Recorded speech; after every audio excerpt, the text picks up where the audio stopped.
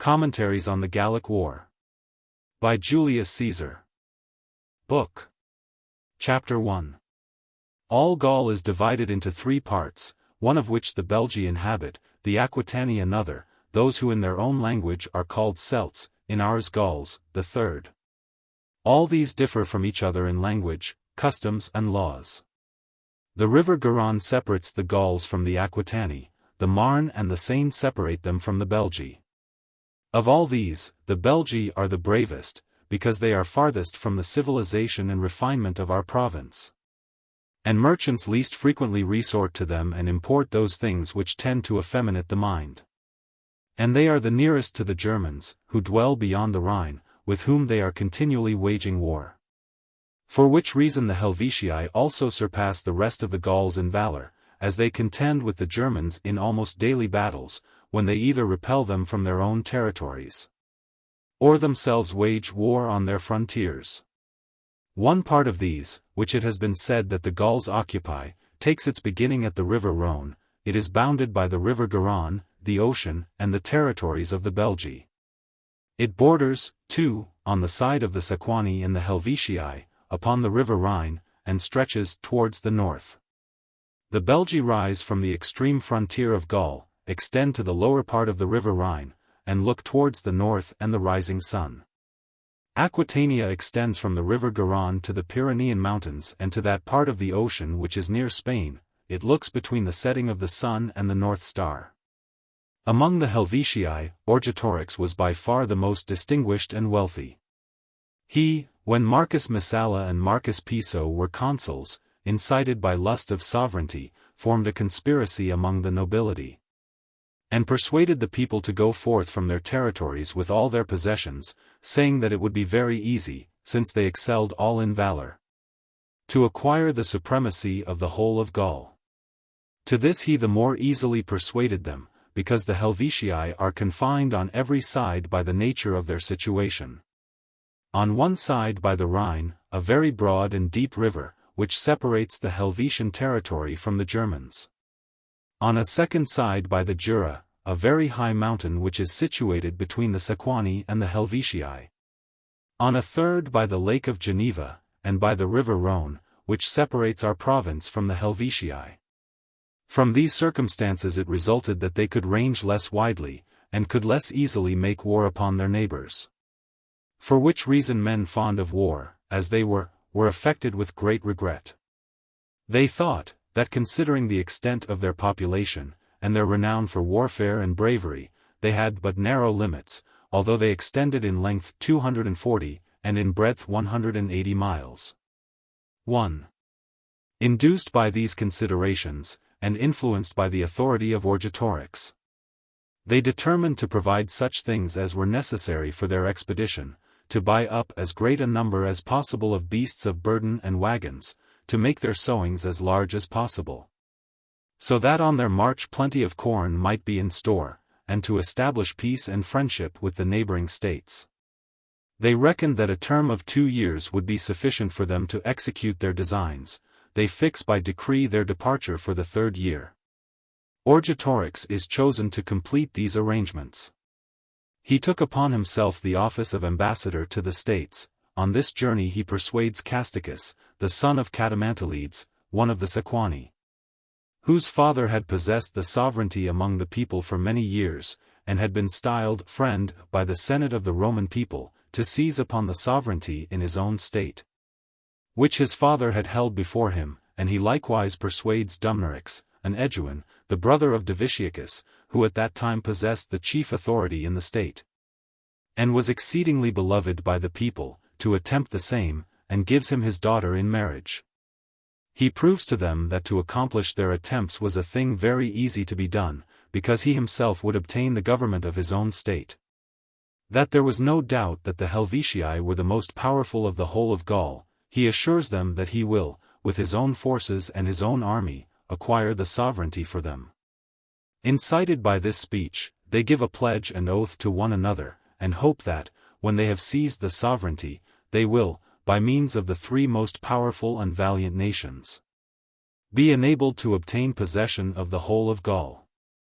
When this scheme was disclosed to the Helvetii by informers, they, according to their custom, compelled Orgetorix to plead his cause in chains. It was the law that the penalty of being burned by fire should await him if condemned.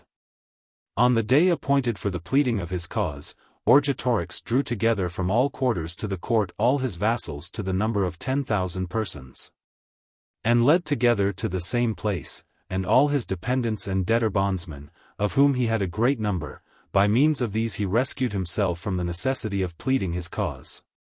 While the state, incensed at this act, was endeavoring to assert its right by arms, and the magistrates were mustering a large body of men from the country, Orgetorix died.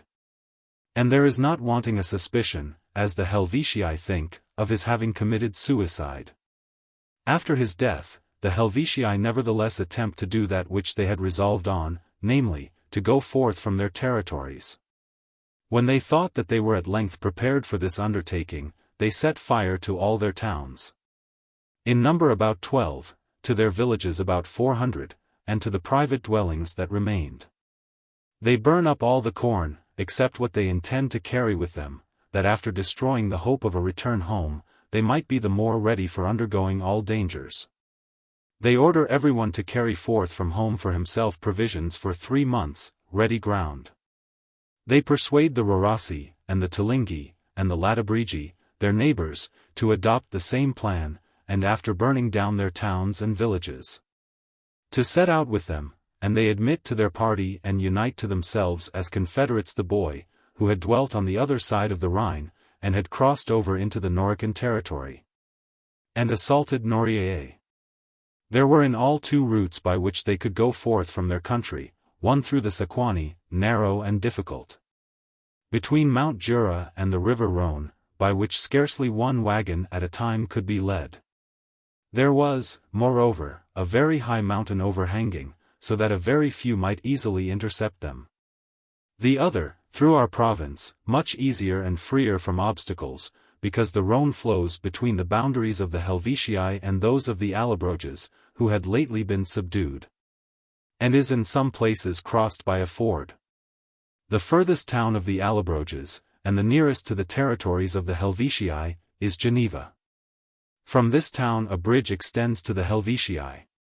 They thought that they should either persuade the Allobroges, because they did not seem as yet well affected towards the Roman people, or compel them by force to allow them to pass through their territories.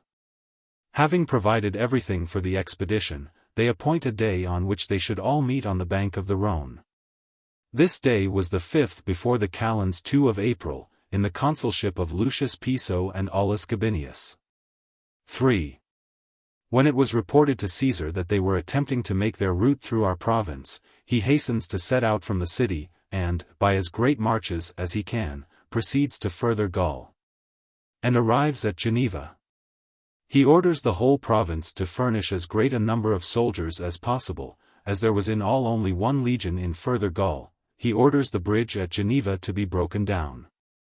When the Helvetii are apprised of his arrival, they send to him, as ambassadors, the most illustrious men of their state, in which embassy Nummius and Verudoctius held the chief place, to say that it was their intention to march through the province without doing any harm, because they had no other route, for that they requested they might be allowed to do so with his consent. Caesar, inasmuch as he kept in remembrance that Lucius Cassius, the consul, had been slain, and his army routed and made to pass under the yoke by the Helvetii, did not think that their request ought to be granted. Nor was he of opinion that men of hostile disposition, if an opportunity of marching through the province were given them, would abstain from outrage and mischief. Yet, in order that a period might intervene, until the soldiers whom he had ordered, to be furnished, should assemble, he replied to the ambassadors, that he would take time to deliberate. If they wanted anything, they might return on the day before the Ides of April. 5. Meanwhile, with the legion which he had with him and the soldiers who had assembled from the province, he carries along for 19 miles 6 a wall, to the height of 16 feet, and a trench.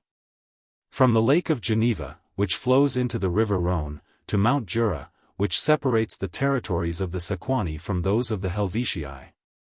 When that work was finished, he distributes garrisons, and closely fortifies redoubts, in order that he may the more easily intercept them, if they should attempt to cross over against his will.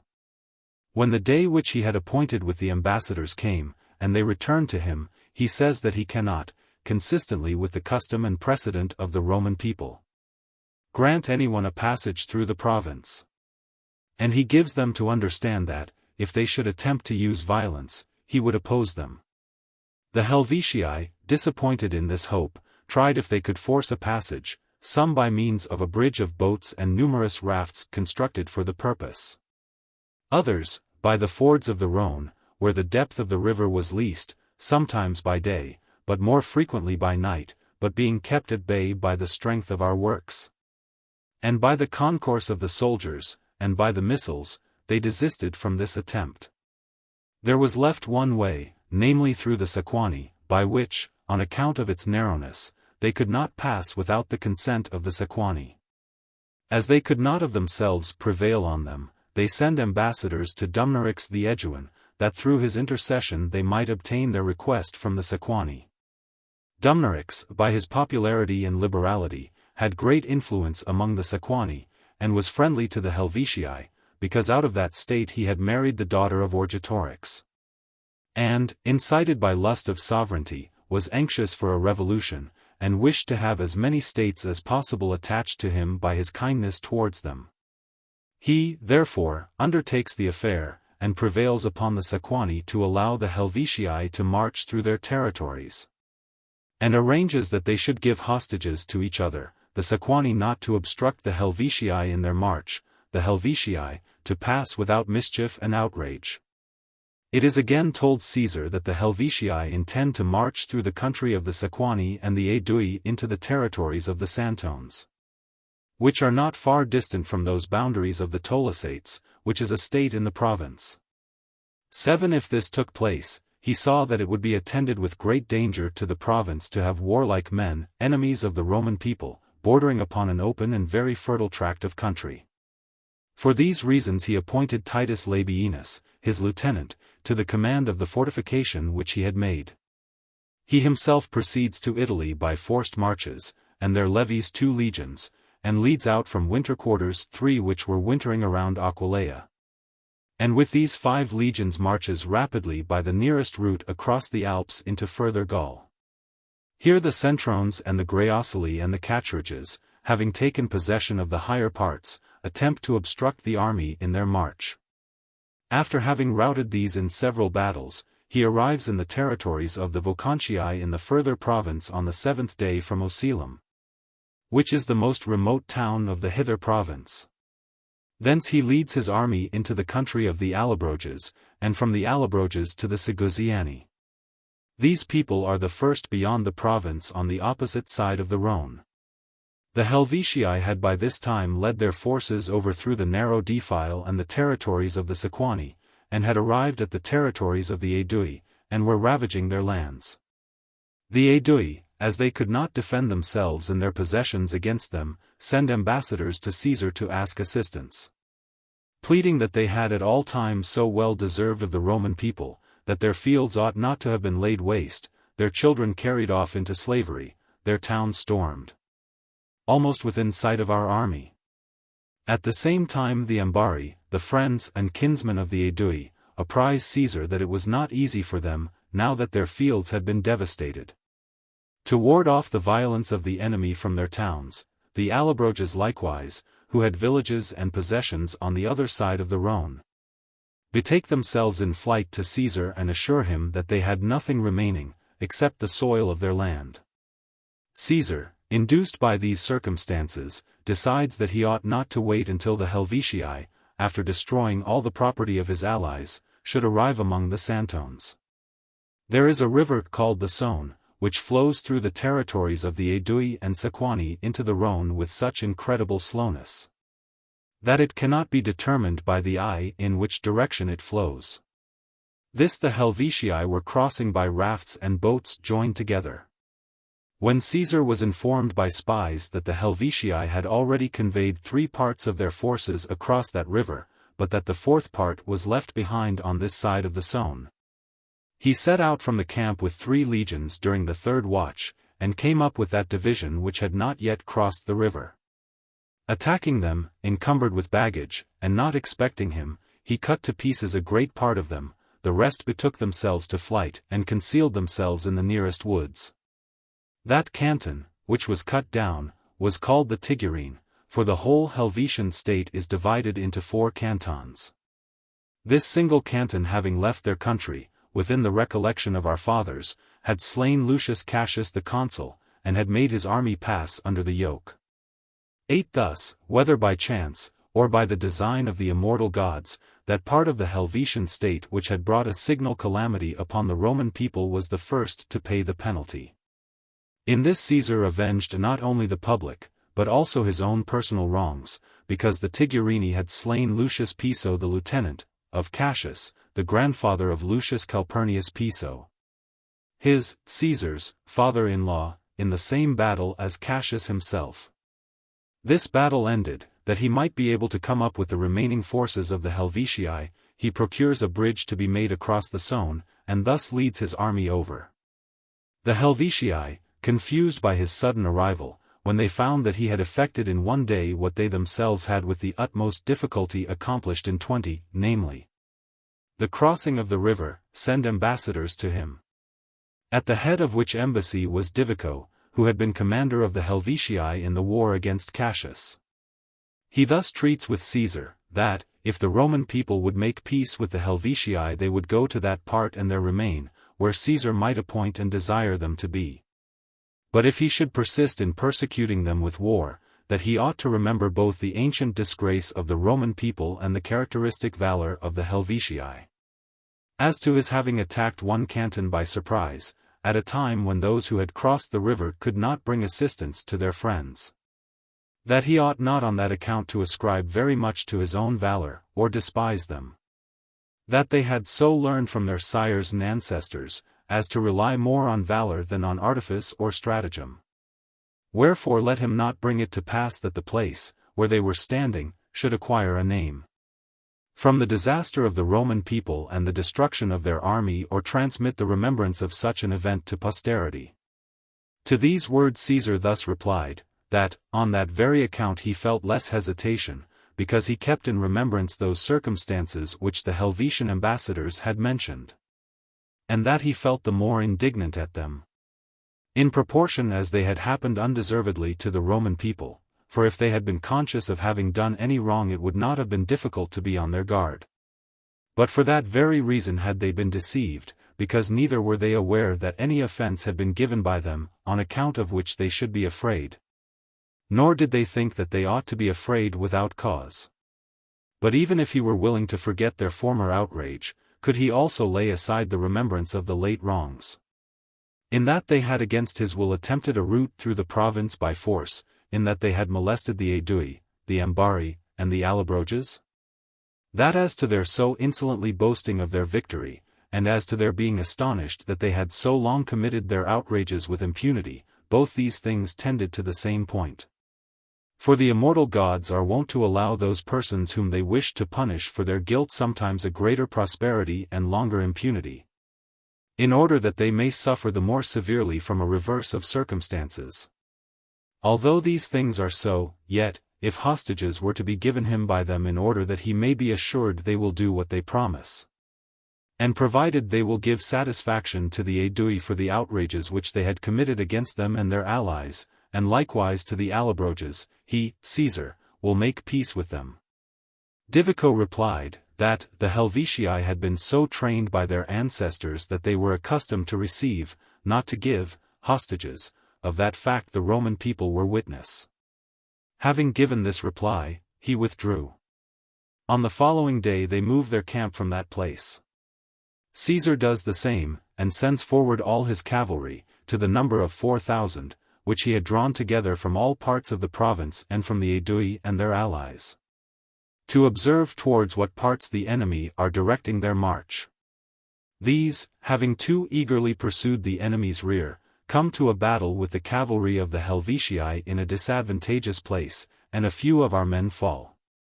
The Helvetii, elated with this battle because they had with 500 horse repulsed so large a body of horse, began to face us more boldly. sometimes too from their rear to provoke our men by an attack. Caesar however restrained his men from battle, deeming it sufficient for the present to prevent the enemy from rapine, forage, and depredation. They marched for about 15 days in such a manner that there was not more than 5 or 6 miles between the enemy's rear and our van. Meanwhile, Caesar kept daily importuning the Aedui for the corn which they had promised in the name of their state.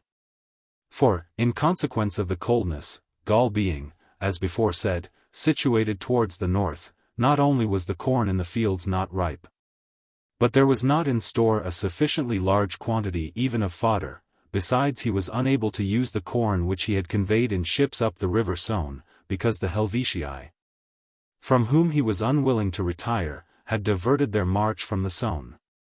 The Aedui kept deferring from day to day, and saying that it was being collected, brought in, on the road. When he saw that he was put off too long, and that the day was close at hand on which he ought to serve out the corn to his soldiers, having called together their chiefs, of whom he had a great number in his camp, among them Diviciacus, and Liscus, who was invested with the chief magistracy, whom the Aedui style the Vergobritus, and who is elected annually, and has power of life and death over his countrymen. He severely reprimands them, because he is not assisted by them on so urgent an occasion, when the enemy were so close at hand, and when corn could neither be bought nor taken from the fields, particularly as, in a great measure urged by their prayers, he had undertaken the war. Much more bitterly, therefore, does he complain of his being forsaken. Then at length Liscus, moved by Caesar's speech, discloses what he had hitherto kept secret, that there are some whose influence with the people is very great, who, though private men, have more power than the magistrates themselves, that these by seditious and violent language are deterring the populace from contributing the corn which they ought to supply, by telling them that, if they cannot any longer retain the supremacy of Gaul, it were better to submit to the government of Gauls than of Romans, nor ought they to doubt that, if the Romans should overpower the Helvetii, they would wrest their freedom from the Aedui together with the remainder of Gaul. By these very men, said he, are our plans, and whatever is done in the camp, disclosed to the enemy. That they could not be restrained by him, nay more, he was well aware that, though compelled by necessity, he had disclosed the matter to Caesar, at how great a risk he had done it. And for that reason, he had been silent as long as he could. Caesar perceived that, by this speech of Liscus, Dumnorix, the brother of Diviciacus, was indicated. But, as he was unwilling that these matters should be discussed while so many were present, he speedily dismisses the council, but detains Liscus. He inquires from him when alone about those things which he had said in the meeting. He, Liscus, speaks more unreservedly and boldly. He, Caesar, makes inquiries on the same points privately of others, and discovers that it is all true. That Dumnorix is the person, a man of the highest daring, in great favor with the people on account of his liberality.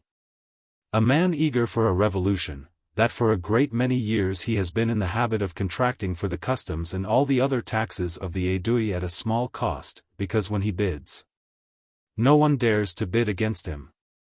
By these means he has both increased his own private property and amassed great means for giving largesses.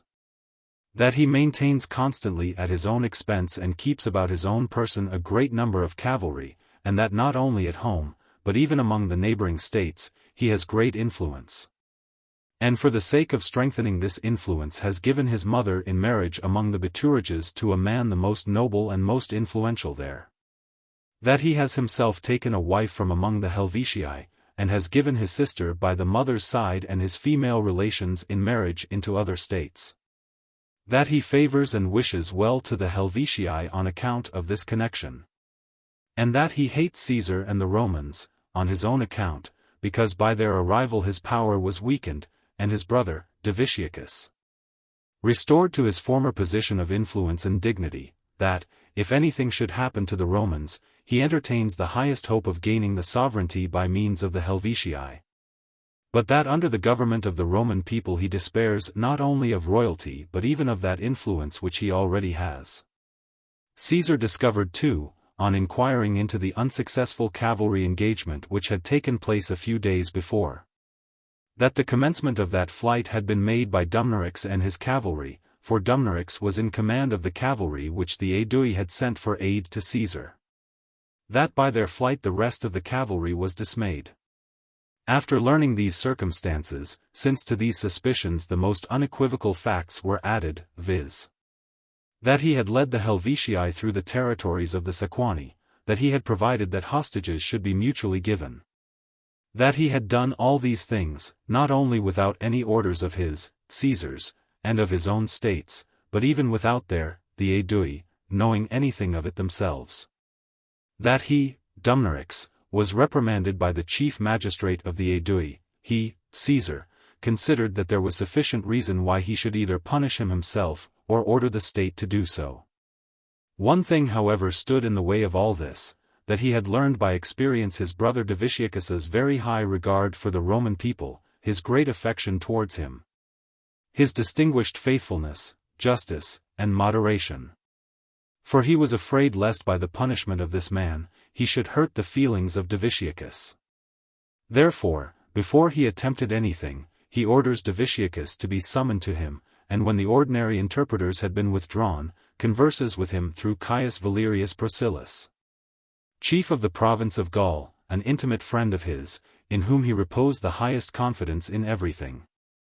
At the same time he reminds him of what was said about Dumnorix in the council of the Gauls, when he himself was present, and shows what each had said of him privately in his, Caesar's, own presence. He begs and exhorts him, that, without offense to his feelings, he may either himself pass judgment on him, Dumnorix, after trying the case, or else order the Aeduan state to do so.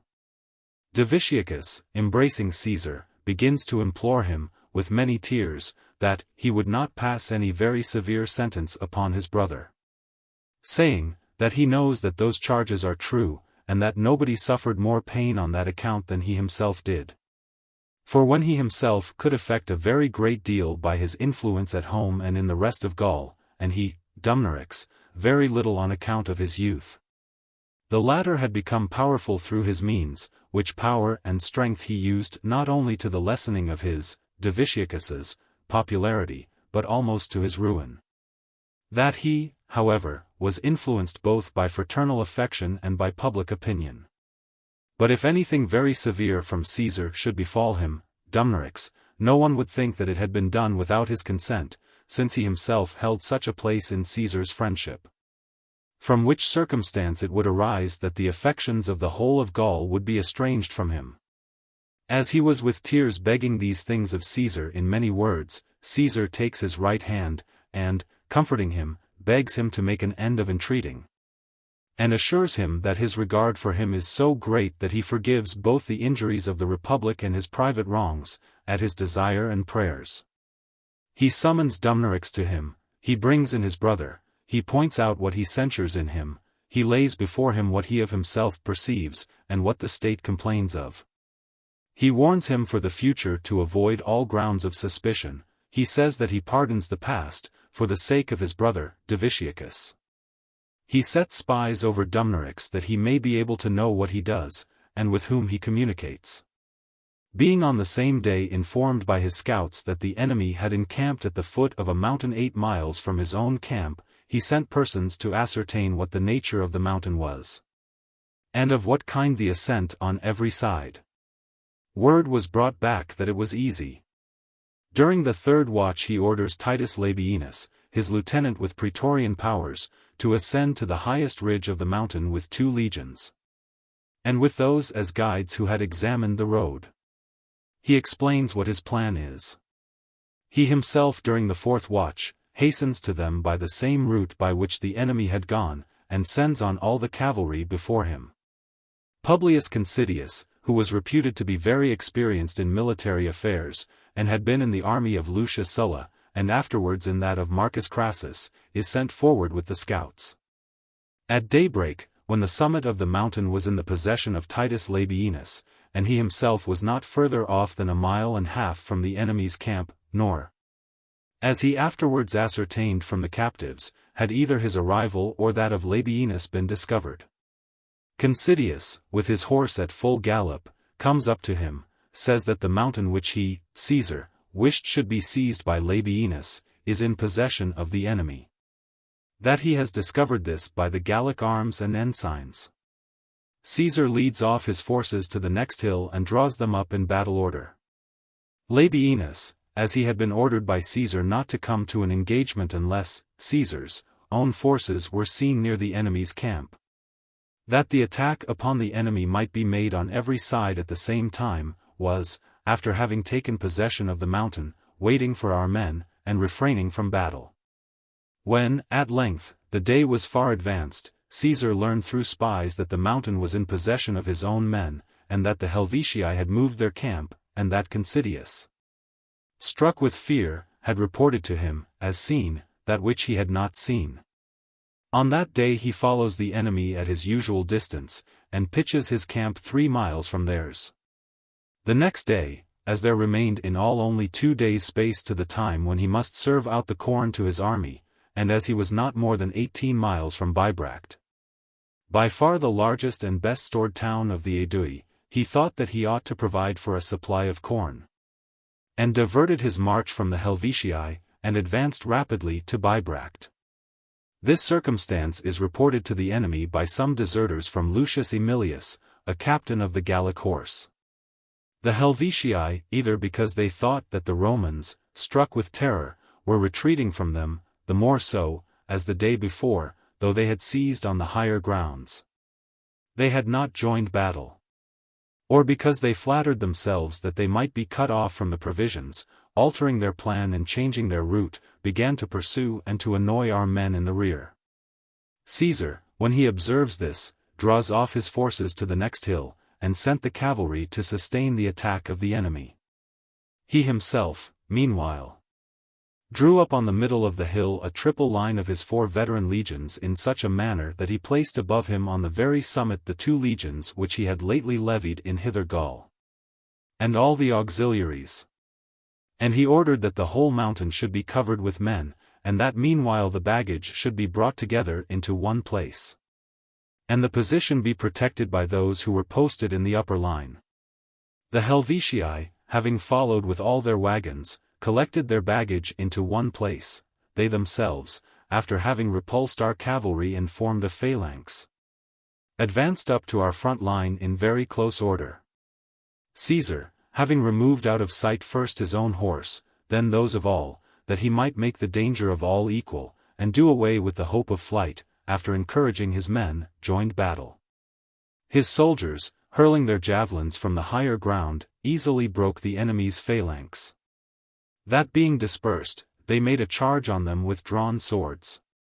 It was a great hindrance to the Gauls in fighting, that, when several of their bucklers had been by one stroke of the Roman javelins pierced through and pinned fast together, as the point of the iron had bent itself, they could neither pluck it out, nor, with their left hand entangled, fight with sufficient ease. So that many, after having long tossed their arm about, chose rather to cast away the buckler from their hand, and to fight with their person unprotected. At length, worn out with wounds, they began to give way, and as there was in the neighborhood a mountain about a mile off, to betake themselves thither. When the mountain had been gained, and our men were advancing up, the boy and Tilingi, who with about 15,000 men closed the enemy's line of march and served as a guard to their rear, having assailed our men on the exposed flank as they advanced, prepared to surround them. Upon seeing which, the Helvetii, who had betaken themselves to the mountain, began to press on again and renew the battle. The Romans, having faced about, advanced to the attack in 2 divisions. The first and second line to withstand those who had been defeated and driven off the field, the third to receive those who were just arriving. Thus was the contest long and vigorously carried on with doubtful success. When they could no longer withstand the attacks of our men, the one division, as they had begun to do, betook themselves to the mountain, the other repaired to their baggage and wagons. For during the whole of this battle, although the fight lasted from 7th hour 9 to eventide, no one could see an enemy with his back turned. The fight was carried on also at the baggage till late in the night, for they had set wagons in the way as a rampart, and from the higher ground kept throwing weapons upon our men, as they came on. And some from between the wagons and the wheels kept darting their lances and javelins from beneath, and wounding our men. After the fight had lasted some time, our men gained possession of their baggage and camp. There the daughter and one of the sons of Orgetorix were taken.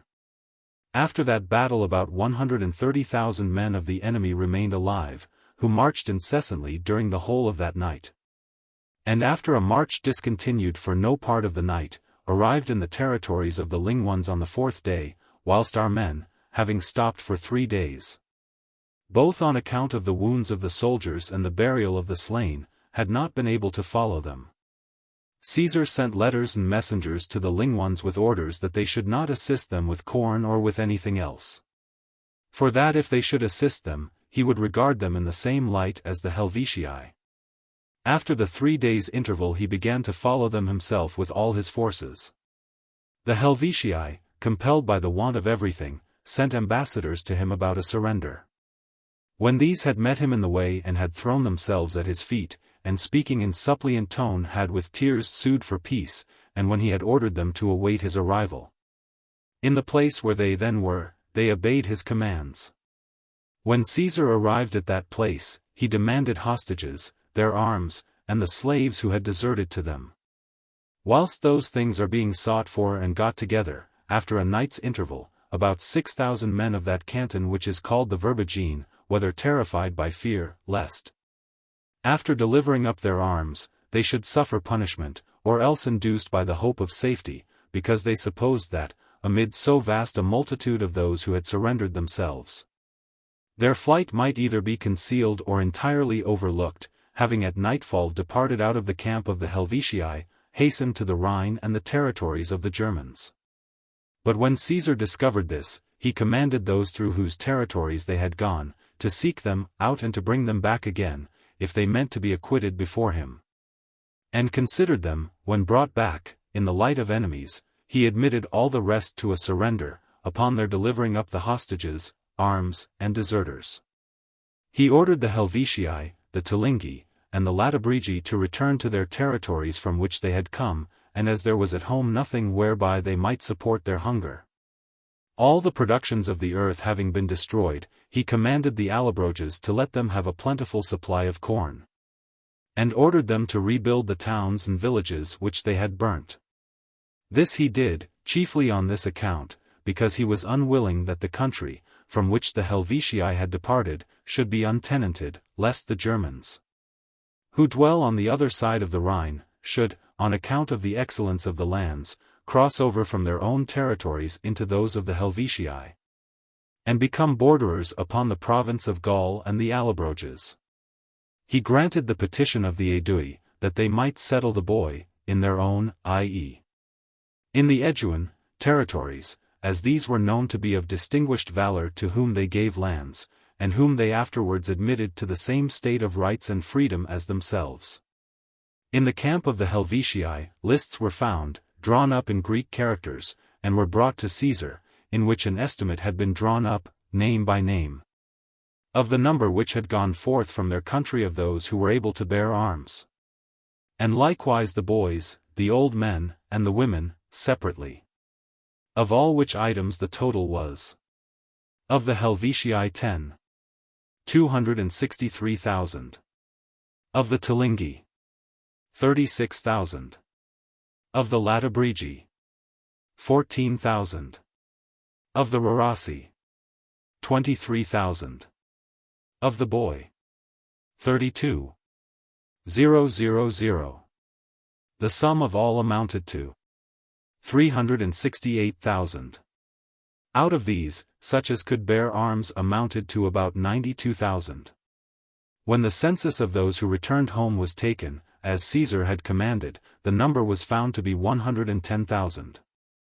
When the war with the Helvetii was concluded, ambassadors from almost all parts of Gaul, the chiefs of states, assembled to congratulate Caesar, saying that they were well aware that, although he had taken vengeance on the Helvetii in war, for the old wrongs done by them to the Roman people, yet that circumstance had happened no less to the benefit of the land of Gaul than of the Roman people, because the Helvetii, while their affairs were most flourishing, had quitted their country with the design of making war upon the whole of Gaul, and seizing the government of it, and selecting, out of a great abundance, that spot for an abode which they should judge to be the most convenient and most productive of all Gaul, and hold the rest of the states as tributaries.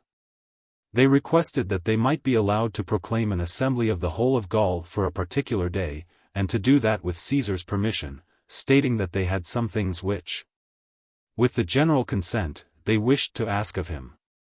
This request having been granted, they appointed a day for the assembly, and ordained by an oath with each other that no one should disclose their deliberations except those to whom this office should be assigned by the General Assembly.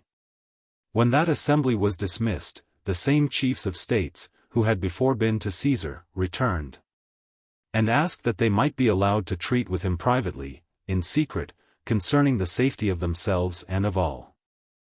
That request having been obtained, they all threw themselves in tears at Caesar's feet, saying that they no less begged and earnestly desired that what they might say should not be disclosed than that they might obtain those things which they wished for.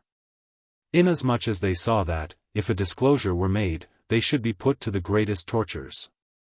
For these Divitiacus the Aeduan spoke and told him, that there were two parties in the whole of Gaul, that the Aedui stood at the head of one of these, the Arverni of the other. After these had been violently struggling with one another for the superiority for many years, it came to pass that the Germans were called in for hire by the Arverni and the Sequani. That about 15,000 of them had at first crossed the Rhine, but after that these wild and savage men had become enamored of the lands and the refinement and the abundance of the Gauls. More were brought over, that there were now as many as 120,000 of them in Gaul, that with these the Aedui and their dependents had repeatedly struggled in arms. That they had been routed and had sustained a great calamity, had lost all their nobility, all their senate, all their cavalry. And that broken by such engagements and calamities, although they had formerly been very powerful in Gaul, both from their own valor and from the Roman people's hospitality and friendship, they were now compelled to give the chief nobles of their state as hostages to the Sequani, and to bind their state by an oath, that they would neither demand hostages in return, nor supplicate aid from the Roman people, nor refuse to be forever under their sway and empire. That he was the only one out of all the state of the Aedui who could not be prevailed upon to take the oath or to give his children as hostages. On that account he had fled from his state and had gone to the Senate at Rome to beseech aid, as he alone was bound neither by oath nor hostages. But a worse thing had befallen the victorious Sequani than the vanquished Aedui, for Ariovistus, the king of the Germans, had settled in their territories, and had seized upon a third of their land, which was the best in the whole of Gaul, and was now ordering them to depart from another third part, because a few months previously 24,000 men of the Heruds had come to him, for whom room and settlements must be provided. The consequence would be, that in a few years they would all be driven from the territories of Gaul, and all the Germans would cross the Rhine. For neither must the land of Gaul be compared with the land of the Germans, nor must the habit of living of the latter be put on a level with that of the former. Moreover, as for Ariovistus, no sooner did he defeat the forces of the Gauls in a battle, which took place at Magitobria, than he began to lord it haughtily and cruelly, to demand as hostages the children of all the principal nobles, and wreak on them every kind of cruelty, if everything was not done at his nod or pleasure. That he was a savage, passionate, and reckless man, and that his commands could no longer be borne. Unless there was some aid in Caesar and the Roman people, the Gauls must all do the same thing that the Helvetii had done, emigrate from their country, and seek another dwelling place, other settlements remote from the Germans, and try whatever fortune may fall to their lot. If these things were to be disclosed to Ariovistus, Divitiacus adds that he doubts not that he would inflict the most severe punishment on all the hostages who are in his possession, and says that Caesar could, either by his own influence and by that of his army, or by his late victory, or by name of the Roman people, intimidate him, so as to prevent a greater number of Germans being brought over the Rhine, and could protect all Gaul from the outrages of Ariovistus. When this speech had been delivered by Divitiacus, all who were present began with loud lamentation to entreat assistance of Caesar. Caesar noticed that the Sequani were the only people of all who did none of those things which the others did, but, with their heads bowed down, gazed on the earth in sadness. Wondering what was the reason of this conduct, he inquired of themselves. No reply did the Sequani make, but silently continued in the same sadness. When he had repeatedly inquired of them and could not elicit any answer at all, the same Diviciacus the Aeduan answered, that, the lot of the Sequani was more wretched and grievous than that of the rest, on this account, because they alone durst not even in secret complain or supplicate aid. And shuddered at the cruelty of Ariovistus even when absent, just as if he were present, for, to the rest, despite of everything, there was an opportunity of flight given. But all tortures must be endured by the Sequani, who had admitted Ariovistus within their territories, and whose towns were all in his power. Caesar, on being informed of these things, cheered the minds of the Gauls with his words, and promised that this affair should be an object of his concern, saying that he had great hopes that Ariovistus, induced both by his kindness and his power, would put an end to his oppression. After delivering this speech, he dismissed the assembly, and, besides those statements, many circumstances induced him to think that this affair ought to be considered and taken up by him.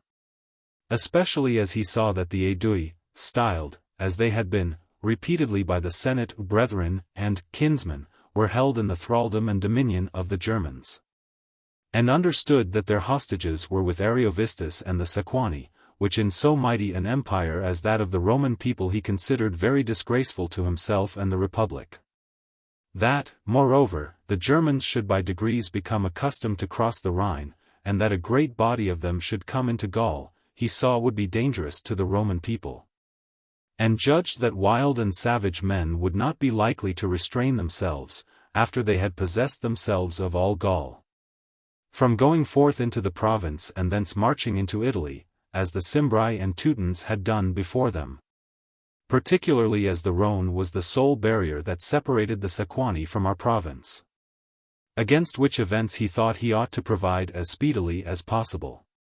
Moreover, Ariovistus, for his part, had assumed to himself such pride and arrogance that he was felt to be quite insufferable. He therefore determined to send ambassadors to Ariovistus to demand of him to name some intermediate spot for a conference between the two, saying that he wished to treat with him on state business and matters of the highest importance to both of them.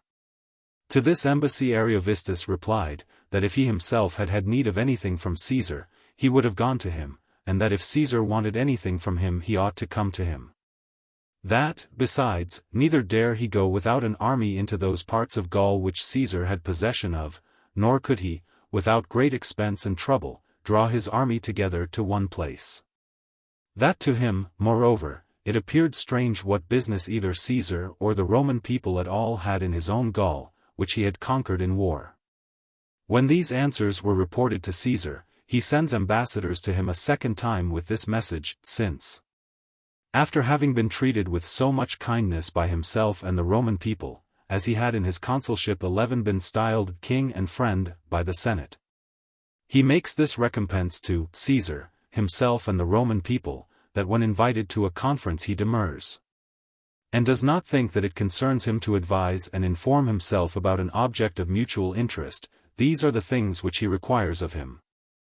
First, that he do not any more bring over any body of men across the Rhine into Gaul. In the next place, that he restore the hostages which he has from the Aedui, and grant the Sequani permission to restore to them with his consent those hostages which they have. And that he neither provoke the Aedui by outrage nor make war upon them or their allies. If he would accordingly do this, Caesar says, that he himself and the Roman people will entertain a perpetual feeling of favor and friendship towards him.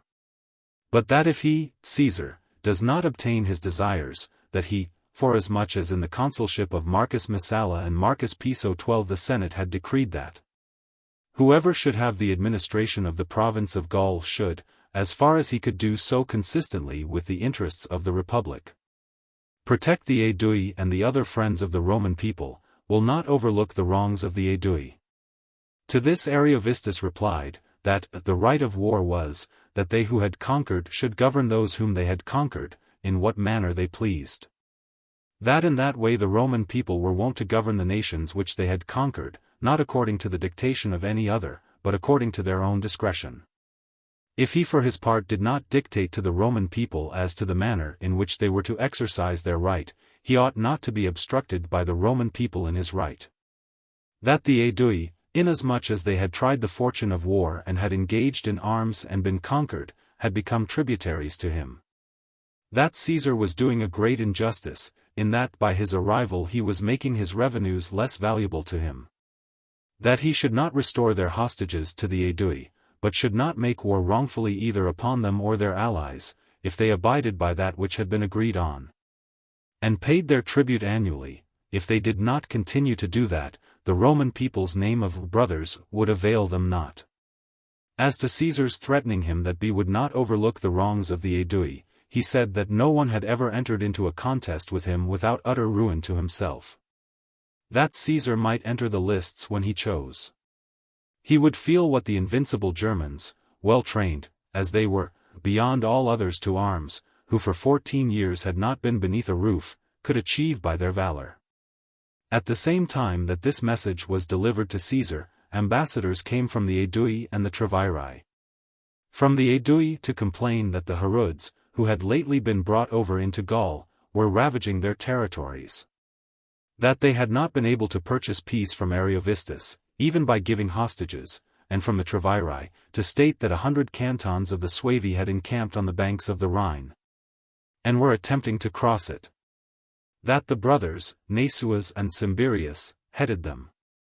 Being greatly alarmed at these things, Caesar thought that he ought to use all dispatch, lest, if this new band of Suevi should unite with the old troops of Ariovistus, he, Ariovistus, might be less easily withstood. Having, therefore, as quickly as he could, provided a supply of corn, he hastened to Ariovistus by forced marches. When he had proceeded 3 days' journey, word was brought to him that Ariovistus was hastening with all his forces to seize on Bisancio, which is the largest town of the Sequani, and had advanced 3 days' journey from his territories. Caesar thought that he ought to take the greatest precautions lest this should happen, for there was in that town a most ample supply of everything which was serviceable for war. And so fortified was it by the nature of the ground as to afford a great facility for protracting the war, inasmuch as the river Doubs almost surrounds the whole town, as though it were traced round it with a pair of compasses.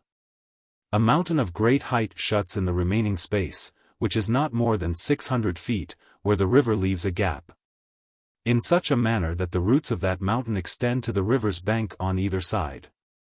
A wall thrown around it makes a citadel of this mountain, and connects it with the town. Hither Caesar hastens by forced marches by night and day, and, after having seized the town, stations a garrison there. Whilst he is tarrying a few days at Bisancio, on account of corn and provisions. From the inquiries of our men and the reports of the Gauls and traders, who asserted that the Germans were men of huge stature, of incredible valor and practice in arms, that ofttimes they, on encountering them, could not bear even their countenance, and the fierceness of their eyes, so great a panic on a sudden seized the whole army, as to discompose the minds and spirits of all in no slight degree. This first arose from the tribunes of the soldiers, the prefects and the rest, who, having followed Caesar from the city 13 from motives of friendship, had no great experience in military affairs. And alleging, some of them one reason, some another, which they said made it necessary for them to depart, they requested that by his consent they might be allowed to withdraw. Some, influenced by shame, stayed behind in order that they might avoid the suspicion of cowardice. These could neither compose their countenance, nor even sometimes check their tears, but hidden in their tents, either bewailed their fate, or deplored with their comrades the general danger. Wills were sealed universally throughout the whole camp. By the expressions and cowardice of these men, even those who possessed great experience in the camp, both soldiers and centurions, and those who were in command of the cavalry, 14 were gradually disconcerted. Such of them as wished to be considered less alarmed, said that they did not dread the enemy, but feared the narrowness of the roads and the vastness of the forests which lay between them and Ariovistus, or else that the supplies could not be brought up readily enough. Some even declared to Caesar that when he gave orders for the camp to be moved and the troops to advance, the soldiers would not be obedient to the command, nor advance in consequence of their fear. When Caesar observed these things, having called a council, and summoned to it the centurions of all the companies, he severely reprimanded them, particularly for supposing that it belonged to them to inquire or conjecture either in what direction they were marching, or with what object.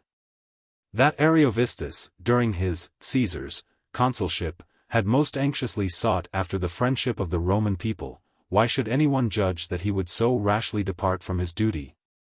He for his part was persuaded that, when his demands were known and the fairness of the terms considered, he would reject neither his nor the Roman people's favor.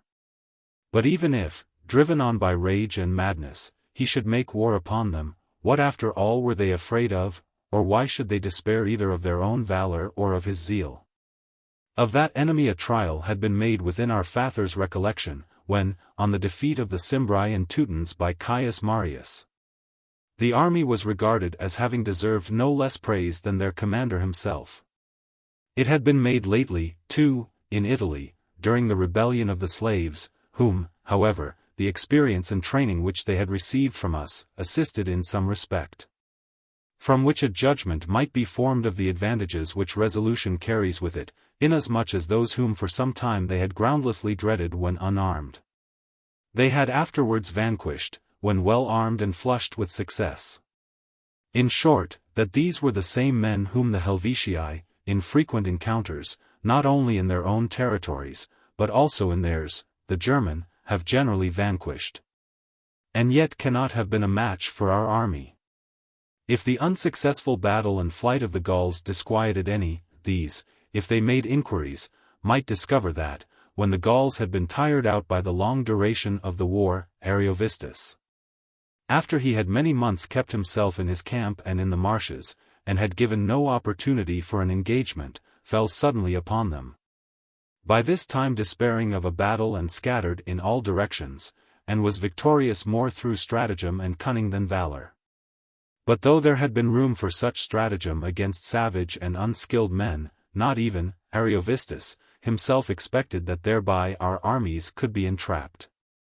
That those who ascribed their fear to a pretense about the deficiency of supplies and the narrowness of the roads, acted presumptuously, as they seemed either to distrust their general's discharge of his duty, or to dictate to him that these things were his concern, that the Sequani, the Lussi, and the Linguans were to furnish the corn, and that it was already ripe in the fields.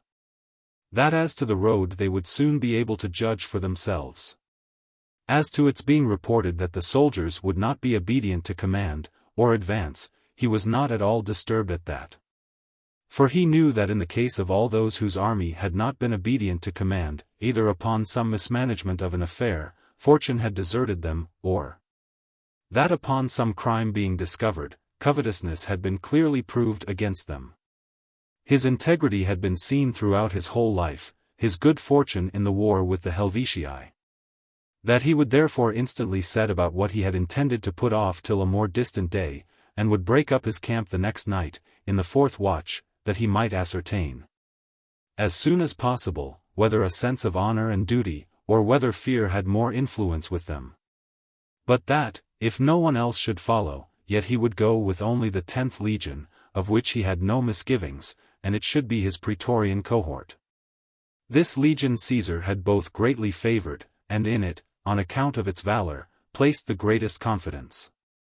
Upon the delivery of this speech, the minds of all were changed in a surprising manner, and the highest ardor and eagerness for prosecuting the war were engendered.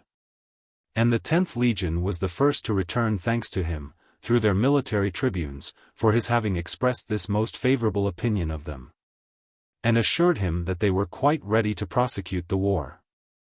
Then, the other legions endeavored, through their military tribunes and the centurions of the principal companies, to excuse themselves to Caesar, saying that they had never either doubted or feared, or supposed that the determination of the conduct of the war was theirs and not their general's. Having accepted their excuse, and having had the road carefully reconnoitered by Divitiacus, because in him of all others he had the greatest faith, He found that by a circuitous route of more than 50 miles he might lead his army through open parts. He then set out in the 4th watch, as he had said he would. On the 7th day, as he did not discontinue his march, he was informed by scouts that the forces of Ariovistus were only 24 miles distant from ours. Upon being apprised of Caesar's arrival, Ariovistus sends ambassadors to him, saying that what he had before requested as to a conference, might now, as far as his permission went, take place. Since he, Caesar, had approached nearer, and he considered that he might now do it without danger. Caesar did not reject the proposal and began to think that he was now returning to a rational state of mind. As he spontaneously proffered that which he had previously refused to him when requesting it. And was in great hopes that, in consideration of his own and the Roman people's great favors towards him, the issue would be that he would desist from his obstinacy upon his demands being made known. The 5th day after that was appointed as the day of conference. Meanwhile, as ambassadors were being often sent to and fro between them, Ariovistus demanded that Caesar should not bring any foot soldier with him to the conference, saying that he was afraid of being ensnared by him through treachery. That both should come accompanied by cavalry, that he would not come on any other condition. Caesar, as he neither wished that the conference should, by an excuse thrown in the way, be set aside, nor durst trust his life to the cavalry of the Gauls, decided that it would be most expedient to take away from the Gallic cavalry all their horses, and thereon to mount the legionary soldiers of the 10th legion, in which he placed the greatest confidence, in order that he might have a bodyguard as trustworthy as possible, should there be any need for action. And when this was done, one of the soldiers of the 10th legion said, not without a touch of humor, that Caesar did more for them than he had promised. He had promised to have the 10th legion in place of his praetorian cohort, but he now converted them into horse. There was a large plain, and in it a mound of earth of considerable size. This spot was at nearly an equal distance from both camps. Thither, as had been appointed, they came for the conference. Caesar stationed the legion, which he had brought with him on horseback, 200 paces from this mound. The cavalry of Ariovistus also took their stand at an equal distance. Ariovistus then demanded that they should confer on horseback, and that, besides themselves, they should bring with them 10 men each to the conference. When they were come to the place, Caesar, in the opening of his speech, detailed his own and the Senate's favors towards him, Ariovistus, in that he had been styled king, in that he had been styled friend, by the Senate, in that very considerable presents had been sent him. Which circumstance he informed him had both fallen to the lot of few, and had usually been bestowed in consideration of important personal services. That he, although he had neither an introduction, nor a just ground for the request, had obtained these honors through the kindness and munificence of himself, Caesar, and the Senate. He informed him too, how old and how just were the grounds of connection that existed between themselves, the Romans, and the Aedui, what decrees of the Senate had been passed in their favor, and how frequent and how honorable. How from time immemorial the Aedui had held the supremacy of the whole of Gaul, even, said Caesar, before they had sought our friendship. That it was the custom of the Roman people to desire not only that its allies and friends should lose none of their property, but be advanced in influence, dignity, and honor. Who then could endure that what they had brought with them to the friendship of the Roman people, should be torn from them? He then made the same demands which he had commissioned the ambassadors to make, that Ariovistus should not make war either upon the Aedui or their allies, that he should restore the hostages. That, if he could not send back to their country any part of the Germans, he should at all events suffer none of them any more to cross the Rhine. Ariovistus replied briefly to the demands of Caesar, but expatiated largely on his own virtues, that he had crossed the Rhine not of his own accord, but on being invited and sent for by the Gauls. That he had not left home and kindred without great expectations and great rewards, that he had settlements in Gaul, granted by the Gauls themselves. That the hostages had been given by their own goodwill, that he took by right of war the tribute which conquerors are accustomed to impose on the conquered. That he had not made war upon the Gauls, but the Gauls upon him, that all the states of Gaul came to attack him, and had encamped against him. That all their forces had been routed and beaten by him in a single battle, that if they chose to make a second trial, he was ready to encounter them again. But if they chose to enjoy peace, it was unfair to refuse the tribute, which of their own free will they had paid up to that time. That the friendship of the Roman people ought to prove to him an ornament and a safeguard, not a detriment, and that he sought it with that expectation. But if through the Roman people the tribute was to be discontinued, and those who surrendered to be seduced from him, he would renounce the friendship of the Roman people no less heartily than he had sought it. As to his leading over a host of Germans into Gaul, that he was doing this with a view of securing himself, not of assaulting Gaul, that there was evidence of this. In that he did not come without being invited, and in that he did not make war, but merely warded it off. That he had come into Gaul before the Roman people. That never before this time did a Roman army go beyond the frontiers of the province of Gaul. What, said he, does Caesar desire? Why come into his, Ariovistus's, domains, that this was his province of Gaul, just as that is ours? As it ought not to be pardoned in him, if he were to make an attack upon our territories. So, likewise, that we were unjust to obstruct him in his prerogative. As for Caesar's saying that the Aedui had been styled brethren by the Senate, he was not so uncivilized nor so ignorant of affairs as not to know that the Aedui in the very last war with the Allobroges had neither rendered assistance to the Romans, nor received any from the Roman people in the struggles which the Aedui had been maintaining with him and with the Sequani. He must feel suspicious that Caesar, though feigning friendship as the reason for his keeping an army in Gaul, was keeping it with the view of crushing him. And that unless he depart, and withdraw his army from these parts, he shall regard him not as a friend, but as a foe. And that, even if he should put him to death, he should do what would please many of the nobles and leading men of the Roman people. He had assurance of that from themselves through their messengers, and could purchase the favor and the friendship of them all by his, Caesar's, death.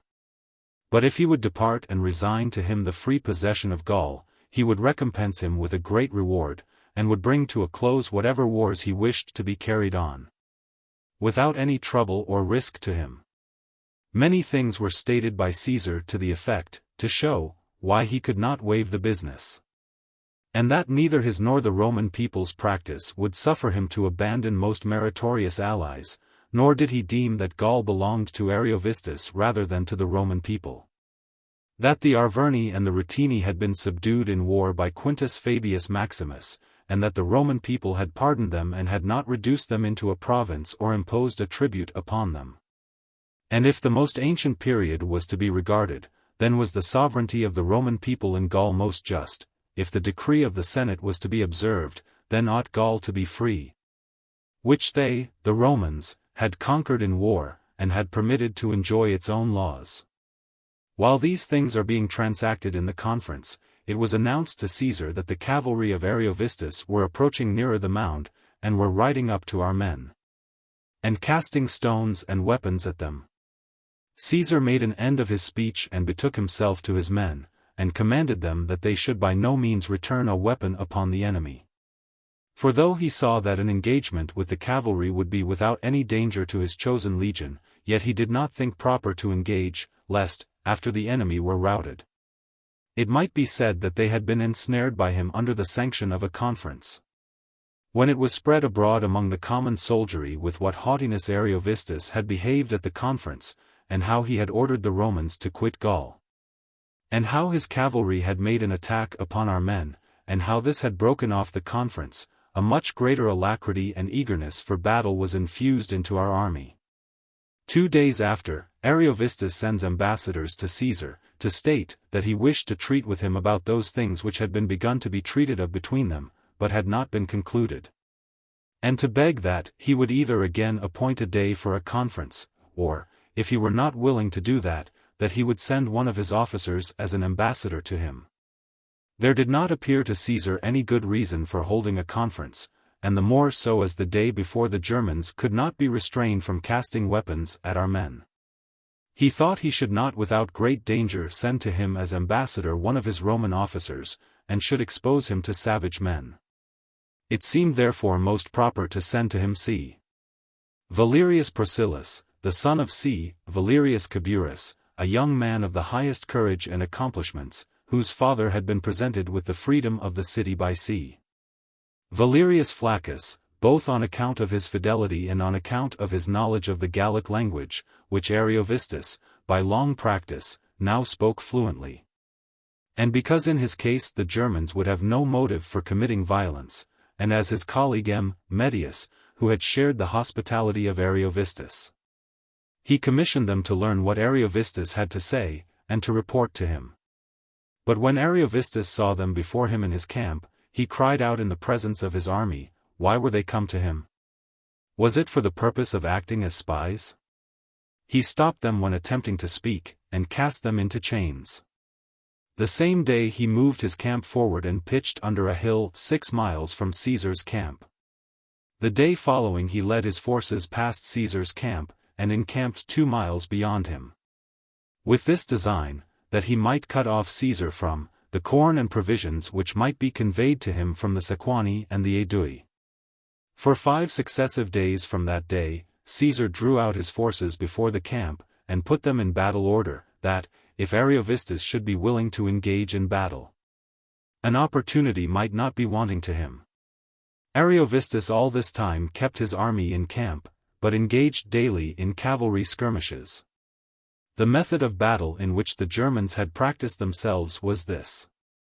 There were 6,000 horse, and as many very active and courageous foot, one of whom each of the horse selected out of the whole army for his own protection.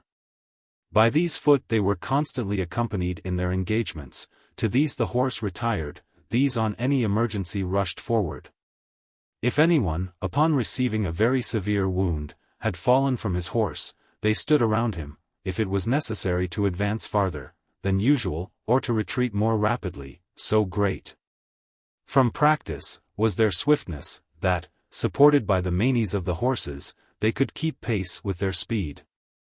Perceiving that Ariovistus kept himself in camp, Caesar, that he might not any longer be cut off from provisions, chose a convenient position for a camp beyond that place in which the Germans had encamped, at about 600 paces from them, and having drawn up his army in 3 lines, marched to that place. He ordered the first and second lines to be under arms, the third to fortify the camp. This place was distant from the enemy about 600 paces, as has been stated. Thither Ariovistus sent light troops, about 16,000 men in number, with all his cavalry, which forces were to intimidate our men, and hinder them in their fortification. Caesar nevertheless, as he had before arranged, ordered 2 lines to drive off the enemy, the third to execute the work. The camp being fortified, he left there 2 legions and a portion of the auxiliaries, and led back the other 4 legions into the larger camp. The next day, according to his custom, Caesar led out his forces from both camps, and having advanced a little from the larger one, drew up his line of battle, and gave the enemy an opportunity of fighting. When he found that they did not even then come out from their entrenchments, he led back his army into camp about noon. Then at last Ariovistus sent part of his forces to attack the lesser camp. The battle was vigorously maintained on both sides till the evening. At sunset, after many wounds had been inflicted and received, Ariovistus led back his forces into camp. When Caesar inquired of his prisoners, wherefore Ariovistus did not come to an engagement, he discovered this to be the reason, that among the Germans it was the custom for their matrons to pronounce from lots and divination whether it were expedient that the battle should be engaged in or not. That they had said, that it was not the will of heaven that the Germans should conquer, if they engaged in battle before the new moon. The day following, Caesar left what seemed sufficient as a guard for both camps, and then drew up all the auxiliaries in sight of the enemy, before the lesser camp, because he was not very powerful in the number of legionary soldiers, considering the number of the enemy, that thereby he might make use of his auxiliaries for appearance. He himself, having drawn up his army in 3 lines, advanced to the camp of the enemy. Then at last of necessity the Germans drew their forces out of camp, and disposed them canton by canton, at equal distances, the Heruds, Marcomanni, Tribaci, Vangiones, Nemets, Sedusii, Suevi, and surrounded their whole army with their chariots and wagons, that no hope might be left in flight. On these they placed their women, who, with dishevelled hair and in tears, entreated the soldiers, as they went forward to battle, not to deliver them into slavery to the Romans. Caesar appointed over each legion a lieutenant and a quaestor, that everyone might have them as witnesses of his valor. He himself began the battle at the head of the right wing, because he had observed that part of the enemy to be the least strong. Accordingly our men, upon the signal being given, vigorously made an attack upon the enemy, and the enemy so suddenly and rapidly rushed forward, that there was no time for casting the javelins at them. Throwing aside therefore their javelins, they fought with swords hand to hand.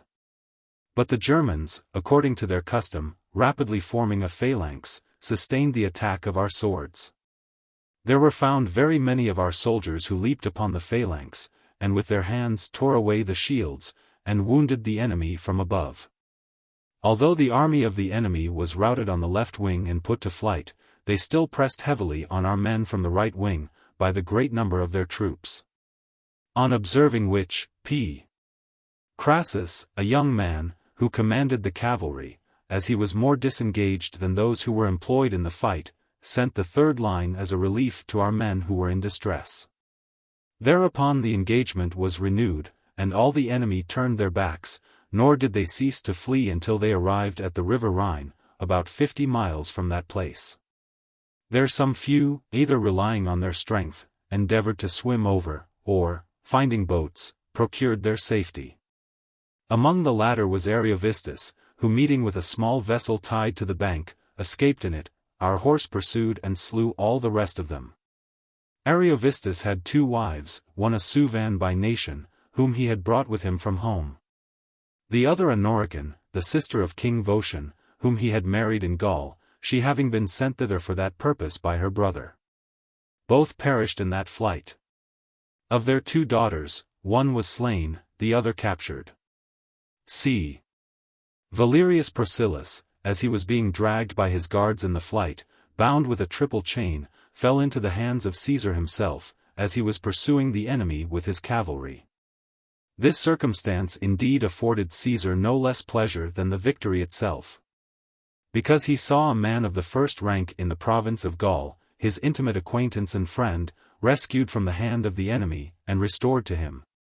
And that fortune had not diminished aught of the joy and exultation of that day by his destruction. He, Procillus, said that in his own presence the lots had been thrice consulted respecting him, whether he should immediately be put to death by fire, or be reserved for another time, that by the favor of the lots he was uninjured. M. Medius, also, was found and brought back to him, Caesar. This battle having been reported beyond the Rhine, the Suevi, who had come to the banks of that river, began to return home, when the Ubii, who dwelt nearest to the Rhine, pursuing them, while much alarmed, slew a great number of them. Caesar having concluded 2 very important wars in one campaign, conducted his army into winter quarters among the Sequani, a little earlier than the season of the year required. He appointed Labienus over the winter quarters, and set out in person for hither Gaul to hold the assizes. How do you find this book? Any thoughts about the book or the author? Any suggestion for improvement? Please take a moment to share your thoughts in a comment. If you like it, share it with your friends who might enjoy it as well. Subscribe to keep in touch. Visit CompleteAudiobooks.com for more quality content. Book. Chapter 2. While Caesar was in winter quarters in hither Gaul, as we have shown above, frequent reports were brought to him, and he was also informed by letters from Labienus, that all the Belgi, who we have said are a third part of Gaul, were entering into a confederacy against the Roman people, and giving hostages to one another. That the reasons of the confederacy were these: first, because they feared that, after all Celtic Gaul was subdued, our army would be led against them. Secondly, because they were instigated by several of the Gauls, some of whom as, on the one hand, they had been unwilling that the Germans should remain any longer in Gaul, so, on the other, they were dissatisfied that the army of the Roman people should pass the winter in it and settle there. And others of them, from a natural instability and fickleness of disposition, were anxious for a revolution. The Belgi were instigated by several, also, because the government in Gaul was generally seized upon by the more powerful persons and by those who had the means of hiring troops. And they could less easily effect this object under our dominion. Alarmed by these tidings and letters, Caesar levied 2 new legions in Hither Gaul, and, at the beginning of summer, sent Q. Pedius, his lieutenant, to conduct them further into Gaul. He himself, as soon as there began to be plenty of forage, came to the army. He gives a commission to the Senons and the other Gauls who were neighbors of the Belgi, to learn what is going on amongst them, i.e. the Belgi, and inform him of these matters. These all uniformly reported that troops were being raised, and that an army was being collected in one place.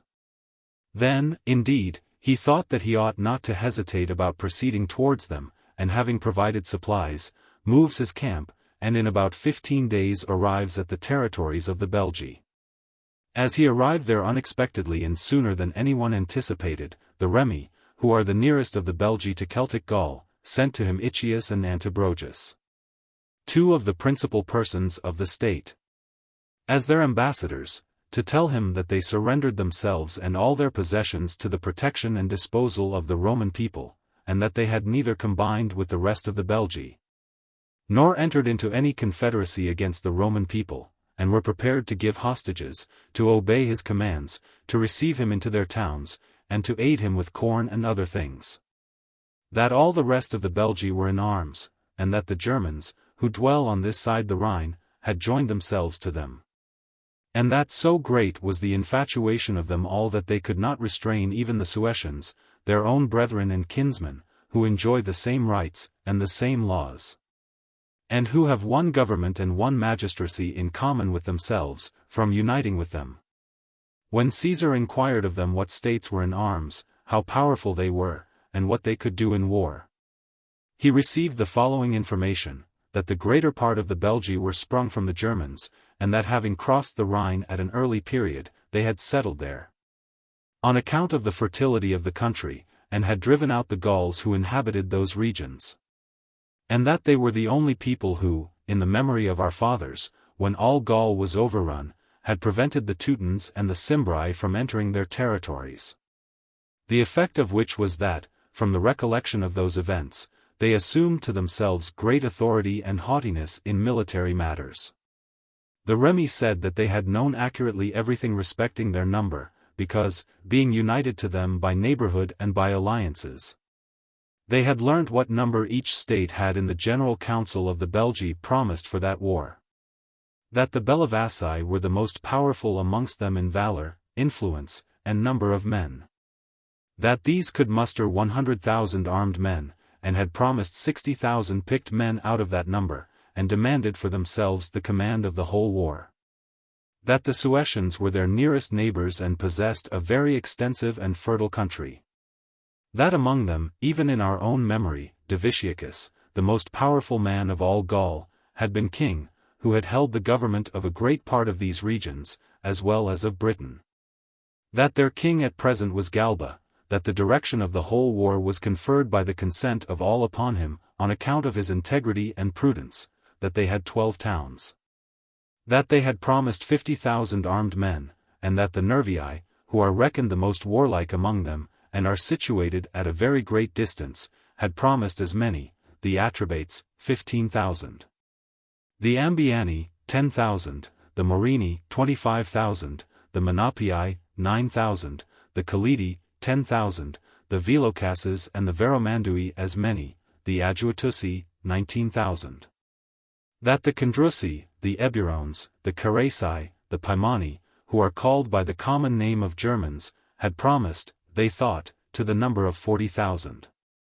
Caesar, having encouraged the Remi, and addressed them courteously, ordered the whole Senate to assemble before him, and the children of their chief men to be brought to him as hostages. All which commands they punctually performed by the day appointed.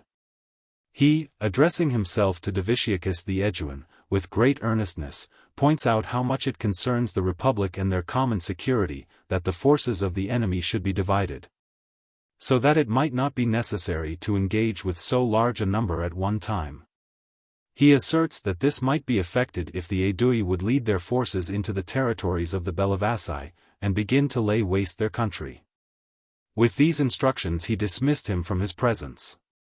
After he perceived that all the forces of the Belgi, which had been collected in one place, were approaching towards him, and learnt from the scouts whom he had sent out, and also from the Remi, that they were not then far distant, he hastened to lead his army over the Ain, which is on the borders of the Remi, and there pitched his camp. This position fortified one side of his camp by the banks of the river, rendered the country which lay in his rear secure from the enemy, and furthermore ensured that provisions might without danger be brought to him by the Remi and the rest of the states. Over that river was a bridge, there he places a guard, and on the other side of the river he leaves Q. Titurus Sabinus, his lieutenant, with 6 cohorts.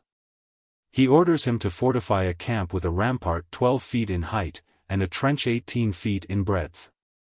There was a town of the Remi, by name Bibrax, 8 miles distant from this camp. This the Belgi on their march began to attack with great vigor. The assault was with difficulty sustained for that day. The Gauls' mode of besieging is the same as that of the Belgi, when after having drawn a large number of men around the whole of the fortifications, stones have begun to be cast against the wall on all sides, and the wall has been stripped of its defenders, then, forming a testudo, they advance to the gates and undermine the wall, which was easily effected on this occasion. For while so large a number were casting stones and darts, no one was able to maintain his position upon the wall. When night had put an end to the assault, Hirtius, who was then in command of the town, one of the Remi, a man of the highest rank and influence amongst his people, and one of those who had come to Caesar as ambassador to sue for a peace, sends messengers to him, to report that, unless assistance were sent to him, he could not hold out any longer. Thither immediately after midnight, Caesar, using as guides the same persons who had come to him as messengers from Hirtius, sends some Numidian and Cretan archers, and some Balearian slingers as a relief to the townspeople, by whose arrival both a desire to resist together with the hope of making good their defense was infused into the Remi, and, for the same reason, the hope of gaining the town abandoned the enemy.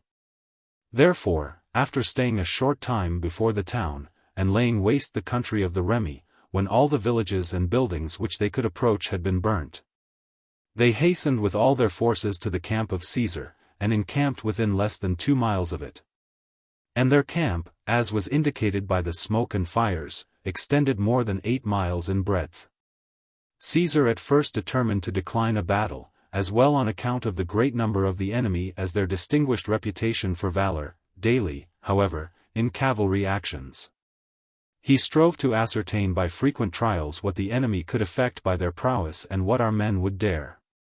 When he perceived that our men were not inferior, as the place before the camp was naturally convenient and suitable for marshalling an army, since the hill where the camp was pitched, rising gradually from the plain, extended forward in breadth as far as the space which the marshaled army could occupy, and had steep declines of its side in either direction, and gently sloping in front gradually sank to the plain. On either side of that hill he drew a cross trench of about 400 paces, and at the extremities of that trench built forts, and placed there his military engines, lest, after he had marshaled his army, the enemy, since they were so powerful in point of number, should be able to surround his men in the flank while fighting. After doing this, and leaving in the camp the 2 legions which he had last raised, that, if there should be any occasion, they might be brought as a reserve, he formed the other 6 legions in order of battle before the camp. The enemy, likewise, had drawn up their forces which they had brought out of the camp. There was a marsh of no great extent between our army and that of the enemy. The latter were waiting to see if our men would pass this. Our men, also, were ready in arms to attack them while disordered, if the first attempt to pass should be made by them. In the meantime battle was commenced between the 2 armies by a cavalry action. When neither army began to pass the marsh, Caesar, upon the skirmishes of the horse proving favorable to our men, led back his forces into the camp. The enemy immediately hastened from that place to the river Ain, which it has been stated was behind our camp. Finding a ford there, they endeavored to lead a part of their forces over it, with the design, that, if they could, they might carry by storm the fort which Titurius, Caesar's lieutenant, commanded, and might cut off the bridge. But, if they could not do that, they should lay waste the lands of the Remi, which were of great use to us in carrying on the war, and might hinder our men from foraging. Caesar, being apprised of this by Titurius, leads all his cavalry and light-armed Numidians, slingers and archers, over the bridge, and hastens towards them. There was a severe struggle in that place. Our men, attacking in the river the disordered enemy, slew a great part of them. By the immense number of their missiles they drove back the rest, who in a most courageous manner were attempting to pass over their bodies, and surrounded with their cavalry, and cut to pieces those who had first crossed the river. The enemy, when they perceived that their hopes had deceived them both with regard to their taking the town by storm and also their passing the river, and did not see our men advance to a more disadvantageous place for the purpose of fighting, and when provisions began to fail them, having called a council, determined that it was best for each to return to his country, and resolved to assemble from all quarters to defend those into whose territories the Romans should first march an army, that they might contend in their own rather than in a foreign country, and might enjoy the stores of provisions which they possessed at home. Together with other causes, this consideration also led them to that resolution, viz., that they had learnt that Diviciacus and the Aedui were approaching the territories of the Bellavassi, and it was impossible to persuade the latter to stay any longer, or to deter them from conveying succor to their own people. That matter being determined on, marching out of their camp at the second watch, with great noise and confusion, in no fixed order, nor under any command. Since each sought for himself the foremost place in the journey, and hastened to reach home, they made their departure appear very like a flight. Caesar, immediately learning this through his scouts, but fearing an ambuscade, because he had not yet discovered for what reason they were departing, kept his army and cavalry within the camp. At daybreak, the intelligence having been confirmed by the scouts, he sent forward his cavalry to harass their rear, and gave the command of it to two of his lieutenants, Pedius, and L. Aurunculius Cotta. He ordered Labienus, another of his lieutenants, to follow them closely with 3 legions. These, attacking their rear, and pursuing them for many miles, slew a great number of them as they were fleeing, while those in the rear with whom they had come up, halted, and bravely sustained the attack of our soldiers. The van, because they appeared to be removed from danger, and were not restrained by any necessity or command, as soon as the noise was heard, broke their ranks, and, to a man, rested their safety in flight. Thus without any risk to themselves, our men killed as great a number of them as the length of the day allowed, and at sunset desisted from the pursuit, and betook themselves into the camp, as they had been commanded. On the day following, before the enemy could recover from their terror and flight, Caesar led his army into the territories of the Suessians, which are next to the Remi, and having accomplished a long march, hastens to the town named Noviodunum. Having attempted to take it by storm on his march, because he heard that it was destitute of sufficient defenders, he was not able to carry it by assault, on account of the breadth of the ditch and the height of the wall, though few were defending it. Therefore, having fortified the camp, he began to bring up the Vinii, and to provide whatever things were necessary for the storm. In the meantime, the whole body of the Suessians, after their flight, came the next night into the town. The Vinii having been quickly brought up against the town, a mound thrown up, and towers built, the Gauls, amazed by the greatness of the works, such as they had neither seen nor heard of before, and struck, also, by the dispatch of the Romans, send ambassadors to Caesar respecting a surrender, and succeed in consequence of the Remi requesting that they, the Suessians, might be spared. Caesar, having received as hostages the first men of the state, and even the 2 sons of King Galba himself, and all the arms in the town having been delivered up, admitted the Suessians to a surrender, and led his army against the Bellivaci, who, when they had conveyed themselves and all their possessions into the town called Bratispantium, and Caesar with his army was about 5 miles distant from that town, all the old men, going out of the town, began to stretch out their hands to Caesar, and to intimate by their voice that they would throw themselves on his protection and power, nor would contend in arms against the Roman people. In like manner, when he had come up to the town, and there pitched his camp, the boys and the women from the wall, with outstretched hands, after their custom, begged peace from the Romans. For these Diviciacus pleads, for after the departure of the Belgi, having dismissed the troops of the Aedui, he had returned to Caesar. The Bellivaci had at all times been in the alliance and friendship of the Aeduan state. That they had revolted from the Aedui and made war upon the Roman people, being urged thereto by their nobles, who said that the Aedui, reduced to slavery by Caesar, were suffering every indignity and insult. That they who had been the leaders of that plot, because they perceived how great a calamity they had brought upon the state, had fled into Britain.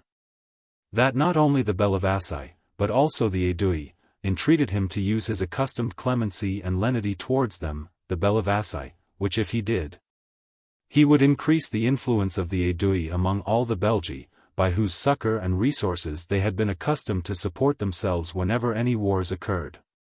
Caesar said that on account of his respect for Diviciacus and the Aeduans, he would receive them into his protection, and would spare them. But, because the state was of great influence among the Belgi, and preeminent in the number of its population, he demanded 600 hostages. When these were delivered, and all the arms in the town collected, he went from that place into the territories of the Ambiani, who, without delay, surrendered themselves and all their possessions.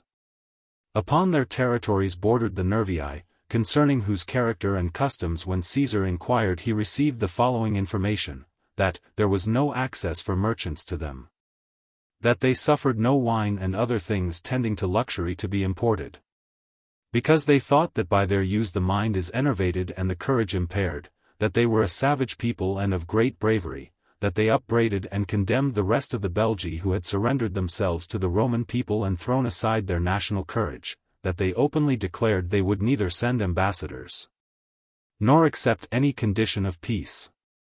After he had made 3 days' march through their territories, he discovered from some prisoners, that the river Sambra was not more than 10 miles from his camp. That all the Nervii had stationed themselves on the other side of that river, and together with the Atrebates and the Veromandui, their neighbors, were there awaiting the arrival of the Romans. For they had persuaded both these nations to try the same fortune of war as themselves, that the forces of the Aeduatusi were also expected by them, and were on their march. That they had put their women, and those who through age appeared useless for war, in a place to which there was no approach for an army, on account of the marshes. Having learnt these things, he sends forward scouts and centurions to choose a convenient place for the camp. And as a great many of the surrounding Belgi and other Gauls, following Caesar, marched with him. Some of these, as was afterwards learnt from the prisoners, having accurately observed, during those days, the army's method of marching, went by night to the Nervii, and informed them that a great number of baggage trains passed between the several legions, and that there would be no difficulty, when the first legion had come into the camp, and the other legions were at a great distance, to attack that legion while under baggage, which being routed, and the baggage train seized, it would come to pass that the other legions would not dare to stand their ground. It added weight also to the advice of those who reported that circumstance, that the Nervii, from early times, because they were weak in cavalry, for not even at this time do they attend to it, but accomplish by their infantry whatever they can, in order that they might the more easily obstruct the cavalry of their neighbors if they came upon them for the purpose of plundering. Having cut young trees, and bent them, by means of their numerous branches extending on to the sides, and the quick briars and thorns springing up between them, had made these hedges present a fortification like a wall, through which it was not only impossible to enter, but even to penetrate with the eye. Since therefore the march of our army would be obstructed by these things, the Nervii thought that the advice ought not to be neglected by them. The nature of the ground which our men had chosen for the camp was this, a hill, declining evenly from the top, extended to the river Sambre, which we have mentioned above. From this river there arose a second hill of like ascent, on the other side and opposite to the former, and open from about 200 paces at the lowest part, but in the upper part, woody, so much so, that it was not easy to see through it into the interior. Within those woods the enemy kept themselves in concealment. A few troops of horse soldiers appeared on the open ground, along the river. The depth of the river was about 3 feet.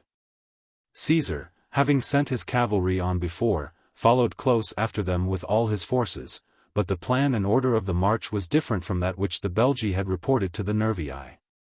For as he was approaching the enemy, Caesar, according to his custom, led on, as the van, 6 legions unencumbered by baggage.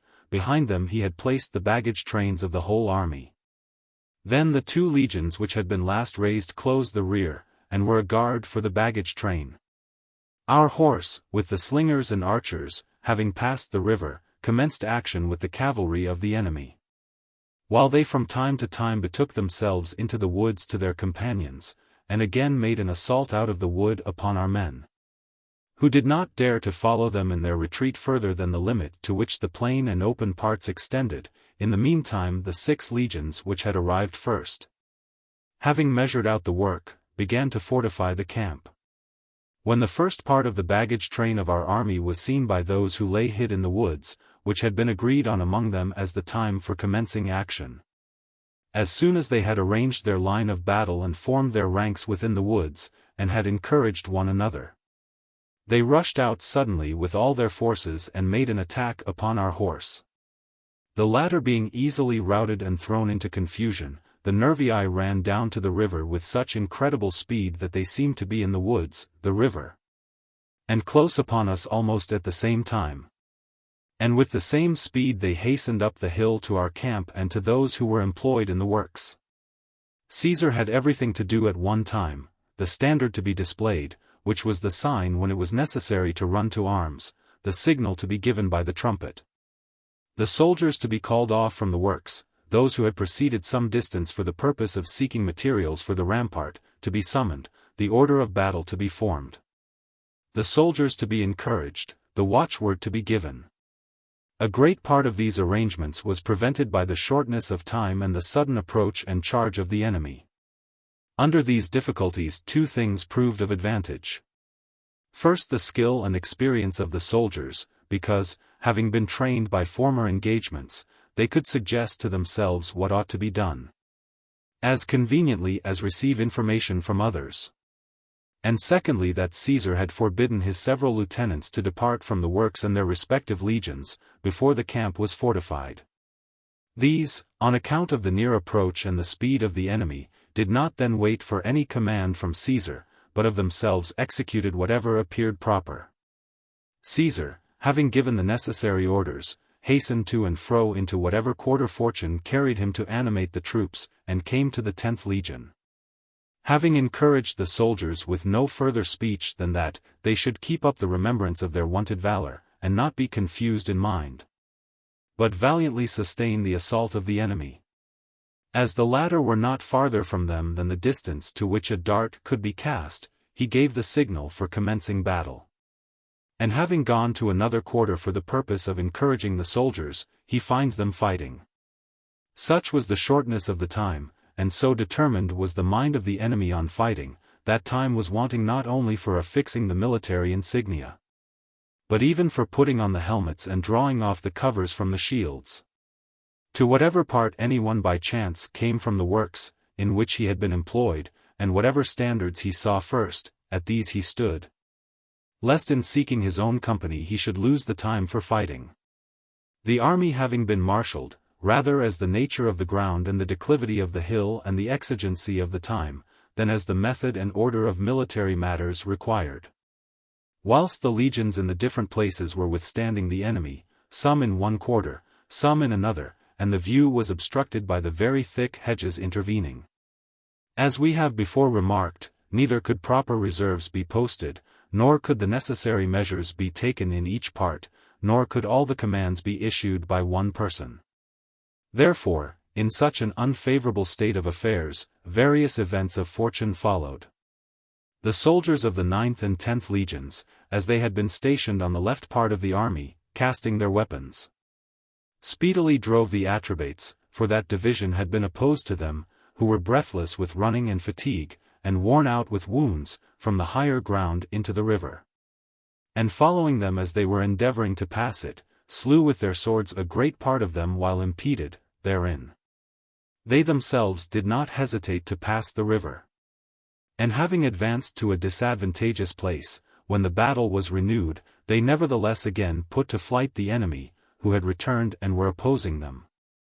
In like manner, in another quarter 2 different legions, the 11th and the 8th, having routed the Veromandui, with whom they had engaged, were fighting from the higher ground upon the very banks of the river. But, almost the whole camp on the front and on the left side being then exposed, since the 12th legion was posted in the right wing, and the 7th at no great distance from it, all the Nervii, in a very close body, with Baduognatus, who held the chief command, as their leader, hastened towards that place. And part of them began to surround the legions on their unprotected flank, part to make for the highest point of the encampment. At the same time our horsemen, and light-armed infantry, who had been with those who, as I have related, were routed by the first assault of the enemy, as they were betaking themselves into the camp, met the enemy face to face, and again sought flight into another quarter. And the camp followers who from the Decuman gate and from the highest ridge of the hill had seen our men pass the river as victors, when, after going out for the purposes of plundering, they looked back and saw the enemy parading in our camp, committed themselves precipitately to flight. At the same time there arose the cry and shout of those who came with the baggage train, and they, affrighted, were carried some one way, some another.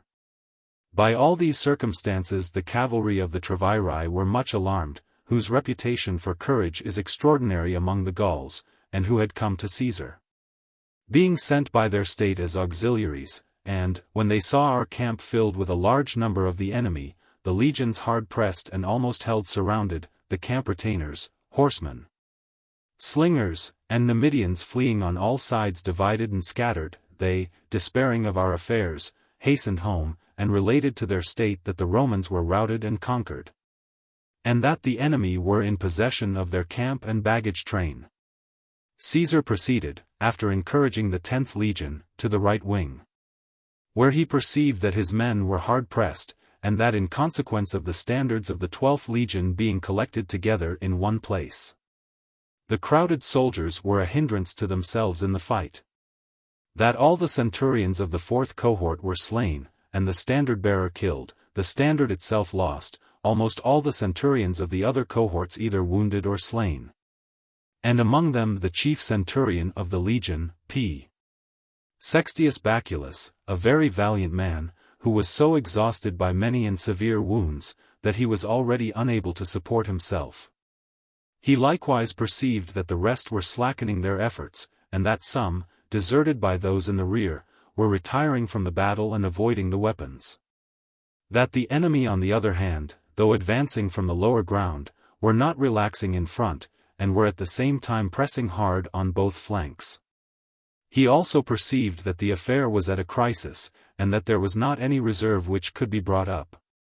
Having therefore snatched a shield from one of the soldiers in the rear, for he himself had come without a shield, he advanced to the front of the line, and addressing the centurions by name, and encouraging the rest of the soldiers, he ordered them to carry forward the standards, and extend the companies, that they might the more easily use their swords.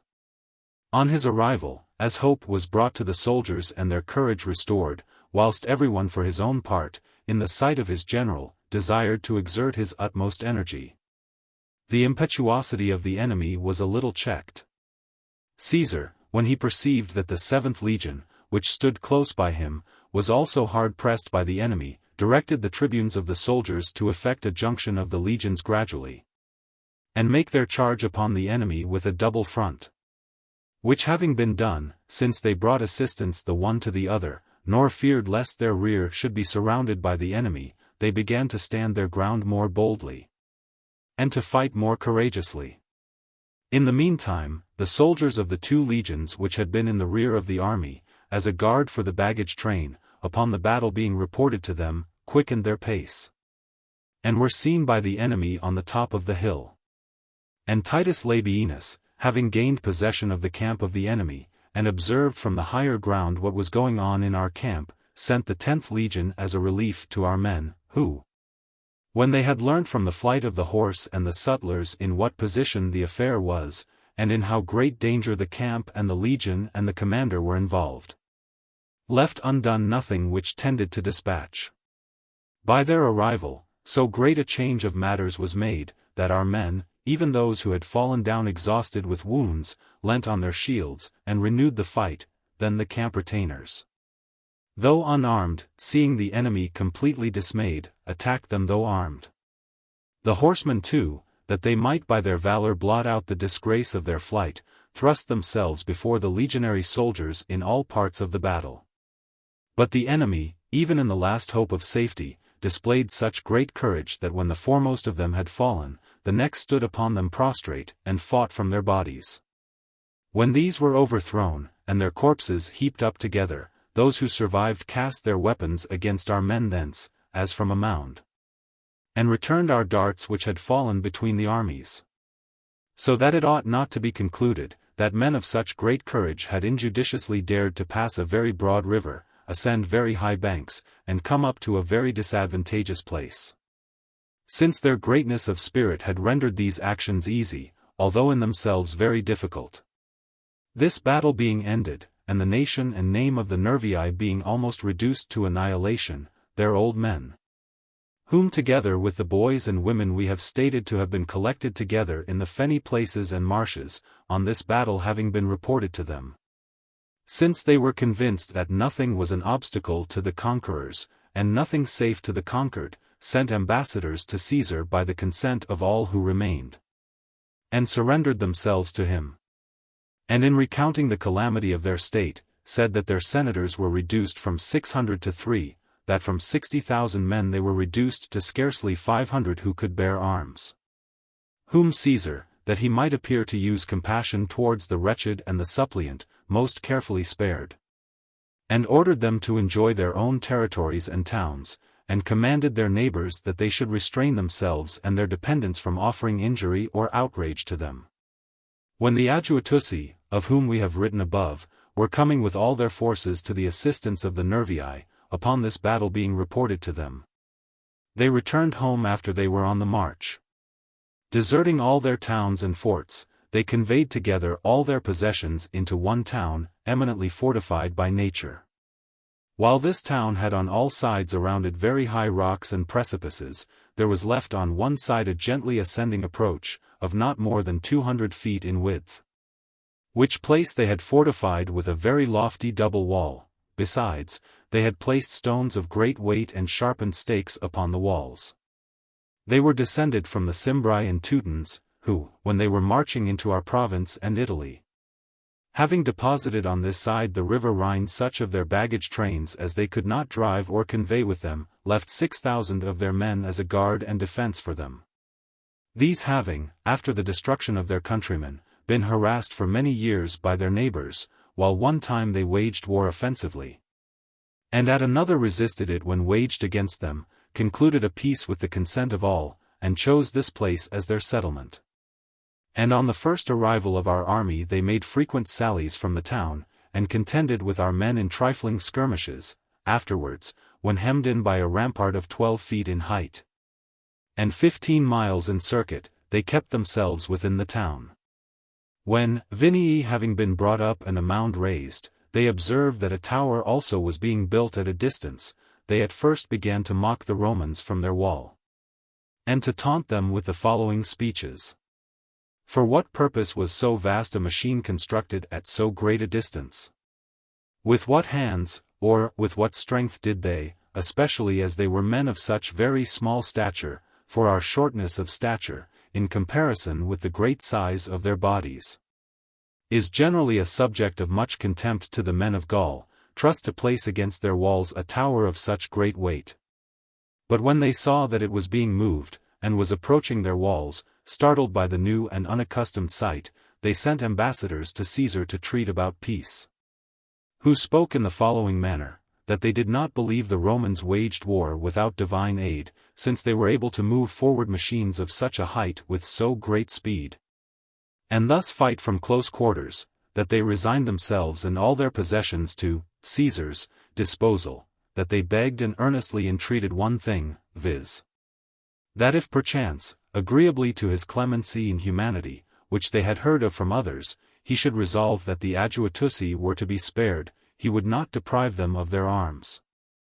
That all their neighbors were enemies to them and envied their courage, from whom they could not defend themselves if their arms were delivered up, that it was better for them, if they should be reduced to that state, to suffer any fate from the Roman people, than to be tortured to death by those among whom they had been accustomed to rule.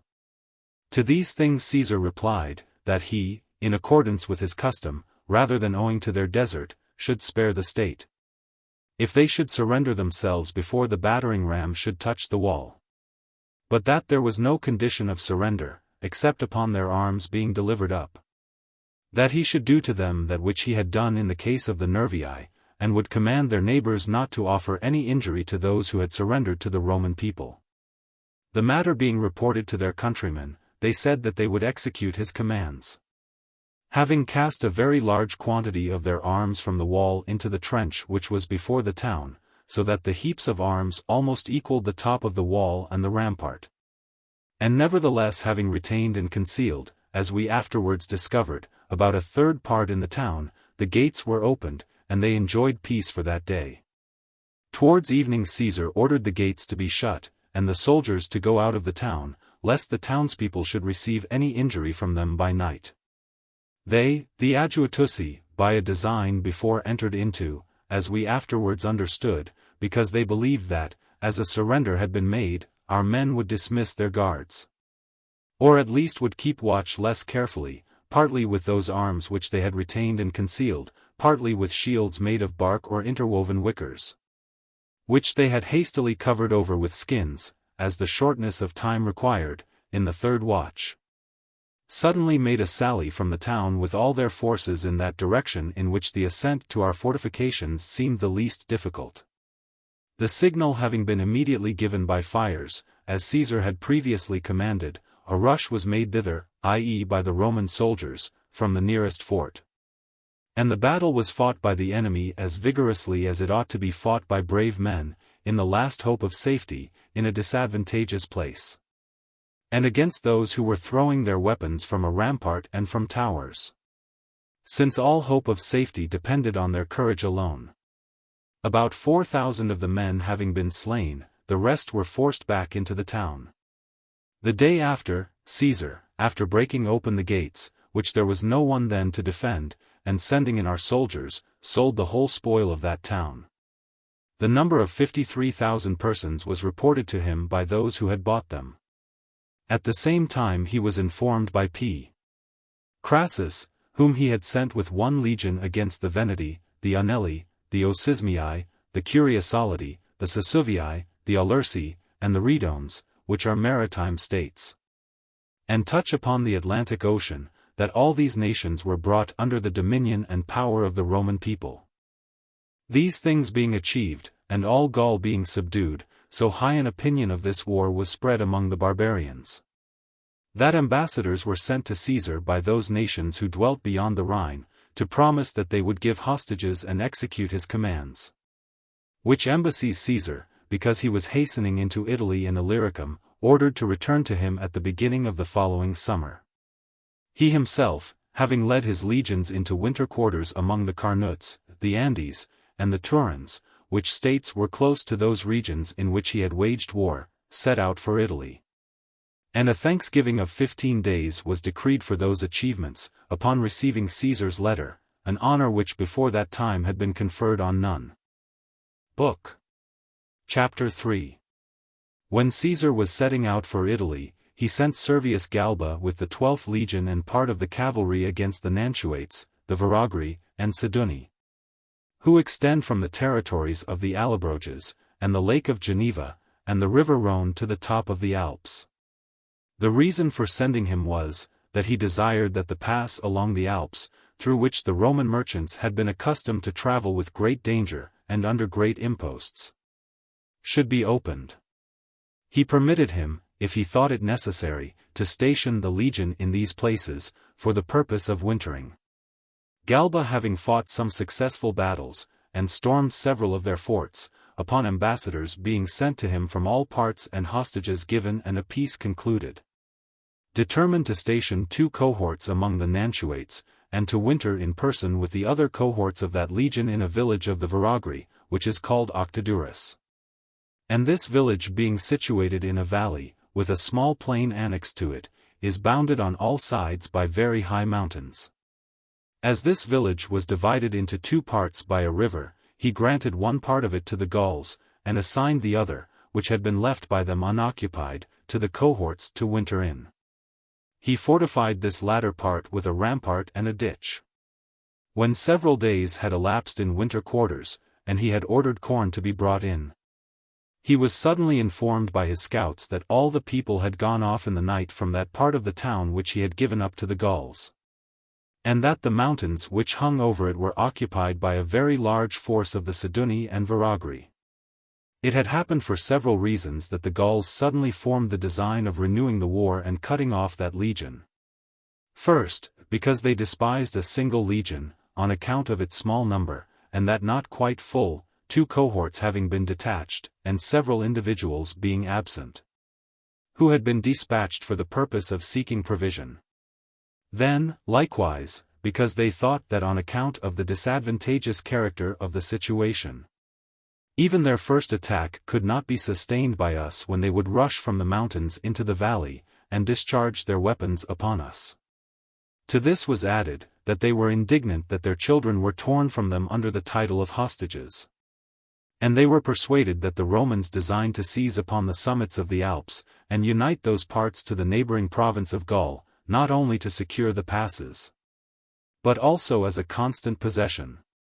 Having received these tidings, Galba, since the works of the winter quarters and the fortifications were not fully completed, nor was sufficient preparation made with regard to corn and other provisions, since, as a surrender had been made, and hostages received, he had thought he need entertain no apprehension of a war, speedily summoning a council, began to anxiously inquire their opinions. In which council, since so much sudden danger had happened contrary to the general expectation, and almost all the higher places were seen already covered with a multitude of armed men, nor could either troops come to their relief, or provisions be brought in, as the passes were blocked up by the enemy. Safety being now nearly despaired of, some opinions of this sort were delivered, that, leaving their baggage, and making a sally, they should hasten away for safety by the same routes by which they had come thither. To the greater part, however, it seemed best, reserving that measure to the last, to await the issue of the matter, and to defend the camp. A short time only having elapsed, so that time was scarcely given for arranging and executing those things which they had determined on, the enemy, upon the signal being given, rushed down upon our men from all parts, and discharged stones and darts upon our rampart. Our men at first, while their strength was fresh, resisted bravely, nor did they cast any weapon ineffectually from their higher station. As soon as any part of the camp, being destitute of defenders, seemed to be hard pressed, thither they ran, and brought assistance. But they were overmatched in this, that the enemy, when wearied by the long continuance of the battle, went out of the action, and others with fresh strength came in their place. None of which things could be done by our men, owing to the smallness of their number. And not only was permission not given to the wearied Roman to retire from the fight, but not even to the wounded was liberty granted to quit the post where he had been stationed, and recover. When they had now been fighting for more than 6 hours, without cessation, and not only strength, but even weapons were failing our men, and the enemy were pressing on more rigorously, and had begun to demolish the rampart and to fill up the trench, while our men were becoming exhausted, and the matter was now brought to the last extremity, P. Sextius Baculus, a centurion of the first rank, whom we have related to have been disabled by severe wounds in the engagement with the Nervii, and also C. Volusinus, a tribune of the soldiers, a man of great skill and valor, hastened to Galba, and assure him that the only hope of safety lay in making a sally, and trying the last resource. Whereupon, assembling the centurions, he quickly gives orders to the soldiers to discontinue the fight a short time, and only collect the weapons flung at them, and recruit themselves after their fatigue, and afterwards, upon the signal being given, sally forth from the camp, and place in their valor all their hope of safety. They do what they were ordered, and, making a sudden sally from all the gates of the camp, leave the enemy the means neither of knowing what was taking place, nor of collecting themselves. Fortune thus taking a turn, our men surround on every side, and slay those who had entertained the hope of gaining the camp, and having killed more than the third part of an army of more than 30,000 men, which number of the barbarians it appeared certain had come up to our camp, put to flight the rest when panic-stricken, and do not suffer them to halt even upon the higher grounds. All the forces of the enemy being thus routed, and stripped of their arms, our men betake themselves to their camp and fortifications. Which battle being finished, inasmuch as Galba was unwilling to tempt fortune again, and remembered that he had come into winter quarters with one design, and saw that he had met with a different state of affairs, chiefly however urged by the want of corn and provision, having the next day burned all the buildings of that village, he hastens to return into the province. And as no enemy opposed or hindered his march, he brought the legion safe into the country of the Nantuates, thence into that of the Allobroges, and there wintered.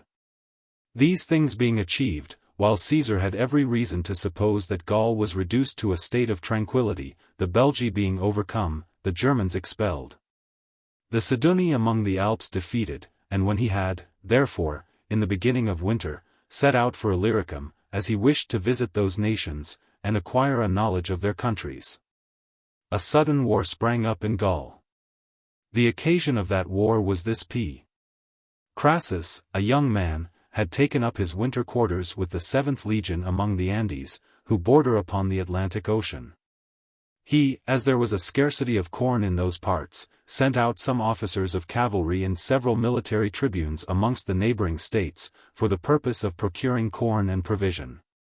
In which number Tarasidius was sent amongst the Asubii, Trebius Gallus amongst the Curiasolidi, Valenius, with Silius, amongst the Veneti.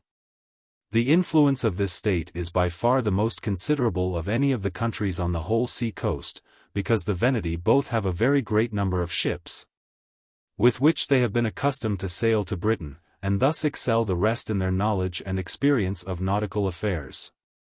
And as only a few ports lie scattered along that stormy and open sea, of which they are in possession, they hold as tributaries almost all those who are accustomed to traffic in that sea. With them arose the beginning of the revolt by their detaining Silius and Valenius, for they thought that they should recover by their means the hostages which they had given to Crassus. The neighboring people, led on by their influence, as the measures of the Gauls are sudden and hasty, detain Trebius and Tarasidius for the same motive. And quickly sending ambassadors, by means of their leading men, they enter into a mutual compact to do nothing except by general consent, and abide the same issue of fortune. And they solicit the other states to choose rather to continue in that liberty which they had received from their ancestors, than endure slavery under the Romans. All the sea coast being quickly brought over to their sentiments, they send a common embassy to Crassus to say, if he wished to receive back his officers, let him send back to them their hostages. Caesar, being informed of these things by Crassus, since he was so far distant himself, orders ships of war to be built in the meantime on the river Loire, which flows into the ocean. Rowers to be raised from the province, sailors and pilots to be provided. These matters being quickly executed, he himself, as soon as the season of the year permits, hastens to the army. The Veneti, and the other states also, being informed of Caesar's arrival, when they reflected how great a crime they had committed, in that the ambassadors, a character which had amongst all nations ever been sacred and inviolable, had by them been detained and thrown into prison, resolved to prepare for a war in proportion to the greatness of their danger, and especially to provide those things which appertain to the service of a navy, with the greater confidence, inasmuch as they greatly relied on the nature of their situation. They knew that the passes by land were cut off by estuaries, that the approach by sea was most difficult, by reason of our ignorance of the localities, and the small number of the harbors. And they trusted that our army would not be able to stay very long among them, on account of the insufficiency of corn. And again, even if all these things should turn out contrary to their expectation, yet they were very powerful in their navy. They well understood that the Romans neither had any number of ships, nor were acquainted with the shallows, the harbors, or the islands of those parts where they would have to carry on the war. And that navigation was very different in a narrow sea from what it was in the vast and open ocean. Having come to this resolution, they fortify their towns, convey corn into them from the country parts, bring together as many ships as possible to Venetia, where it appeared Caesar would at first carry on the war. They unite to themselves as allies for that war, the Ocismii, the Lexovii, the Nanites, the Ambiliati, the Morini, the Diablintes, and the Menapii.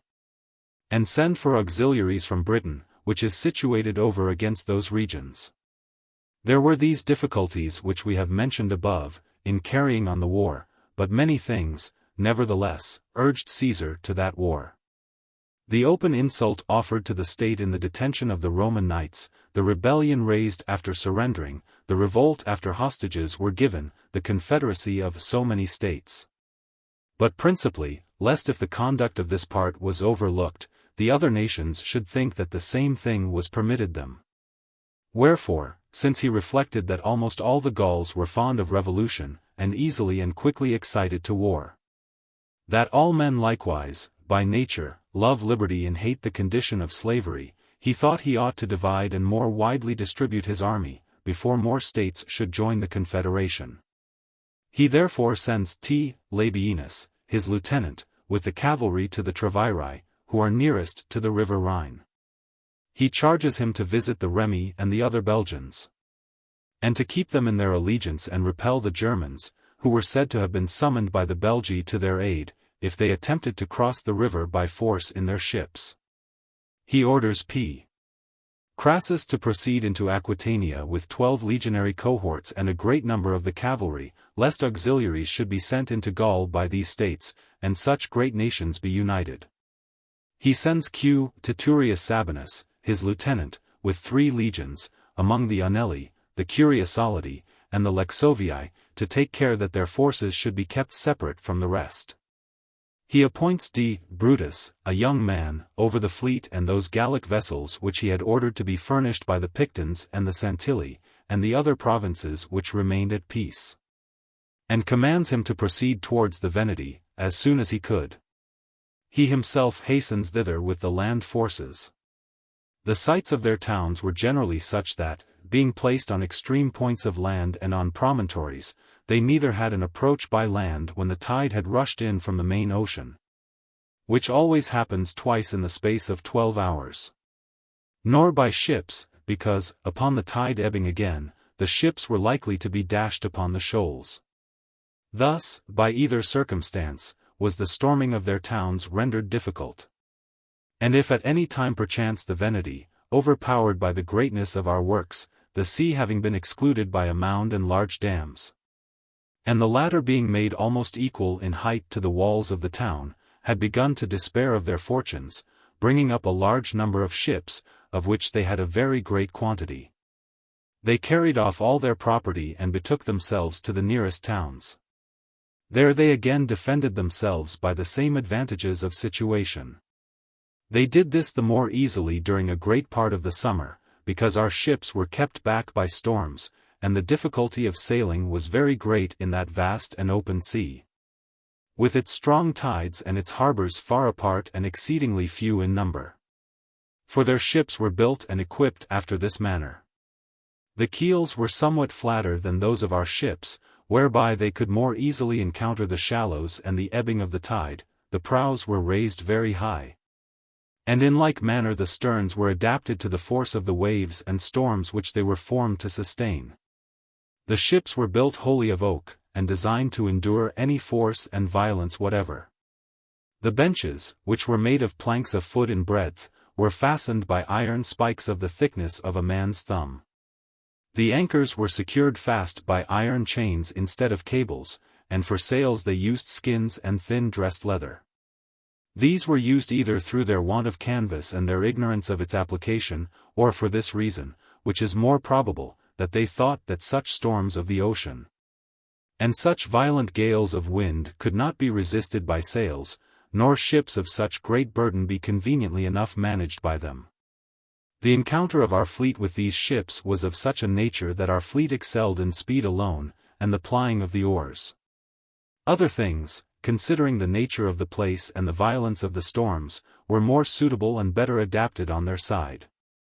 For neither could our ships injure theirs with their beaks, so great was their strength, nor on account of their height was a weapon easily cast up to them. And for the same reason they were less readily locked in by rocks. To this was added, that whenever a storm began to rage and they ran before the wind, they both could weather the storm more easily and heave to securely in the shallows. And when left by the tide feared nothing from rocks and shelves, the risk of all which things was much to be dreaded by our ships. Caesar, after taking many of their towns, perceiving that so much labor was spent in vain and that the flight of the enemy could not be prevented on the capture of their towns, and that injury could not be done them, he determined to wait for his fleet. As soon as it came up and was first seen by the enemy, about 220 of their ships, fully equipped and appointed with every kind of naval implement, sailed forth from the harbor, and drew up opposite to ours.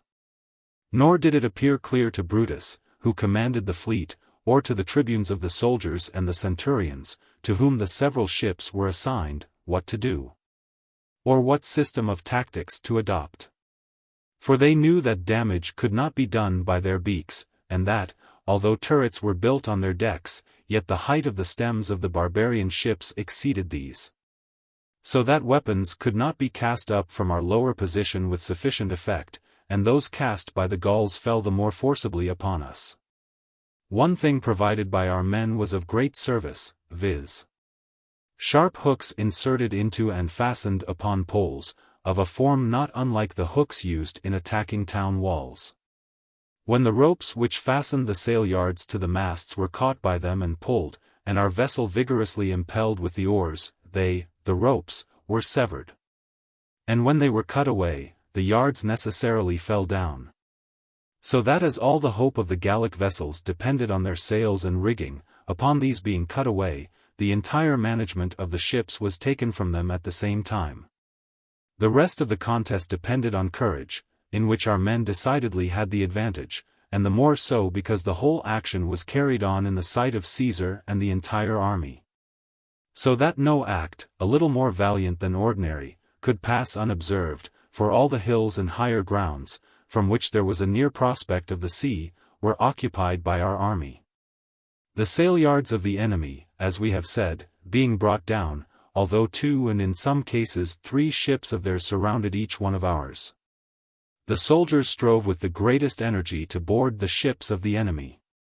And, after the barbarians observed this taking place, as a great many of their ships were beaten, and as no relief for that evil could be discovered, they hastened to seek safety in flight. And, having now turned their vessels to that quarter in which the wind blew, so great a calm and lull suddenly arose, that they could not move out of their place, which circumstance, truly, was exceedingly opportune for finishing the business. For our men gave chase and took them one by one, so that very few out of all the number, and those by the intervention of night, arrived at the land. After the battle had lasted almost from the 4th hour till sunset. By this battle the war with the Veneti and the whole of the sea coast was finished. For both all the youth, and all, too, of more advanced age, in whom there was any discretion or rank, had assembled in that battle. And they had collected in that one place whatever naval forces they had anywhere, and when these were lost, the survivors had no place to retreat to, nor means of defending their towns. They accordingly surrendered themselves and all their possessions to Caesar, on whom Caesar thought that punishment should be inflicted the more severely, in order that for the future the rights of ambassadors might be more carefully respected by barbarians. Having, therefore, put to death all their senate, he sold the rest for slaves. While these things are going on amongst the Veneti, q. Titurius Sabinus with those troops which he had received from Caesar, arrives in the territories of the Anelli. Over these people Viridovix ruled, and held the chief command of all those states which had revolted, from which he had collected a large and powerful army. And in those few days, the Aulursi and the Saxovii, having slain their senate because they would not consent to be promoters of the war, shut their gates against us and united themselves to Viridovix. A great multitude besides of desperate men and robbers assembled out of Gaul from all quarters, whom the hope of plundering and the love of fighting had called away from husbandry and their daily labor. Sabinus kept himself within his camp, which was in a position convenient for everything, while Viridovix encamped over against him at a distance of 2 miles, and daily bringing out his forces, gave him an opportunity of fighting.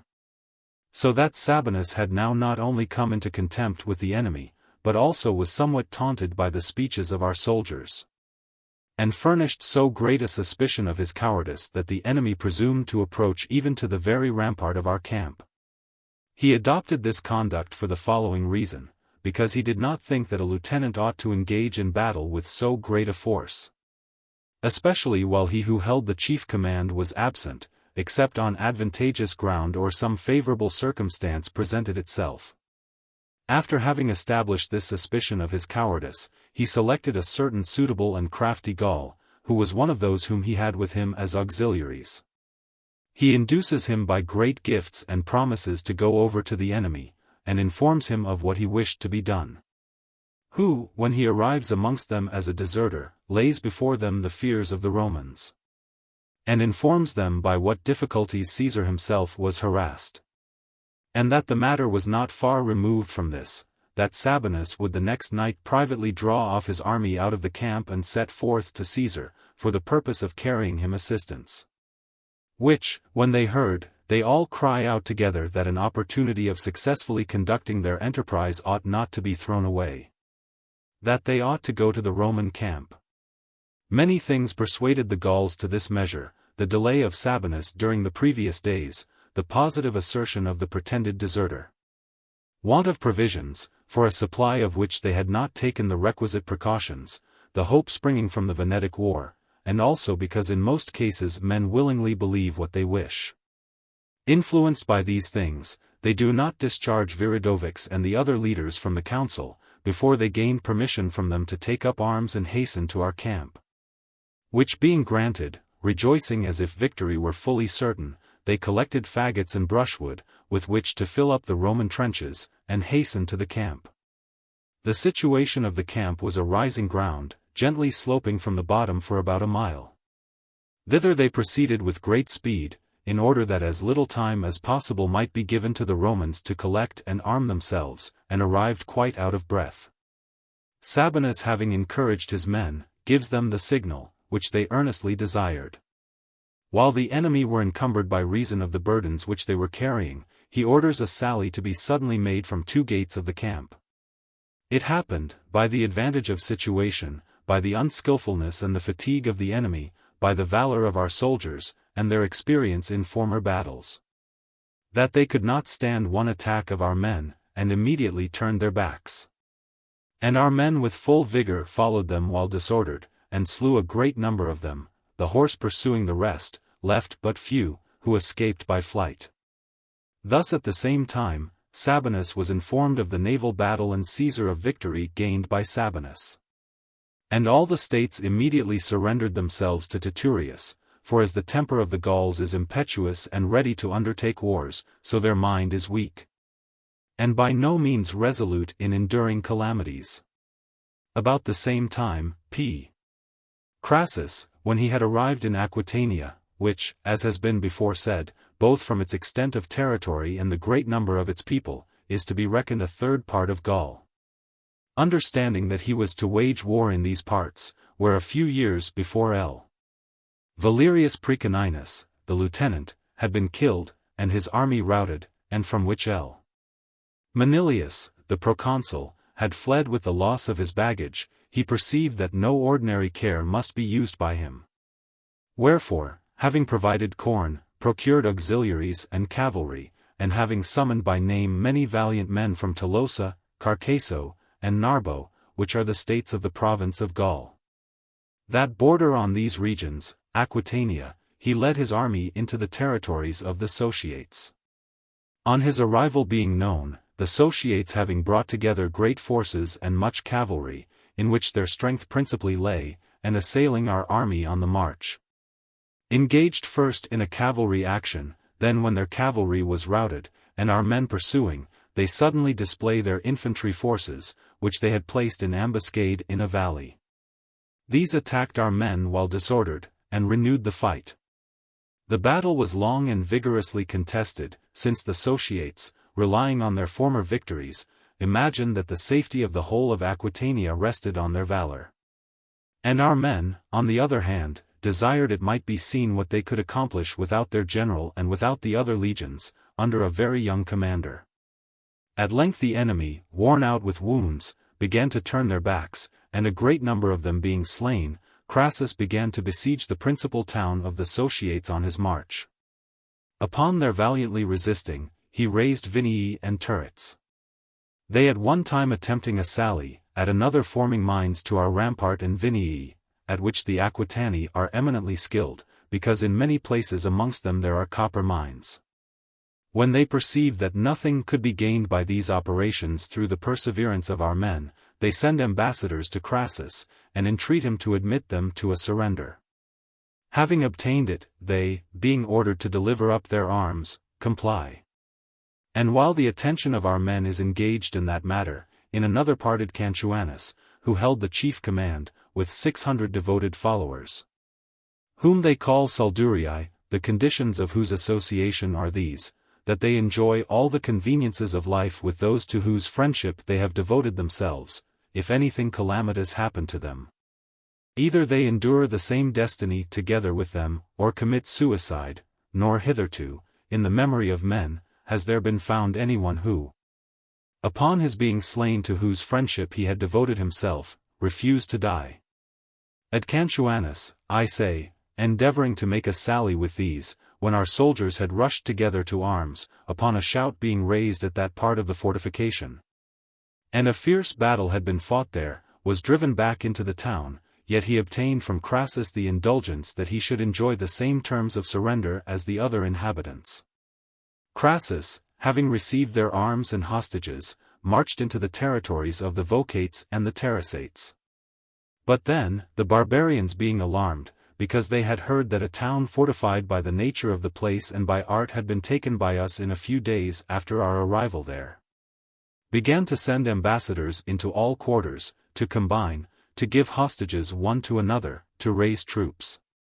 Ambassadors also are sent to those states of hither Spain which are nearest to Aquitania, and auxiliaries and leaders are summoned from them, on whose arrival they proceed to carry on the war with great confidence, and with a great host of men. They who had been with Q. Sertorius the whole period of his war in Spain and were supposed to have very great skill in military matters, are chosen leaders. These, adopting the practice of the Roman people, begin to select advantageous places, to fortify their camp, to cut off our men from provisions, which, when Crassus observes, and likewise that his forces, on account of their small number, could not safely be separated, that the enemy both made excursions and beset the passes, and yet left sufficient guard for their camp, that on that account, corn and provision could not very conveniently be brought up to him, and that the number of the enemy was daily increased. He thought that he ought not to delay in giving battle.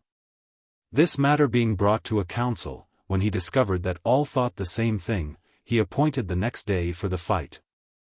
Having drawn out all his forces at the break of day, and marshalled them in a double line, he posted the auxiliaries in the center, and waited to see what measures the enemy would take.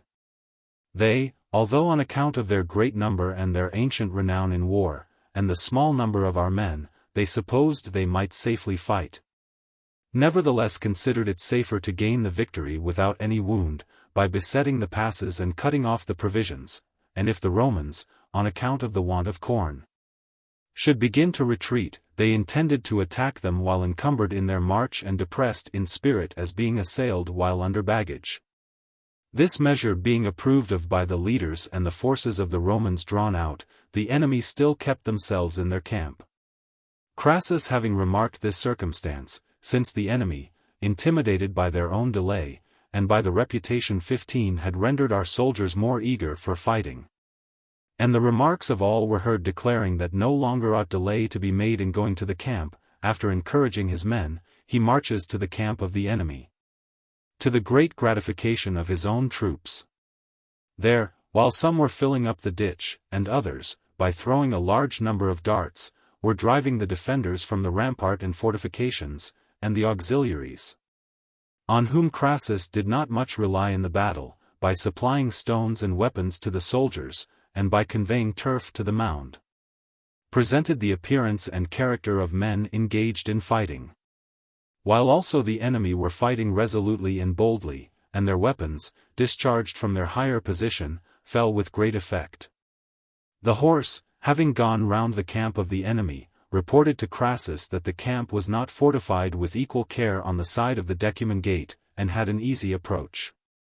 Crassus, having exhorted the commanders of the horse to animate their men by great rewards and promises, points out to them what he wished to have done. They, as they had been commanded, having brought out the 4 cohorts, which, as they had been left as a guard for the camp, were not fatigued by exertion, and having led them round by a somewhat longer way, lest they could be seen from the camp of the enemy, when the eyes and minds of all were intent upon the battle, quickly arrived at those fortifications which we have spoken of, and, having demolished these, stood in the camp of the enemy before they were seen by them, or it was known what was going on.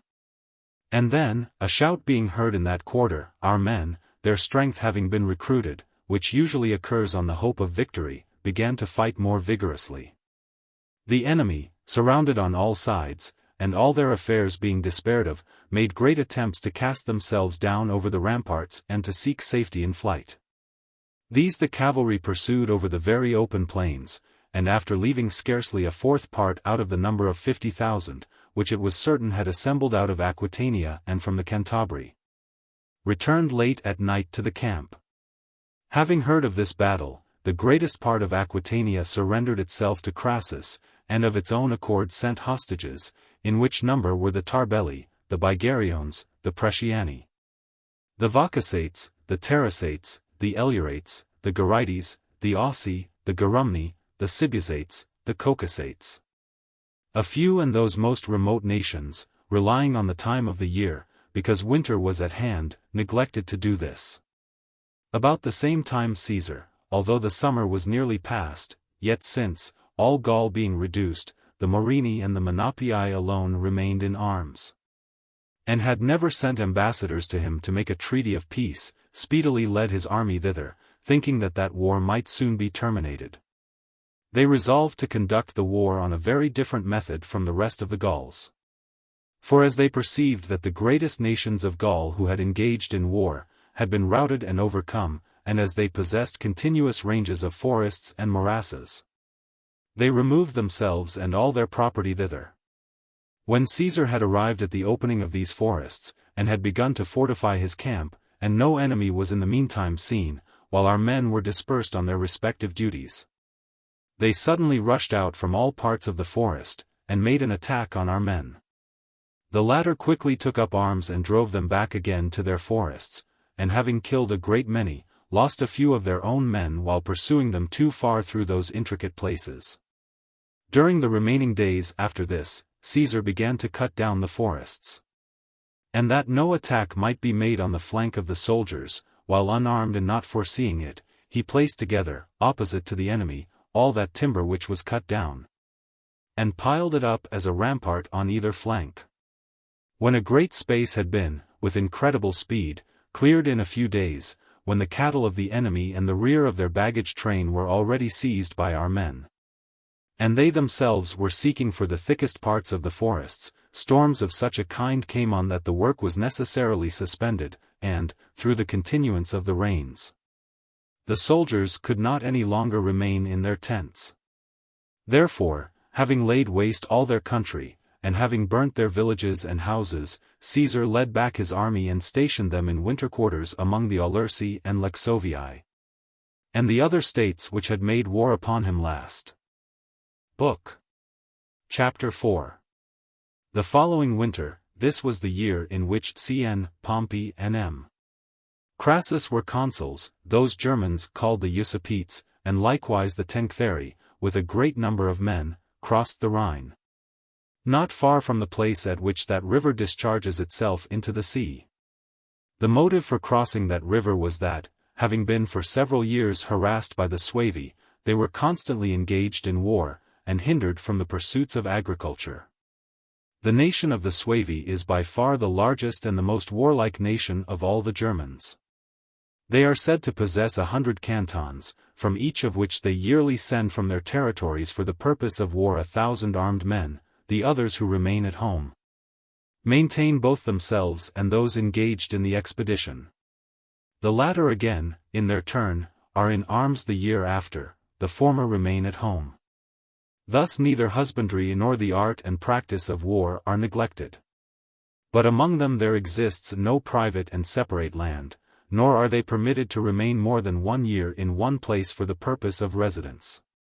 They do not live much on corn, but subsist for the most part on milk and flesh, and are much engaged in hunting. Which circumstance must, by the nature of their food, and by their daily exercise and the freedom of their life, for having from boyhood been accustomed to no employment, or discipline, they do nothing at all contrary to their inclination, both promote their strength and render them men of vast stature of body. And to such a habit have they brought themselves, that even in the coldest parts they wear no clothing whatever except skins.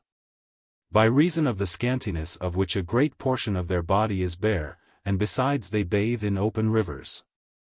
Merchants have access to them rather that they may have persons to whom they may sell those things which they have taken in war, than because they need any commodity to be imported to them.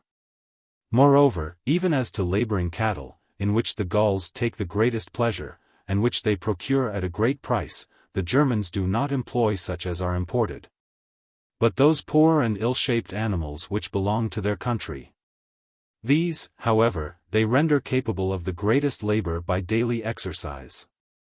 In cavalry actions they frequently leap from their horses and fight on foot, and train their horses to stand still in the very spot on which they leave them, to which they retreat with great activity when there is occasion.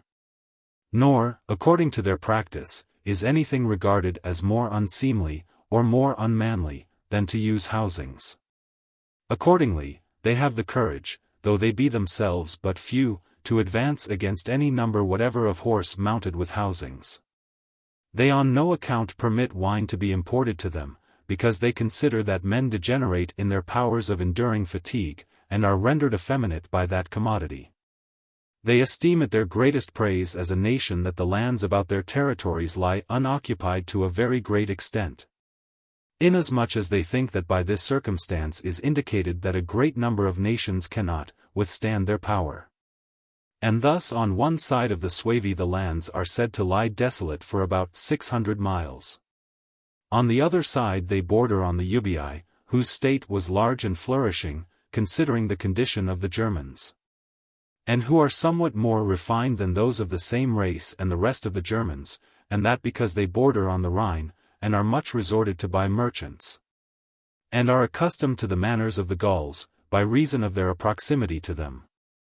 Though the Suevi, after making the attempt frequently and in several wars, could not expel this nation from their territories, on account of the extent and population of their state, yet they made them tributaries, and rendered them less distinguished and powerful than they had ever been.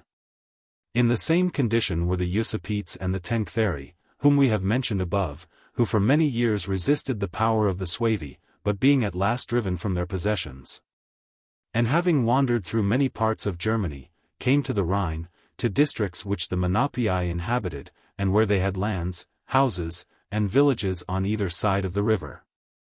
The latter people, alarmed by the arrival of so great a multitude, removed from those houses which they had on the other side of the river, and having placed guards on this side the Rhine, proceeded to hinder the Germans from crossing. They, finding themselves, after they had tried all means, unable either to force a passage on account of their deficiency in shipping, or cross by stealth on account of the guards of the Menapii, pretended to return to their own settlements and districts. And, after having proceeded 3 days' march, returned.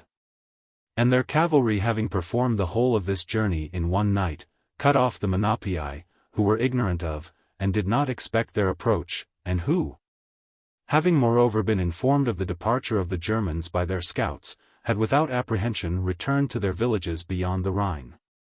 Having slain these, and seized their ships, they crossed the river before that part of the Menapii, who were at peace in their settlements over the Rhine, were apprised of their intention.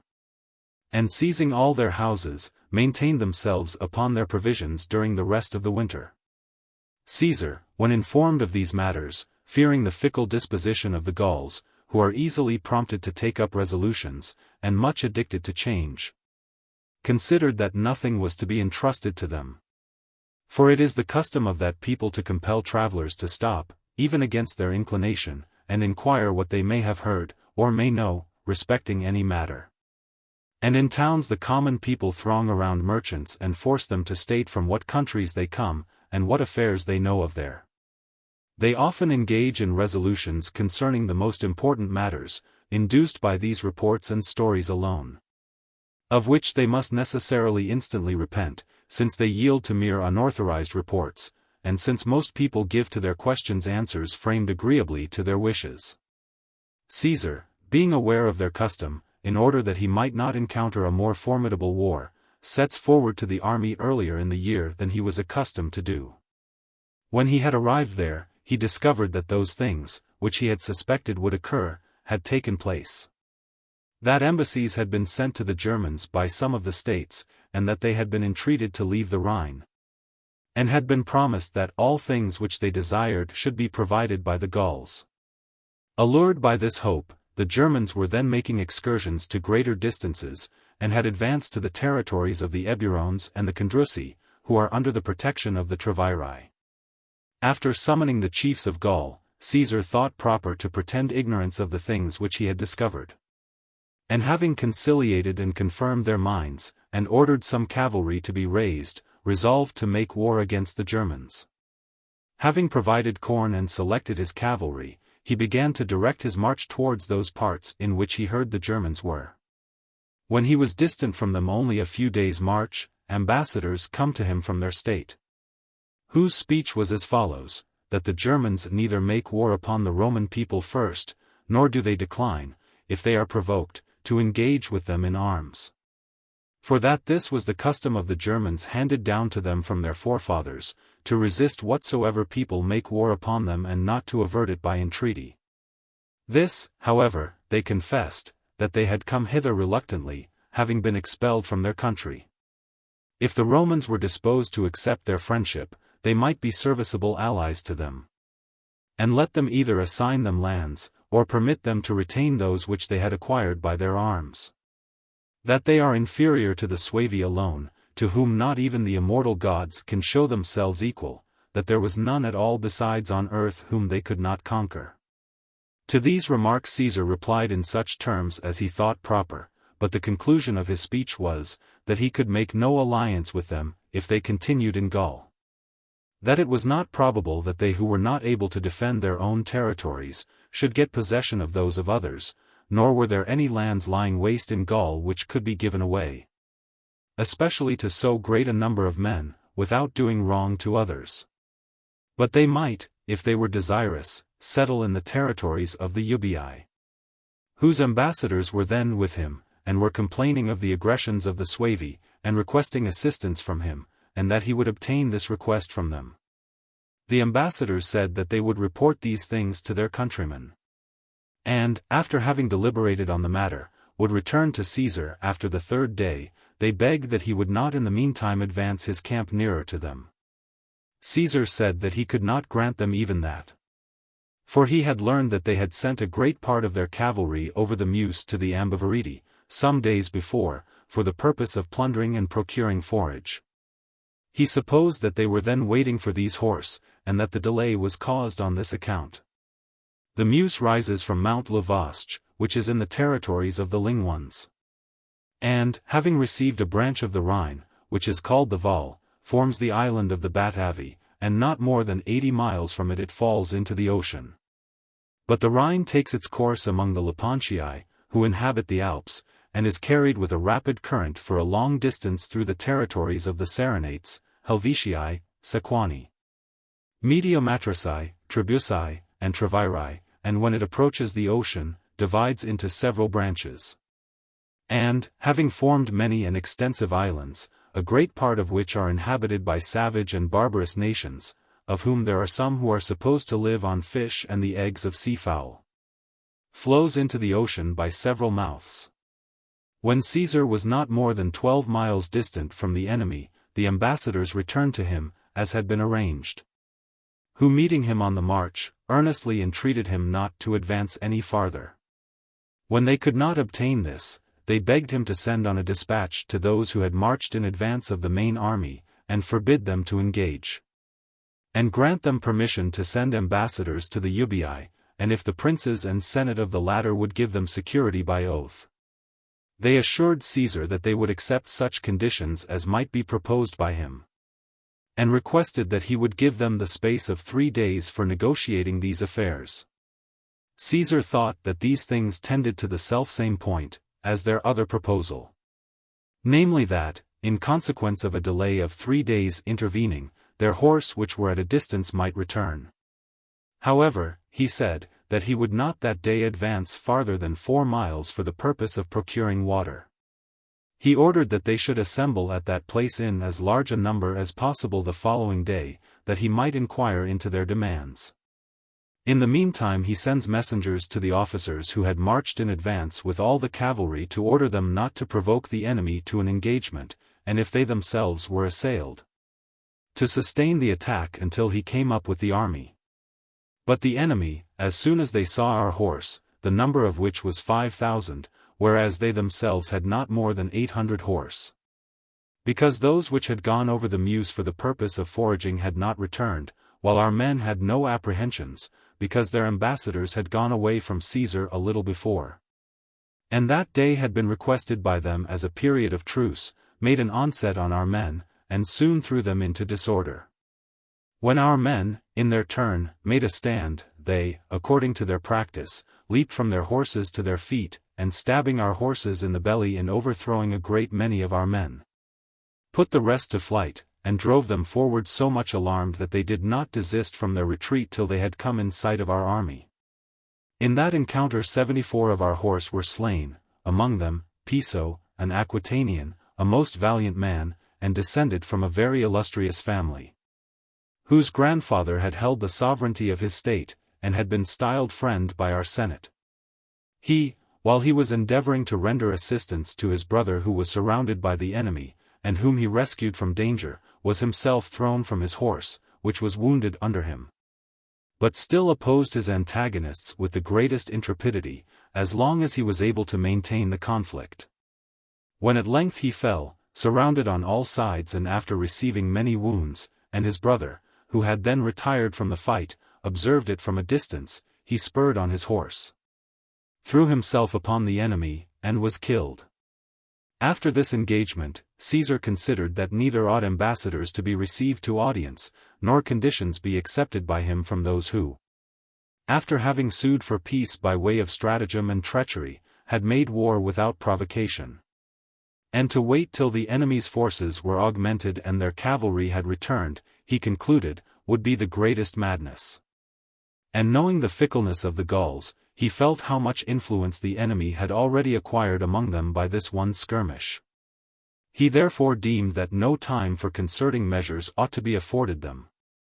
After having resolved on these things and communicated his plans to his lieutenants and quaestor in order that he might not suffer any opportunity for engaging to escape him, a very seasonable event occurred, namely, that on the morning of the next day, a large body of Germans, consisting of their princes and old men, came to the camp to him to practice the same treachery and dissimulation. But, as they asserted, for the purpose of acquitting themselves for having engaged in a skirmish the day before, contrary to what had been agreed and to what, indeed, they themselves had requested.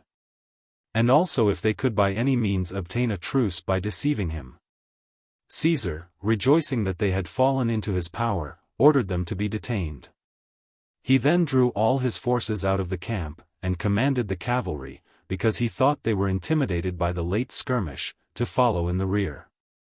Having marshaled his army in 3 lines, and in a short time performed a march of 8 miles, he arrived at the camp of the enemy before the Germans could perceive what was going on. Who being suddenly alarmed by all the circumstances, both by the speediness of our arrival and the absence of their own officers, as time was afforded neither for concerting measures nor for seizing their arms, are perplexed as to whether it would be better to lead out their forces against the enemy, or to defend their camp, or seek their safety by flight. Their consternation being made apparent by their noise and tumult, our soldiers, excited by the treachery of the preceding day, rushed into the camp. Such of them as could readily get their arms for a short time withstood our men, and gave battle among their carts and baggage wagons. But the rest of the people, consisting of boys and women, for they had left their country and crossed the Rhine with all their families, began to fly in all directions, in pursuit of whom Caesar sent the cavalry. The Germans, when, upon hearing a noise behind them, they looked and saw that their families were being slain, throwing away their arms and abandoning their standards, fled out of the camp. And when they had arrived at the confluence of the Meuse and the Rhine, the survivors, despairing of farther escape, as a great number of their countrymen had been killed, threw themselves into the river and there perished, overcome by fear, fatigue, and the violence of the stream. Our soldiers, after the alarm of so great a war, for the number of the enemy amounted to 430,000, returned to their camp, all safe to a man, very few being even wounded. Caesar granted those whom he had detained in the camp liberty of departing. They, however, dreading revenge and torture from the Gauls, whose lands they had harassed, said that they desired to remain with him. Caesar granted them permission. The German war being finished, Caesar thought it expedient for him to cross the Rhine, for many reasons, of which this was the most weighty, that, since he saw the Germans were so easily urged to go into Gaul, he desired they should have their fears for their own territories when they discovered that the army of the Roman people both could and dared pass the Rhine. There was added also, that portion of the cavalry of the Usipetes and the Tencteri, which I have above related to have crossed the Meuse for the purpose of plundering and procuring forage, and was not present at the engagement, had betaken themselves, after the retreat of their countrymen, across the Rhine into the territories of the Sagambri, and united themselves to them. When Caesar sent ambassadors to them, to demand that they should give up to him those who had made war against him and against Gaul, they replied that the Rhine bounded the empire of the Roman people. If he did not think it just for the Germans to pass over into Gaul against his consent, why did he claim that anything beyond the Rhine should be subject to his dominion or power? The Ubii also, who alone, out of all the nations lying beyond the Rhine, had sent ambassadors to Caesar, and formed an alliance and given hostages, earnestly entreated that he would bring them assistance, because they were grievously oppressed by the Suevi. Or, if he was prevented from doing so by the business of the Commonwealth, he would at least transport his army over the Rhine. That would be sufficient for their present assistance and their hope for the future. That so great was the name and the reputation of his army, even among the most remote nations of the Germans, arising from the defeat of Ariovistus and this last battle which was fought, that they might be safe under the fame and friendship of the Roman people. They promised a large number of ships for transporting the army. Caesar, for those reasons which I have mentioned, had resolved to cross the Rhine. But to cross by ships he neither deemed to be sufficiently safe, nor considered consistent with his own dignity or that of the Roman people. Therefore, although the greatest difficulty in forming a bridge was presented to him, on account of the breadth, rapidity, and depth of the river, he nevertheless considered that it ought to be attempted by him, or that his army ought not otherwise to be led over. He devised this plan of a bridge. He joined together at the distance of 2 feet, 2 piles, each a foot and a half thick, sharpened a little at the lower end, and proportioned in length to the depth of the river. After he had, by means of engines, sunk these into the river, and fixed them at the bottom, and then driven them in with rammers, not quite perpendicularly, like a stake, but bending forward and sloping, so as to incline in the direction of the current of the river. He also placed 2 other piles opposite to these, at the distance of 40 feet lower down, fastened together in the same manner, but directed against the force and current of the river. Both these, moreover, were kept firmly apart by beams 2 feet thick, the space which the binding of the piles occupied, laid in at their extremities between 2 braces on each side. And in consequence of these being in different directions and fastened on sides the one opposite to the other, so great was the strength of the work, and such the arrangement of the materials, that in proportion as the greater body of water dashed against the bridge, so much the closer were its parts held fastened together. These beams were bound together by timber laid over them in the direction of the length of the bridge, and were then covered over with laths and hurdles.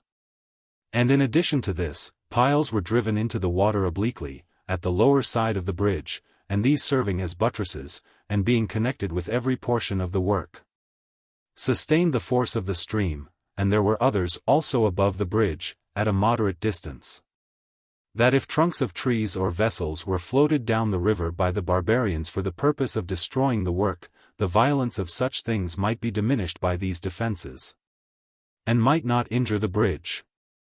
Within 10 days after the timber began to be collected, the whole work was completed, and the whole army led over. Caesar, leaving a strong guard at each end of the bridge, hastens into the territories of the Sagambri.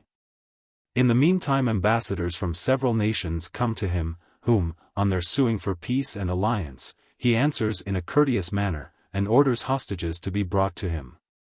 But the Sagambri, at the very time the bridge was begun to be built, made preparations for a flight, by the advice of such of the Tenctheri and Usipetes as they had amongst them, and quitted their territories and conveyed away all their possessions, and concealed themselves in deserts and woods.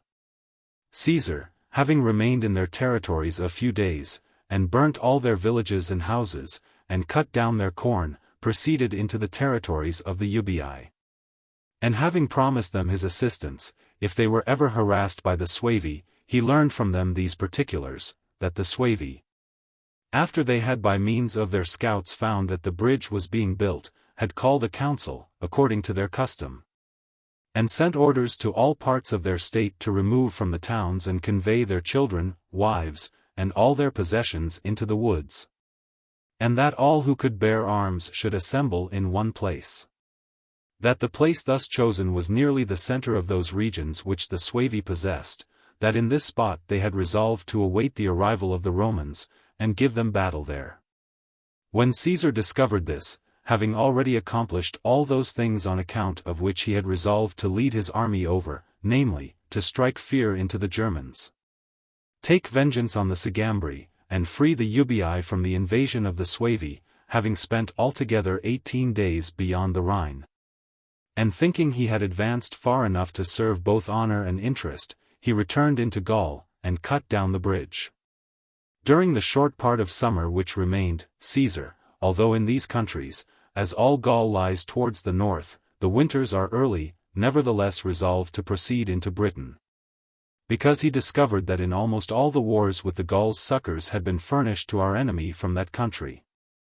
And even if the time of year should be insufficient for carrying on the war, yet he thought it would be of great service to him if he only entered the island, and saw into the character of the people, and got knowledge of their localities, harbors, and landing places, all which were for the most part unknown to the Gauls. For neither does anyone except merchants generally go thither, nor even to them was any portion of it known, except the seacoast and those parts which are opposite to Gaul. Therefore, after having called up to him the merchants from all parts, he could learn neither what was the size of the island, nor what or how numerous were the nations which inhabited it, nor what system of war they followed, nor what customs they used, nor what harbors were convenient for a great number of large ships. He sends before him Caius Volusinus with a ship of war, to acquire a knowledge of these particulars before he in person should make a descent into the island. As he was convinced that this was a judicious measure, he commissioned him to thoroughly examine into all matters, and then return to him as soon as possible. He himself proceeds to the Morini with all his forces. He orders ships from all parts of the neighboring countries, and the fleet which the preceding summer he had built for the war with the Veneti, to assemble in this place. In the meantime, his purpose having been discovered, and reported to the Britons by merchants, ambassadors come to him from several states of the island, to promise that they will give hostages and submit to the government of the Roman people. Having given them an audience, he, after promising liberally, and exhorting them to continue in that purpose, sends them back to their own country, and dispatches with them Commius, whom, upon subduing the Atrebates, he had created king there, a man whose courage and conduct he esteemed, and who he thought would be faithful to him, and whose influence ranked highly in those countries. He orders him to visit as many states as he could, and persuade them to embrace the protection of the Roman people, and apprise them that he would shortly come thither. Volusinus, having viewed the localities as far as means could be afforded one who dared not leave his ship and trust himself to barbarians, returns to Caesar on the 5th day, and reports what he had there observed. While Caesar remains in these parts for the purpose of procuring ships, ambassadors come to him from a great portion of the Morini, to plead their excuse respecting their conduct on the late occasion, alleging that it was as men uncivilized, and as those who were unacquainted with our custom, that they had made war upon the Roman people, and promising to perform what he should command. Caesar, thinking that this had happened fortunately enough for him, because he neither wished to leave an enemy behind him, nor had an opportunity for carrying on a war, by reason of the time of year, nor considered that employment in such trifling matters was to be preferred to his enterprise on Britain, imposes a large number of hostages. And when these were brought, he received them to his protection. Having collected together and provided about 80 transport ships, as many as he thought necessary for conveying over 2 legions, he assigned such ships of war as he had besides to the quaestor, his lieutenants, and officers of cavalry. There were in addition to these 18 ships of burden which were prevented, 8 miles from that place, by winds, from being able to reach the same port. These he distributed amongst the horse. The rest of the army he delivered to Q. Titurius Sabinus and L. Aurunculius Cotta, his lieutenants, to lead into the territories of the Menapii and those cantons of the Morini from which ambassadors had not come to him. He ordered P. Sulpicius Rufus, his lieutenant, to hold possession of the harbor, with such a garrison as he thought sufficient. These matters being arranged, finding the weather favorable for his voyage, he set sail about the 3rd watch, and ordered the horse to march forward to the farther port, and there embark and follow him.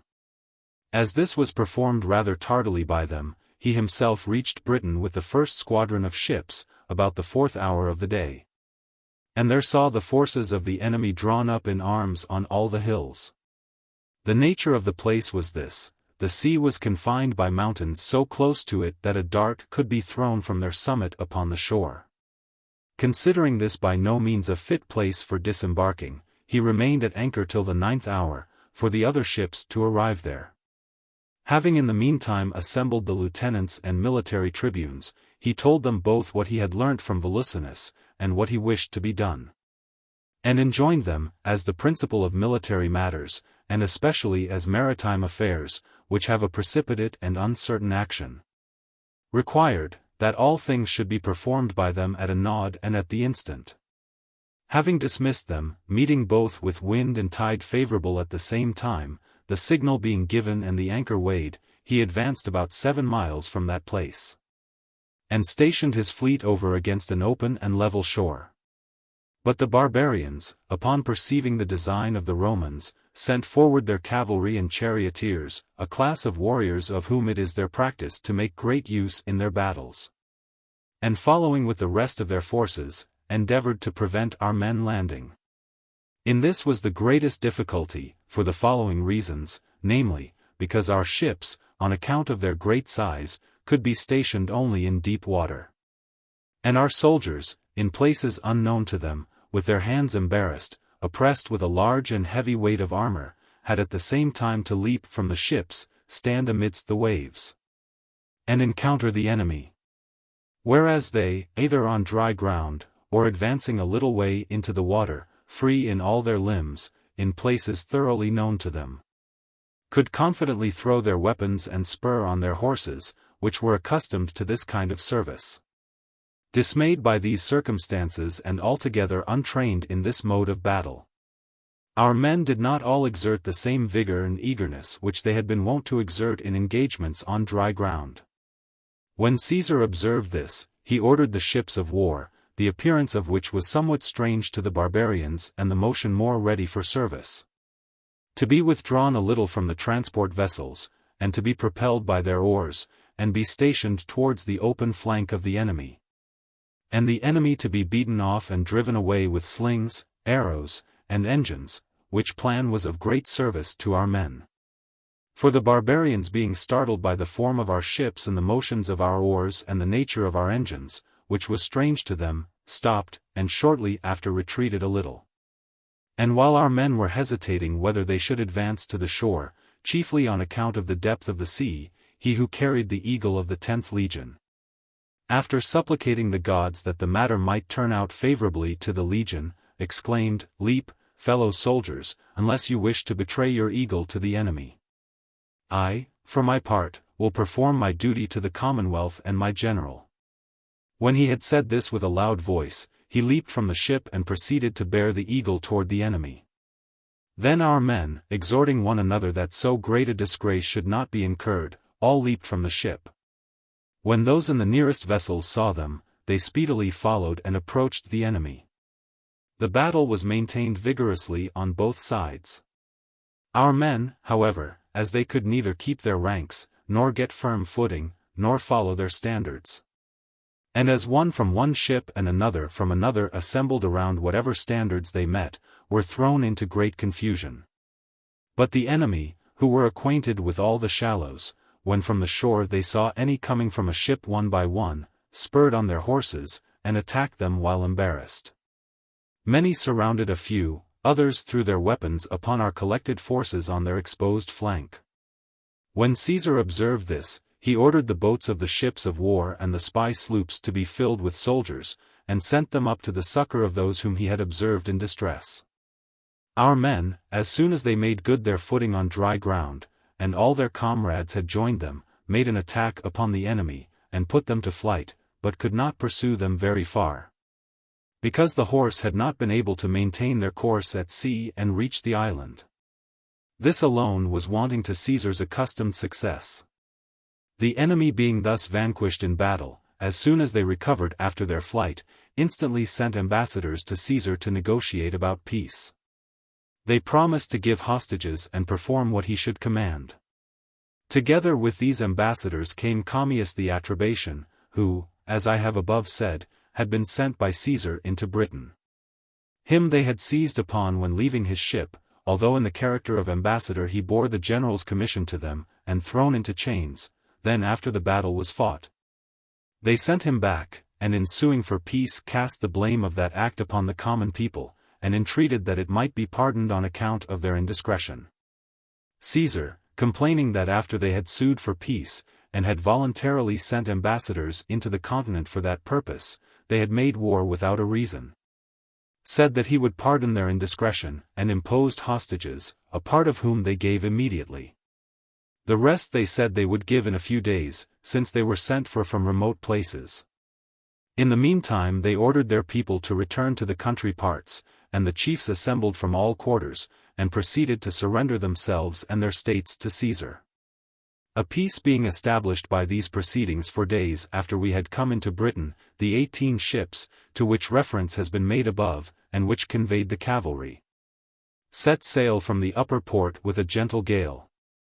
When, however, they were approaching Britain and were seen from the camp, so great a storm suddenly arose that none of them could maintain their course at sea. And some were taken back to the same port from which they had started, others, to their great danger, were driven to the lower part of the island, nearer to the west, which, however, after having cast anchor, as they were getting filled with water, put out to sea through necessity in a stormy night, and made for the continent. It happened that night to be full moon, which usually occasions very high tides in that ocean, and that circumstance was unknown to our men. Thus, at the same time, the tide began to fill the ships of war which Caesar had provided to convey over his army, and which he had drawn up on the strand. And the storm began to dash the ships of burden which were riding at anchor against each other, nor was any means afforded our men of either managing them or of rendering any service. A great many ships having been wrecked, inasmuch as the rest, having lost their cables, anchors, and other tackling, were unfit for sailing, a great confusion, as would necessarily happen, arose throughout the army. For there were no other ships in which they could be conveyed back, and all things which are of service in repairing vessels were wanting. And corn for the winter had not been provided in those places, because it was understood by all that they would certainly winter in Gaul. On discovering these things, the chiefs of Britain, who had come up after the battle was fought to perform those conditions which Caesar had imposed, held a conference. When they perceived that cavalry, and ships, and corn were wanting to the Romans, and discovered the small number of our soldiers from the small extent of the camp, which, too, was on this account more limited than ordinary because Caesar had conveyed over his legions without baggage, and thought that the best plan was to renew the war, and cut off our men from corn and provisions and protract the affair till winter. Because they felt confident that, if they were vanquished or cut off from a return, no one would afterwards pass over into Britain for the purpose of making war. Therefore, again entering into a conspiracy, they began to depart from the camp by degrees and secretly bring up their people from the country parts. But Caesar, although he had not as yet discovered their measures, yet, both from what had occurred to his ships, and from the circumstance that they had neglected to give the promised hostages, suspected that the thing would come to pass which really did happen. He therefore provided remedies against all contingencies. For he daily conveyed corn from the country parts into the camp, used the timber and brass of such ships as were most seriously damaged for repairing the rest, and ordered whatever things besides were necessary for this object to be brought to him from the continent. And thus, since that business was executed by the soldiers with the greatest energy, he effected that, after the loss of 12 ships, a voyage could be made well enough in the rest. While these things are being transacted, 1 legion had been sent to forage, according to custom, and no suspicion of war had arisen as yet, and some of the people remained in the country parts. Others went backwards and forwards to the camp. They who were on duty at the gates of the camp reported to Caesar that a greater dust than was usual was seen in that direction in which the legion had marched. Caesar, suspecting that which was really the case, that some new enterprise was undertaken by the barbarians, ordered the 2 cohorts which were on duty to march into that quarter with him, and 2 other cohorts to relieve them on duty, the rest to be armed and follow him immediately. When he had advanced some little way from the camp, he saw that his men were overpowered by the enemy and scarcely able to stand their ground, and that, the legion being crowded together, weapons were being cast on them from all sides. For as all the corn was reaped in every part with the exception of one, the enemy, suspecting that our men would repair to that, had concealed themselves in the woods during the night. Then attacking them suddenly, scattered as they were, and when they had laid aside their arms, and were engaged in reaping, they killed a small number, threw the rest into confusion, and surrounded them with their cavalry and chariots. Their mode of fighting with their chariots is this: firstly, they drive about in all directions and throw their weapons and generally break the ranks of the enemy with the very dread of their horses and the noise of their wheels. And when they have worked themselves in between the troops of horse, leap from their chariots and engage on foot. The charioteers in the meantime withdraw some little distance from the battle, and so place themselves with the chariots that, if their masters are overpowered by the number of the enemy, they may have a ready retreat to their own troops. Thus they display in battle the speed of horse, together with the firmness of infantry, and by daily practice and exercise attain to such expertness that they are accustomed, even on a declining and steep place, to check their horses at full speed, and manage and turn them in an instant and run along the pole, and stand on the yoke, and thence betake themselves with the greatest celerity to their chariots again. Under these circumstances, our men being dismayed by the novelty of this mode of battle, Caesar most seasonably brought assistance. For upon his arrival the enemy paused, and our men recovered from their fear. Upon which, thinking the time unfavorable for provoking the enemy in coming to an action, he kept himself in his own quarter, and, a short time having intervened, drew back the legions into the camp. While these things were going on, and all our men engaged, the rest of the Britons, who were in the fields, departed. Storms then set in for several successive days, which both confined our men to camp and hindered the enemy from attacking us. In the meantime the barbarians dispatched messengers to all parts and reported to their people the small number of our soldiers, and how good an opportunity was given for obtaining spoil and for liberating themselves forever, if they should only drive the Romans from their camp.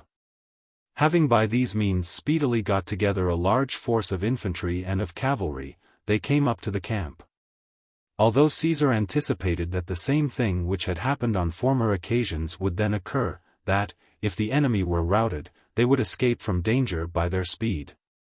Still, having got about 30 horse, which Commius the Atrebatian, of whom mention has been made, had brought over with him, from Gaul, he drew up the legions in order of battle before the camp. When the action commenced, the enemy were unable to sustain the attack of our men long, and turned their backs. Our men pursued them as far as their speed and strength permitted, and slew a great number of them. Then, having destroyed and burnt everything far and wide, they retreated to their camp. The same day, ambassadors sent by the enemy came to Caesar to negotiate a peace. Caesar doubled the number of hostages which he had before demanded, and ordered that they should be brought over to the continent, because, since the time of the equinox was near, he did not consider that, with his ships out of repair, the voyage ought to be deferred till winter. Having met with favorable weather he set sail a little after midnight, and all his fleet arrived safe at the continent, except 2 of the ships of burden which could not make the same port which the other ships did, and were carried a little lower down. When our soldiers, about 300 in number, had been drawn out of these 2 ships, and were marching to the camp, the Morini, whom Caesar, when setting forth for Britain, had left in a state of peace, excited by the hope of spoil, at first surrounded them with a small number of men, and ordered them to lay down their arms, if they did not wish to be slain. Afterwards however, when they, forming a circle, stood on their defense, a shout was raised and about 6,000 of the enemy soon assembled. Which being reported, Caesar sent all the cavalry in the camp as a relief to his men. In the meantime our soldiers sustained the attack of the enemy, and fought most valiantly for more than 4 hours, and, receiving but few wounds themselves, slew several of them. But after our cavalry came in sight, the enemy, throwing away their arms, turned their backs, and a great number of them were killed. The day following Caesar sent Labienus, his lieutenant, with those legions which he had brought back from Britain, against the Morini, who had revolted. Who, as they had no place to which they might retreat, on account of the drying up of their marshes, which they had availed themselves of as a place of refuge the preceding year, almost all fell into the power of Labienus. In the meantime Caesar's lieutenants, Q. Titurius and L.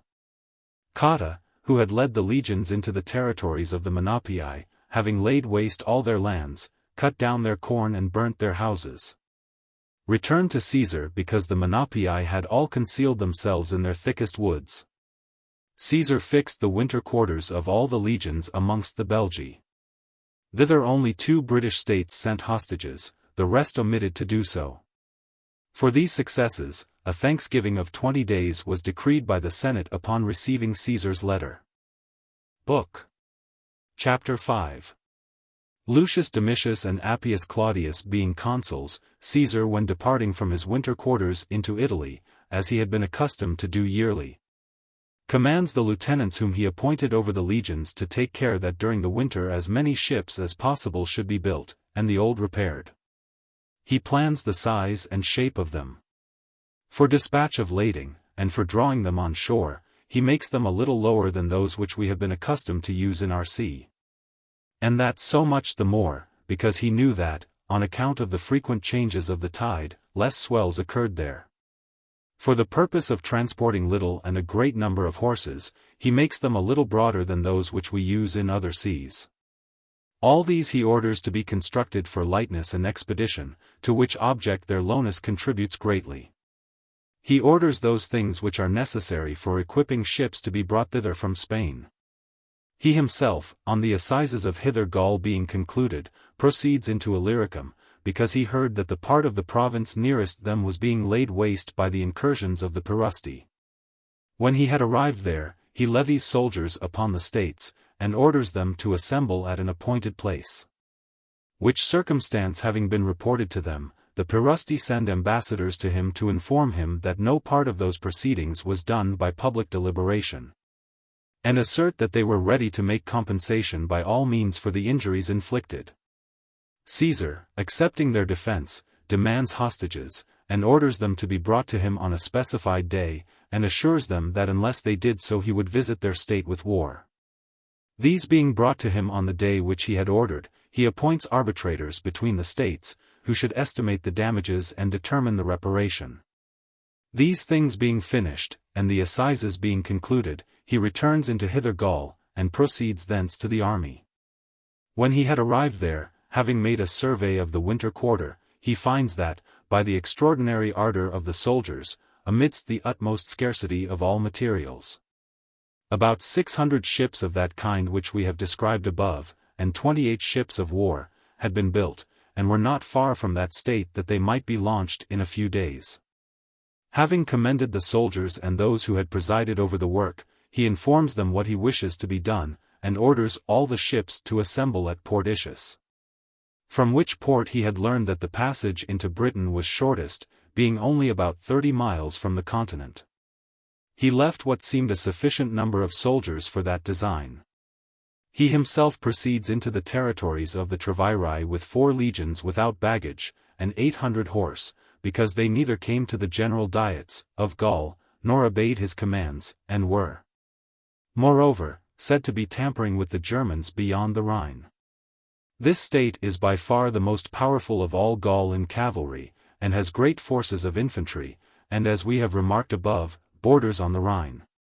In that state, 2 persons, Indutiamaris and Cingetorix, were then contending with each other for the supreme power. One of whom, as soon as the arrival of Caesar and his legions was known, came to him, assures him that he and all his party would continue in their allegiance, and not revolt from the alliance of the Roman people, and informs him of the things which were going on amongst the Treviri. But Indutiamaris began to collect cavalry and infantry, and make preparations for war, having concealed those who by reason of their age could not be under arms in the forest Arduena, which is of immense size, and extends from the Rhine across the country of the Treviri to the frontiers of the Remi.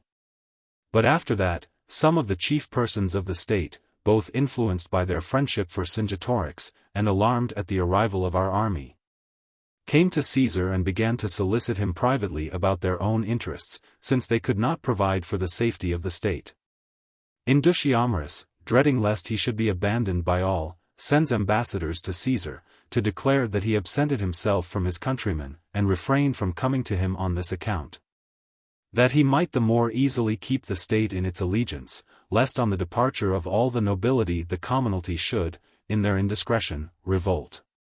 And thus the whole state was at his control, and that he, if Caesar would permit, would come to the camp to him, and would commit his own fortunes and those of the state to his good faith. Caesar, though he discerned from what motive these things were said, and what circumstance deterred him from his meditated plan, still, in order that he might not be compelled to waste the summer among the Treviri, while all things were prepared for the war with Britain, ordered Indutiamaris to come to him with 200 hostages. When these were brought, and among them his son and near relations whom he had demanded by name, he consoled Indutiamaris, and enjoined him to continue in his allegiance. Yet, nevertheless, summoning to him the chief men of the Treviri, he reconciled them individually to Cingetorix. This he both thought should be done by him in justice to the merits of the latter, and also judged that it was of great importance that the influence of one whose singular attachment towards him he had fully seen, should prevail as much as possible among his people. Indutiamaris was very much offended at this act, seeing that his influence was diminished among his countrymen. And he, who already before had borne a hostile mind towards us, was much more violently inflamed against us through resentment at this. These matters being settled, Caesar went to Port Itius with the legions. There he discovers that 40 ships which had been built in the country of the Meldi, having been driven back by a storm, had been unable to maintain their course, and had returned to the same port from which they had set out. He finds the rest ready for sailing, and furnished with everything. In the same place, the cavalry of the whole of Gaul, in number 4,000, assembles, and also the chief persons of all the states. He had determined to leave in Gaul a very few of them, whose fidelity towards him he had clearly discerned, and take the rest with him as hostages, because he feared a commotion in Gaul when he should be absent. There was together with the others, Dumnorix, the Aeduan, of whom we have made previous mention. Him in particular he had resolved to have with him, because he had discovered him to be fond of change, fond of power, possessing great resolution, and great influence among the Gauls. To this was added that Dumnorix had before said in an assembly of Aeduans, that the sovereignty of the state had been made over to him by Caesar. Which speech the Aedui bore with impatience and yet dared not send ambassadors to Caesar for the purpose of either rejecting or deprecating that appointment. That fact Caesar had learned from his own personal friends. He at first strove to obtain by every entreaty that he should be left in Gaul. Partly, because, being unaccustomed to sailing, he feared the sea, partly, because he said he was prevented by divine admonitions. After he saw that this request was firmly refused him, all hope of success being lost, he began to tamper with the chief persons of the Gauls, to call them apart singly and exhort them to remain on the continent, to agitate them with the fear that it was not without reason that Gaul should be stripped of all her nobility, that it was Caesar's design to bring over to Britain and put to death all those whom he feared to slay in the sight of Gaul, to pledge his honor to the rest, to ask for their oath that they would by common deliberation execute what they should perceive to be necessary for Gaul. These things were reported to Caesar by several persons. Having learned this fact, Caesar, because he had conferred so much honor upon the Aeduan state, determined that Dumnorix should be restrained and deterred by whatever means he could. And that, because he perceived his insane designs to be proceeding farther and farther, care should be taken lest he might be able to injure him and the Commonwealth. Therefore, having stayed about 25 days in that place, because the north wind, which usually blows a great part of every season, prevented the voyage, he exerted himself to keep Dumnorix in his allegiance and nevertheless learn all his measures, having at length met with favorable weather. He orders the foot soldiers and the horse to embark in the ships. But, while the minds of all were occupied, Dumnorix began to take his departure from the camp homewards with the cavalry of the Aedui, Caesar being ignorant of it. Caesar, on this matter being reported to him, ceasing from his expedition and deferring all other affairs, sends a great part of the cavalry to pursue him, and commands that he be brought back. He orders that if he use violence and do not submit, that he be slain, considering that Dumnorix would do nothing as a rational man while he himself was absent, since he had disregarded his command even when present. He, however, when recalled, began to resist and defend himself with his hand, and implore the support of his people, often exclaiming that he was free and the subject of a free state. They surround and kill the man as they had been commanded, but the Aeduan horsemen all returned to Caesar. When these things were done and Labienus, left on the continent with 3 legions and 2,000 horse, to defend the harbors and provide corn, and discover what was going on in Gaul, and take measures according to the occasion and according to the circumstance. He himself, with 5 legions and a number of horse, equal to that which he was leaving on the continent, set sail at sunset, and though for a time borne forward by a gentle southwest wind, he did not maintain his course, in consequence of the wind dying away about midnight, and being carried on too far by the tide. When the sun rose, espied Britain passed on his left. Then, again, following the change of tide, he urged on with the oars that he might make that port of the island in which he had discovered the preceding summer that there was the best landing place. And in this affair the spirit of our soldiers was very much to be extolled. For they with the transports and heavy ships, the labor of rowing not being for a moment discontinued, equaled the speed of the ships of war. All the ships reached Britain nearly at midday. Nor was there seen a single enemy in that place, but, as Caesar afterwards found from some prisoners, though large bodies of troops had assembled there. Yet being alarmed by the great number of our ships, more than 800 of which, including the ships of the preceding year, and those private vessels which each had built for his own convenience, had appeared at one time, they had quitted the coast and concealed themselves among the higher points. Caesar, having disembarked his army and chosen a convenient place for the camp, when he discovered from the prisoners in what part the forces of the enemy had lodged themselves, having left 10 cohorts and 300 horse at the sea, to be a guard to the ships, hastens to the enemy, at the third watch, fearing the less for the ships for this reason, because he was leaving them fastened at anchor upon an even and open shore. And he placed Q. Atreus over the guard of the ships. He himself, having advanced by night about 12 miles, espied the forces of the enemy. They, advancing to the river with their cavalry and chariots from the higher ground, began to annoy our men and give battle.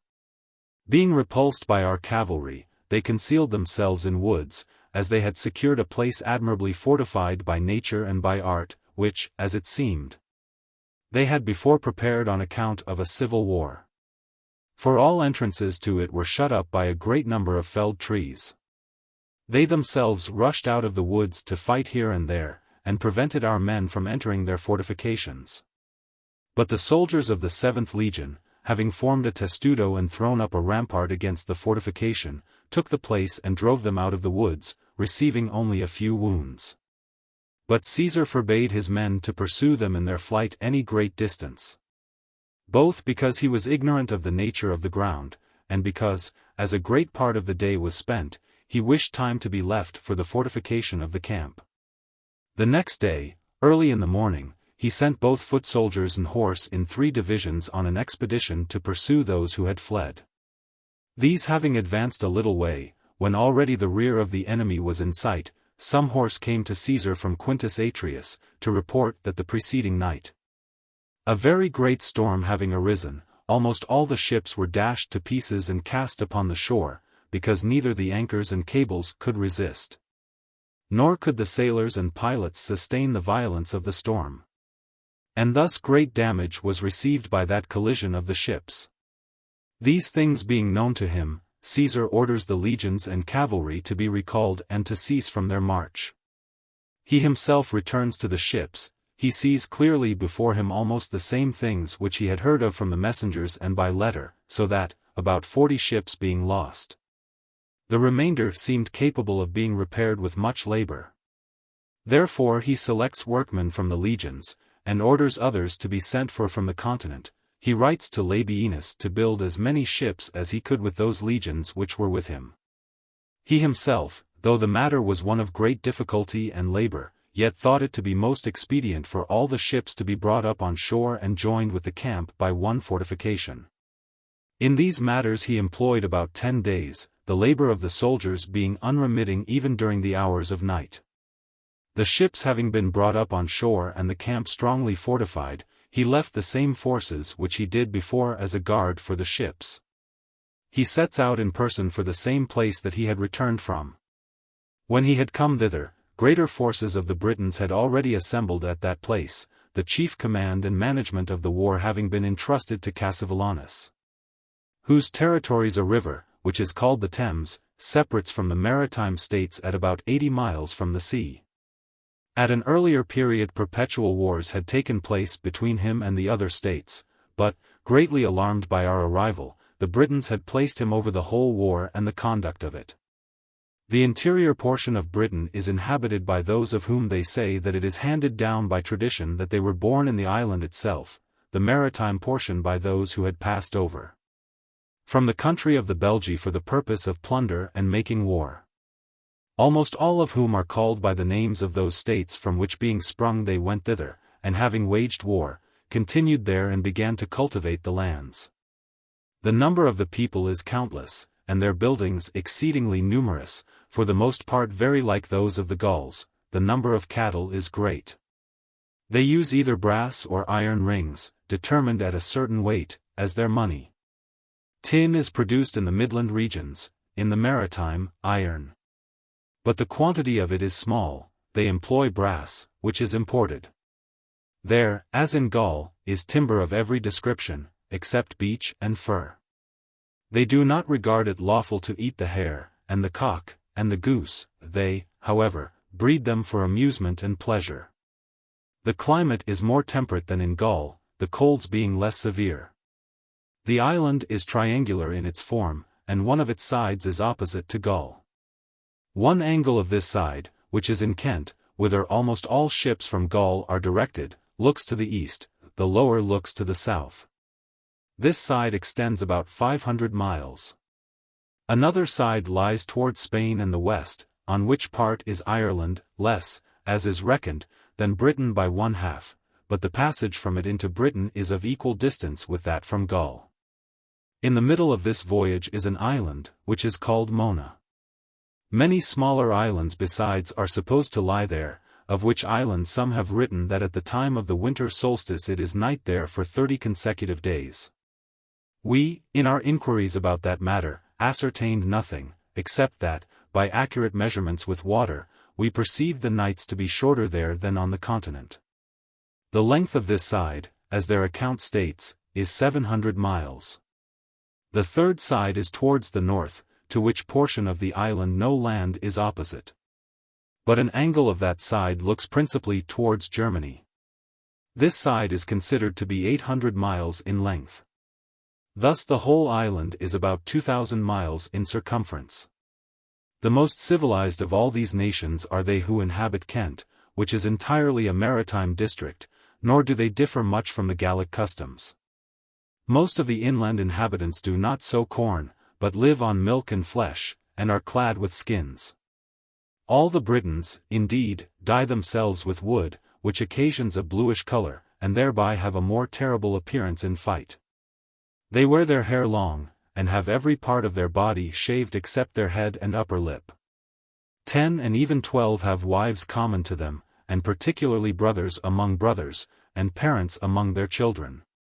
But if there be any issue by these wives, they are reputed to be the children of those by whom respectively each was first espoused when a virgin. The horse and charioteers of the enemy contended vigorously in a skirmish with our cavalry on the march, yet so that our men were conquerors in all parts, and drove them to their woods and hills. But, having slain a great many, they pursued too eagerly, and lost some of their men. But the enemy, after some time had elapsed, when our men were off their guard, and occupied in the fortification of the camp, rushed out of the woods. And making an attack upon those who were placed on duty before the camp, fought in a determined manner.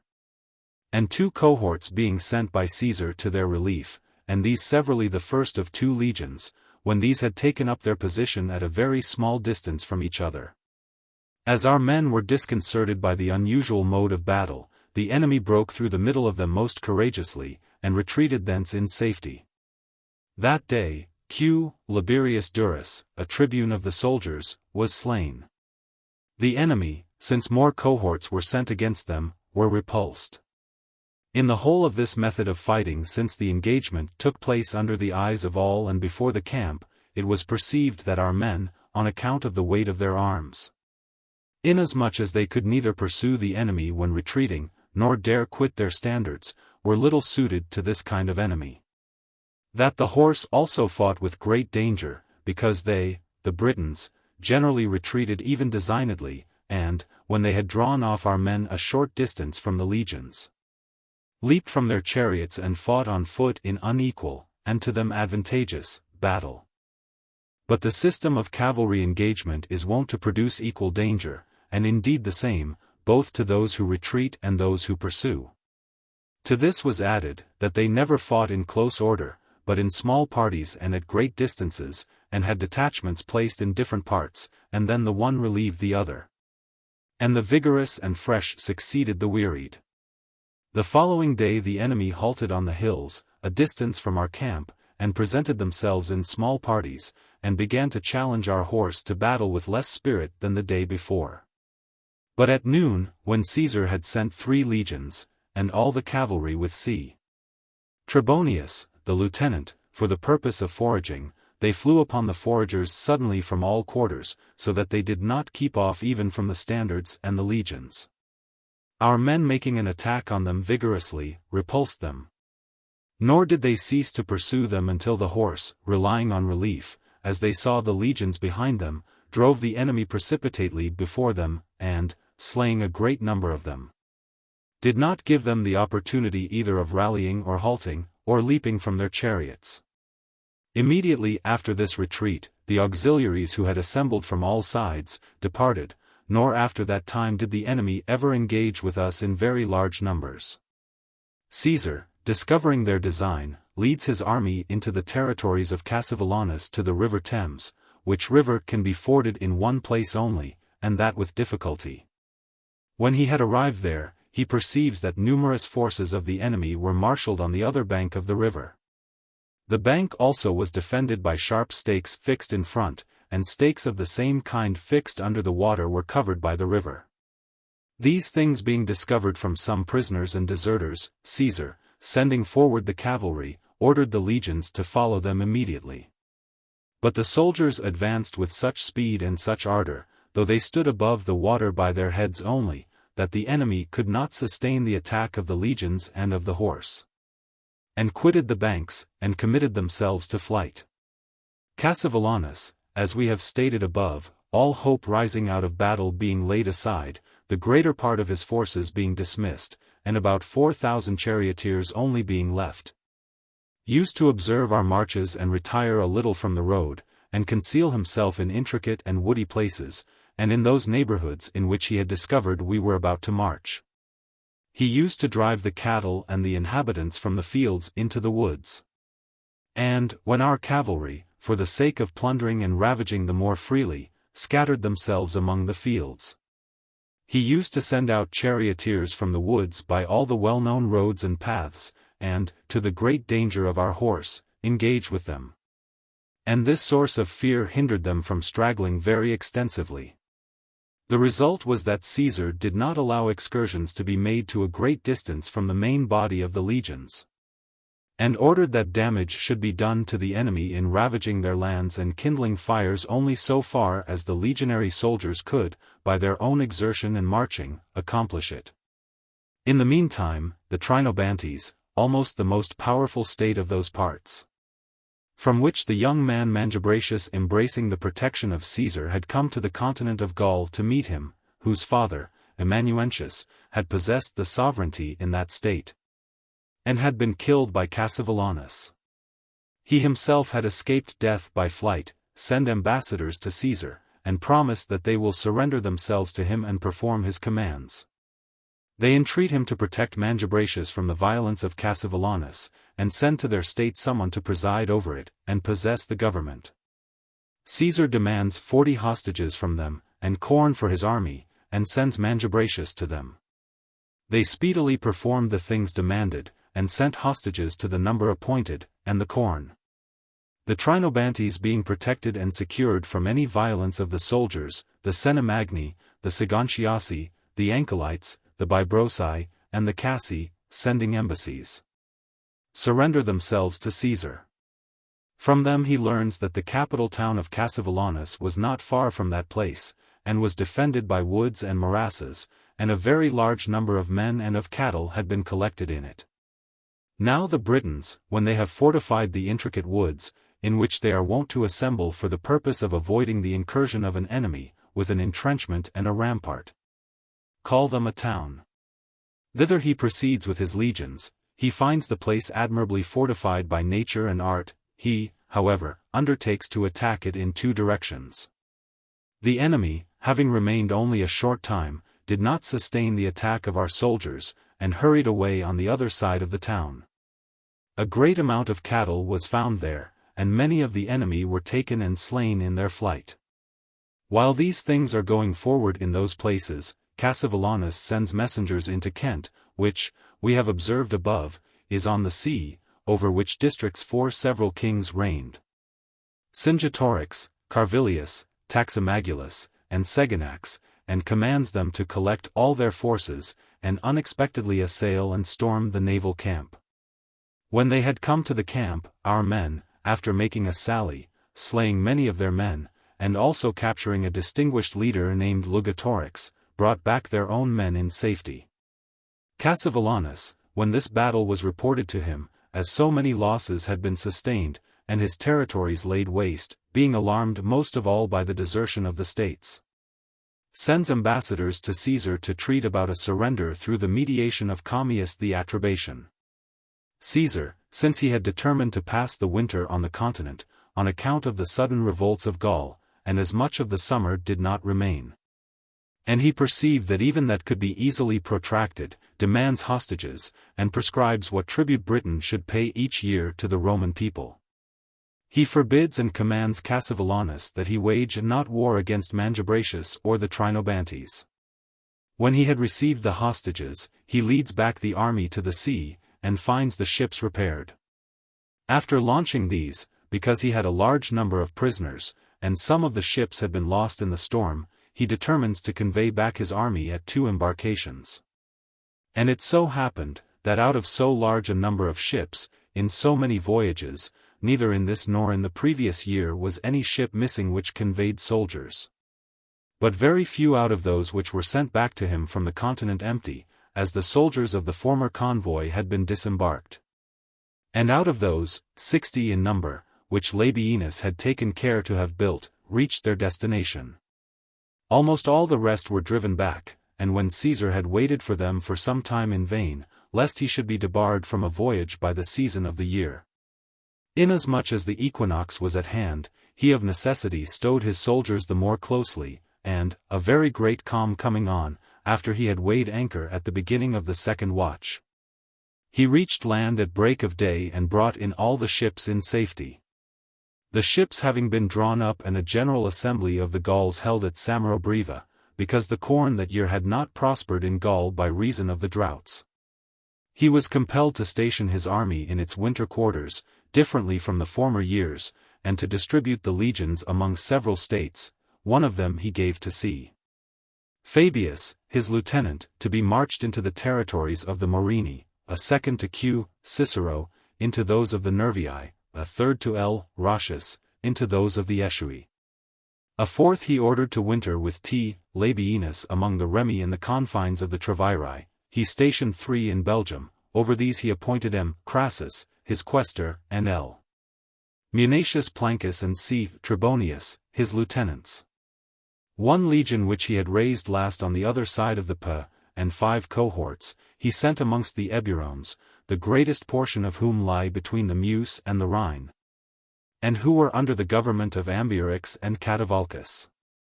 He ordered Q. Titurius Sabinus and L. Aurunculius Cotta, his lieutenants, to take the command of these soldiers. The legions being distributed in this manner, he thought he could most easily remedy the scarcity of corn, and yet the winter quarters of all these legions, except that which he had given to L.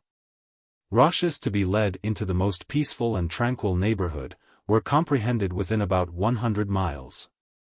He himself in the meanwhile, until he had stationed the legions and knew that the several winter quarters were fortified, determined to stay in Gaul. There was among the Carnuts a man named Tasgetius, born of very high rank, whose ancestors had held the sovereignty in his state. To him Caesar had restored the position of his ancestors, in consideration of his prowess and attachment towards him, because in all his wars he had availed himself of his valuable services. His personal enemies had killed him when in the 3rd year of his reign, many even of his own state being openly promoters of that act. This event is related to Caesar. He fearing, because several were involved in the act, that the state might revolt at their instigation, orders Lucius Plancus, with a legion, to proceed quickly from Belgium to the Carnuts, and winter there, and arrest and send to him the persons by whose instrumentality he should discover that Tasgetius was slain. In the meantime, he was apprised by all the lieutenants and quaestors to whom he had assigned the legions, that they had arrived in winter quarters, and that the place for the quarters was fortified.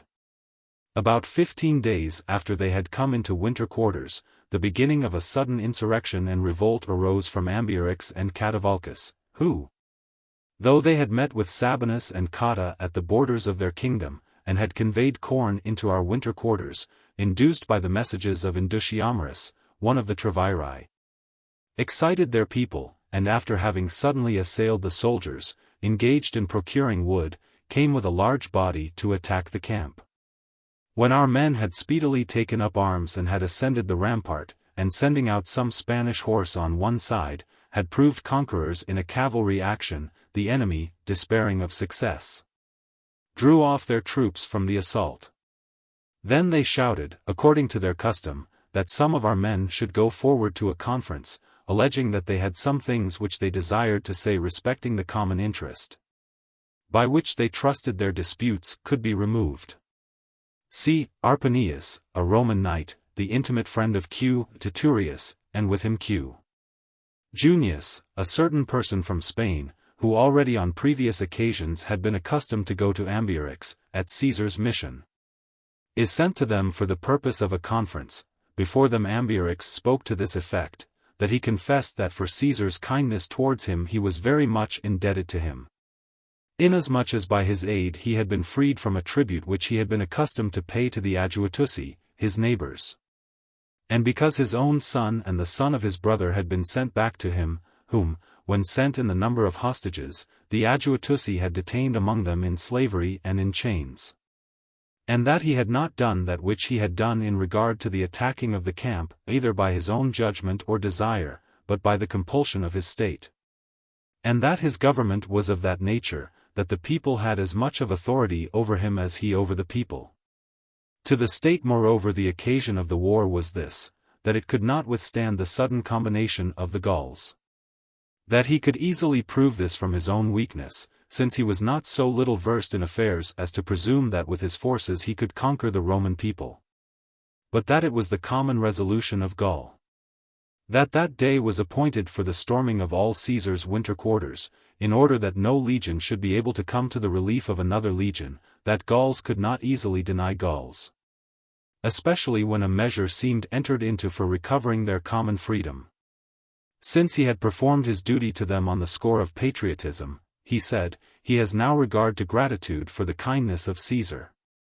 That he warned, that he prayed to Turius by the claims of hospitality, to consult for his and his soldiers' safety, that a large force of the Germans had been hired and had passed the Rhine, that it would arrive in 2 days, that it was for them to consider whether they thought fit, before the nearest people perceived it, to lead off their soldiers when drawn out of winter quarters, either to Cicero or to Labienus, one of whom was about 50 miles distant from them, the other rather more, that this he promised and confirmed by oath, that he would give them a safe passage through his territories. And when he did that, he was both consulting for his own state, because it would be relieved from the winter quarters, and also making a requital to Caesar for his obligations. Arpanius and Junius relate to the lieutenants what they had heard. They, greatly alarmed by the unexpected affair, though those things were spoken by an enemy, still thought they were not to be disregarded.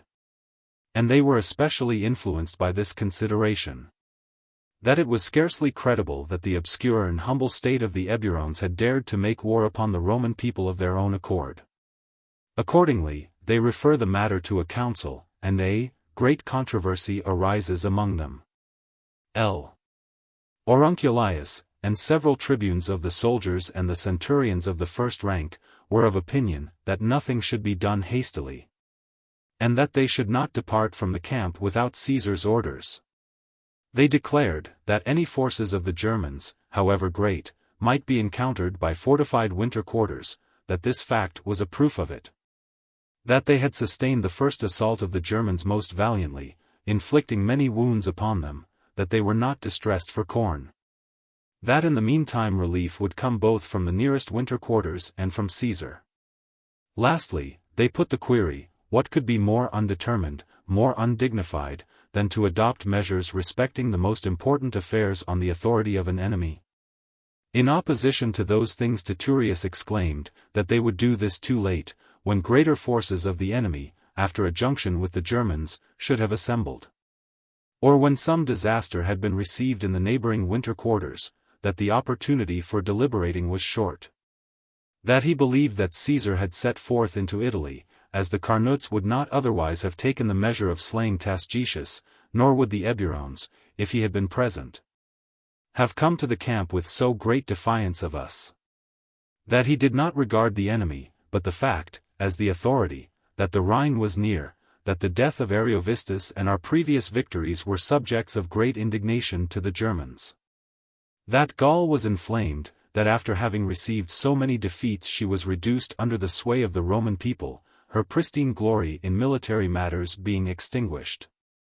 Lastly, who would persuade himself of this, that Ambiorix had resorted to a design of that nature without sure grounds? That his own opinion was safe on either side. If there be nothing very formidable, they would go without danger to the nearest legion.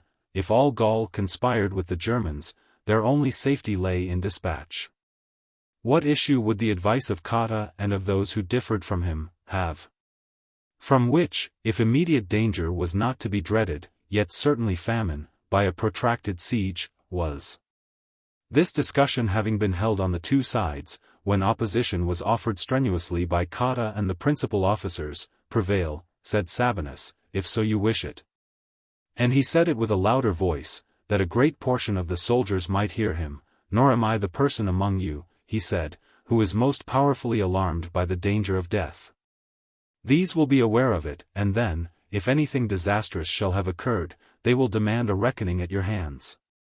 These, who, if it were permitted by you, united 3 days hence with the nearest winter quarters, may encounter the common condition of war with the rest, and not, as if forced away and separated far from the rest, perish either by the sword or by famine.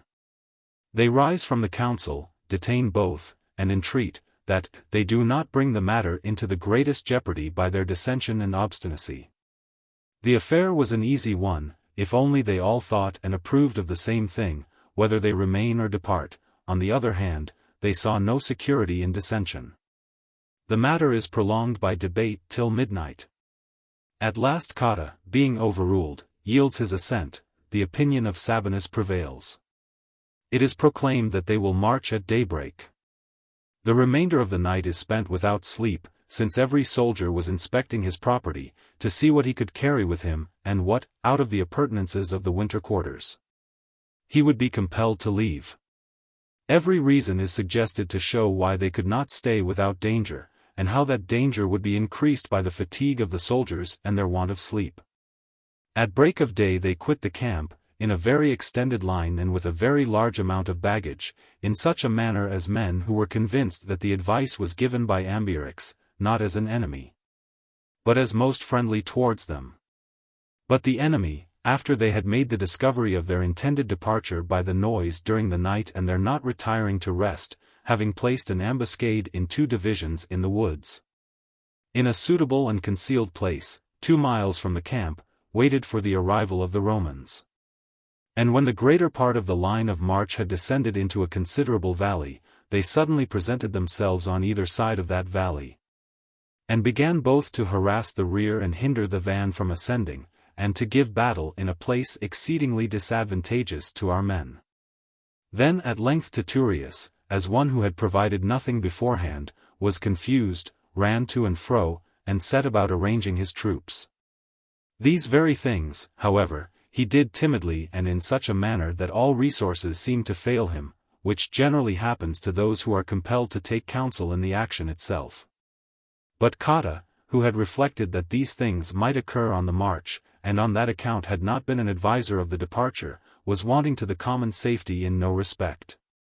Both in addressing and encouraging the soldiers, he performed the duties of a general, and in the battle those of a soldier. And since they, Titurius and Cotta, could less easily perform everything by themselves, and provide what was to be done in each place, by reason of the length of the line of march, they ordered the officers to give the command that they should leave the baggage and form themselves into an orb, which measure, though in a contingency of that nature it was not to be condemned, still turned out unfortunately. For it both diminished the hope of our soldiers and rendered the enemy more eager for the fight, because it appeared that this was not done without the greatest fear and despair. Besides that happened, which would necessarily be the case, That the soldiers for the most part quitted their ensigns and hurried to seek and carry off from the baggage whatever each thought valuable, and all parts were filled with uproar and lamentation. But judgment was not wanting to the barbarians, for their leaders ordered the officers to proclaim through the ranks that no man should quit his place. That the booty was theirs, and for them was reserved whatever the Romans should leave, therefore let them consider that all things depended on their victory. Our men were equal to them in fighting, both in courage and in number, and though they were deserted by their leader and by fortune, yet they still placed all hope of safety in their valor. And as often as any cohort sallied forth on that side, a great number of the enemy usually fell. Ambiorix, when he observed this, orders the command to be issued that they throw their weapons from a distance and do not approach too near. And in whatever direction the Romans should make an attack, there give way, from the lightness of their appointments and from their daily practice no damage could be done them. But pursue them when betaking themselves to their standards again. Which command having been most carefully obeyed, when any cohort had quitted the circle and made a charge, the enemy fled very precipitately. In the meantime, that part of the Roman army, of necessity, was left unprotected, and the weapons received on their open flank. Again, when they had begun to return to that place from which they had advanced, they were surrounded both by those who had retreated and by those who stood next them. But if, on the other hand, they wished to keep their place, neither was an opportunity left for valor, nor could they, being crowded together, escape the weapons cast by so large a body of men. Yet, though assailed by so many disadvantages, and having received many wounds, they withstood the enemy, and, a great portion of the day being spent. Though they fought from daybreak till the 8th hour, they did nothing which was unworthy of them. At length, each thigh of T. Belventius, who the year before had been chief centurion, a brave man and one of great authority, is pierced with a javelin. Q. Lucanius, of the same rank, fighting most valiantly, is slain while he assists his son when surrounded by the enemy. L. Cotta, the lieutenant, when encouraging all the cohorts and companies, is wounded full in the mouth by a sling. Much troubled by these events, Q. Titurius, when he had perceived Ambiorix in the distance encouraging his men, sends to him his interpreter, Cn. Pompey, to beg that he would spare him and his soldiers. He, when addressed, replied, if he wished to confer with him, it was permitted, that he hoped what pertained to the safety of the soldiers could be obtained from the people.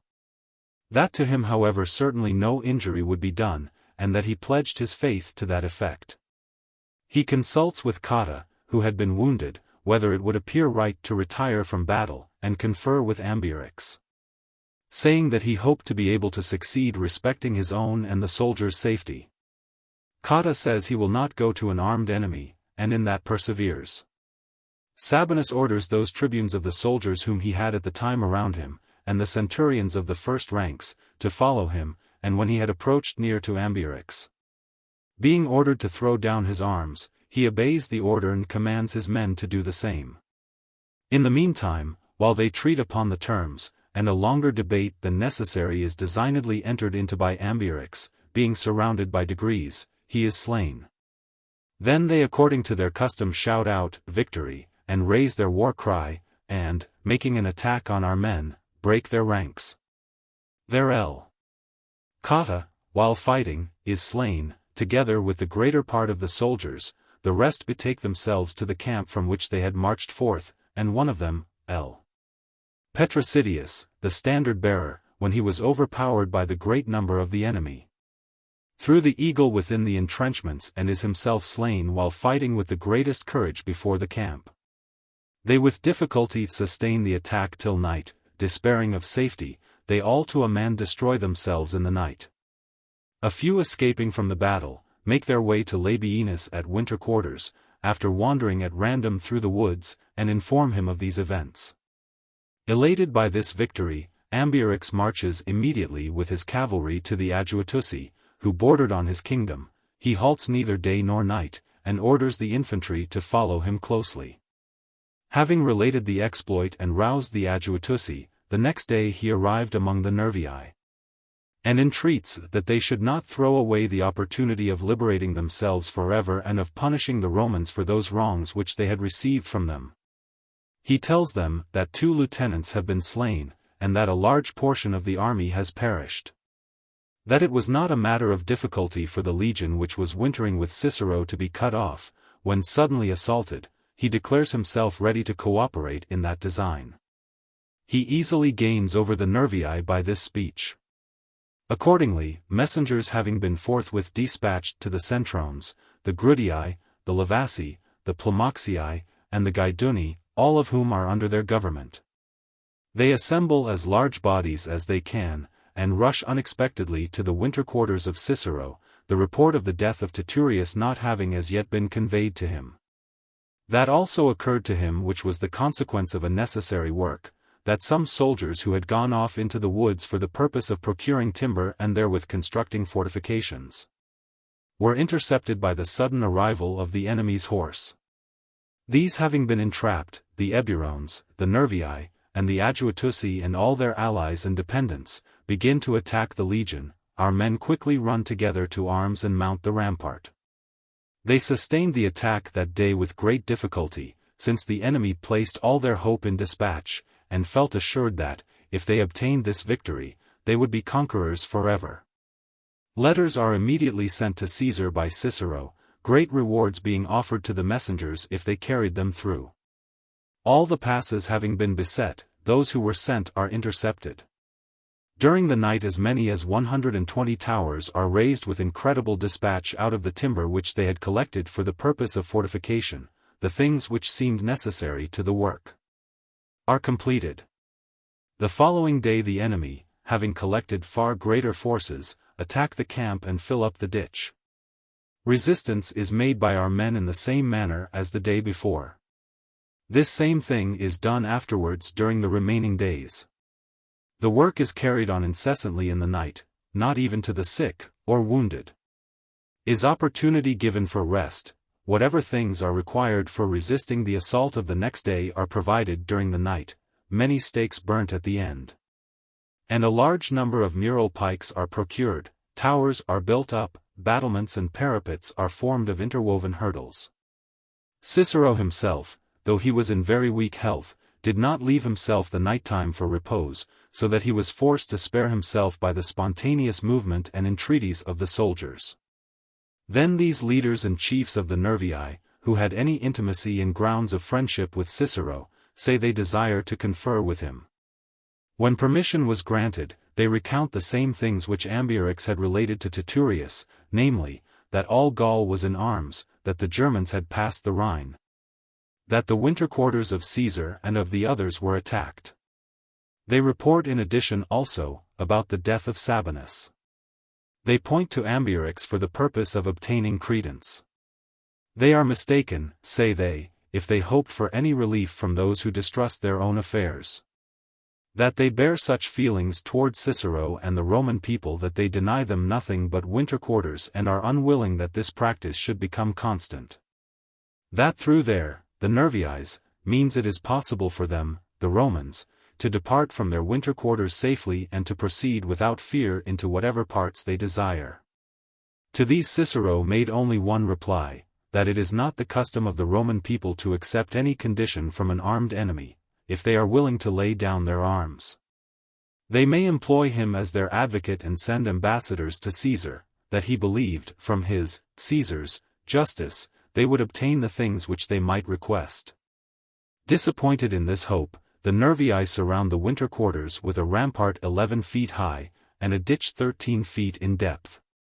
These military works they had learnt from our men in the intercourse of former years, and, having taken some of our army prisoners, were instructed by them, but, as they had no supply of iron tools which are requisite for this service, they were forced to cut the turf with their swords, and to empty out the earth with their hands and cloaks. From which circumstance the vast number of the men could be inferred. For in less than 3 hours they completed a fortification of 10 miles in circumference. And during the rest of the days they began to prepare and construct towers of the height of the ramparts, and grappling irons, and mantlets, which the same prisoners had taught them. On the 7th day of the attack, a very high wind having sprung up, they began to discharge by their slings hot balls made of burnt or hardened clay, and heated javelins, upon the huts, which, after the Gallic custom, were thatched with straw. These quickly took fire, and by the violence of the wind, scattered their flames in every part of the camp. The enemy following up their success with a very loud shout, as if victory were already obtained and secured, began to advance their towers and mantlets, and climb the rampart with ladders. But so great was the courage of our soldiers, and such their presence of mind, that though they were scorched on all sides, and harassed by a vast number of weapons, and were aware that their baggage and their possessions were burning, not only did no one quit the rampart for the purpose of withdrawing from the scene, but scarcely did anyone even then look behind. And they all fought most vigorously and most valiantly. This day was by far the most calamitous to our men. It had this result, however, that on that day the largest number of the enemy was wounded and slain, since they had crowded beneath the very rampart. And the hindmost did not afford the foremost a retreat. The flame having abated a little, and a tower having been brought up in a particular place and touching the rampart, the centurions of the third cohort retired from the place in which they were standing, and drew off all their men. They began to call on the enemy by gestures and by words, to enter if they wished. But none of them dared to advance. Then stones having been cast from every quarter, the enemy were dislodged, and their tower set on fire. In that legion there were 2 very brave men, centurions, who were now approaching the first ranks, T. Pulfio, and L. Varenus. These used to have continual disputes between them which of them should be preferred, and every year used to contend for promotion with the utmost animosity. When the fight was going on most vigorously before the fortifications, Pulfio, one of them, says, "Why do you hesitate, Varenus? Or what better opportunity of signalizing your valor do you seek? This very day shall decide our disputes." When he had uttered these words, he proceeds beyond the fortifications, and rushes on that part of the enemy which appeared the thickest. Nor does Varenus remain within the rampart, but respecting the high opinion of all, follows close after.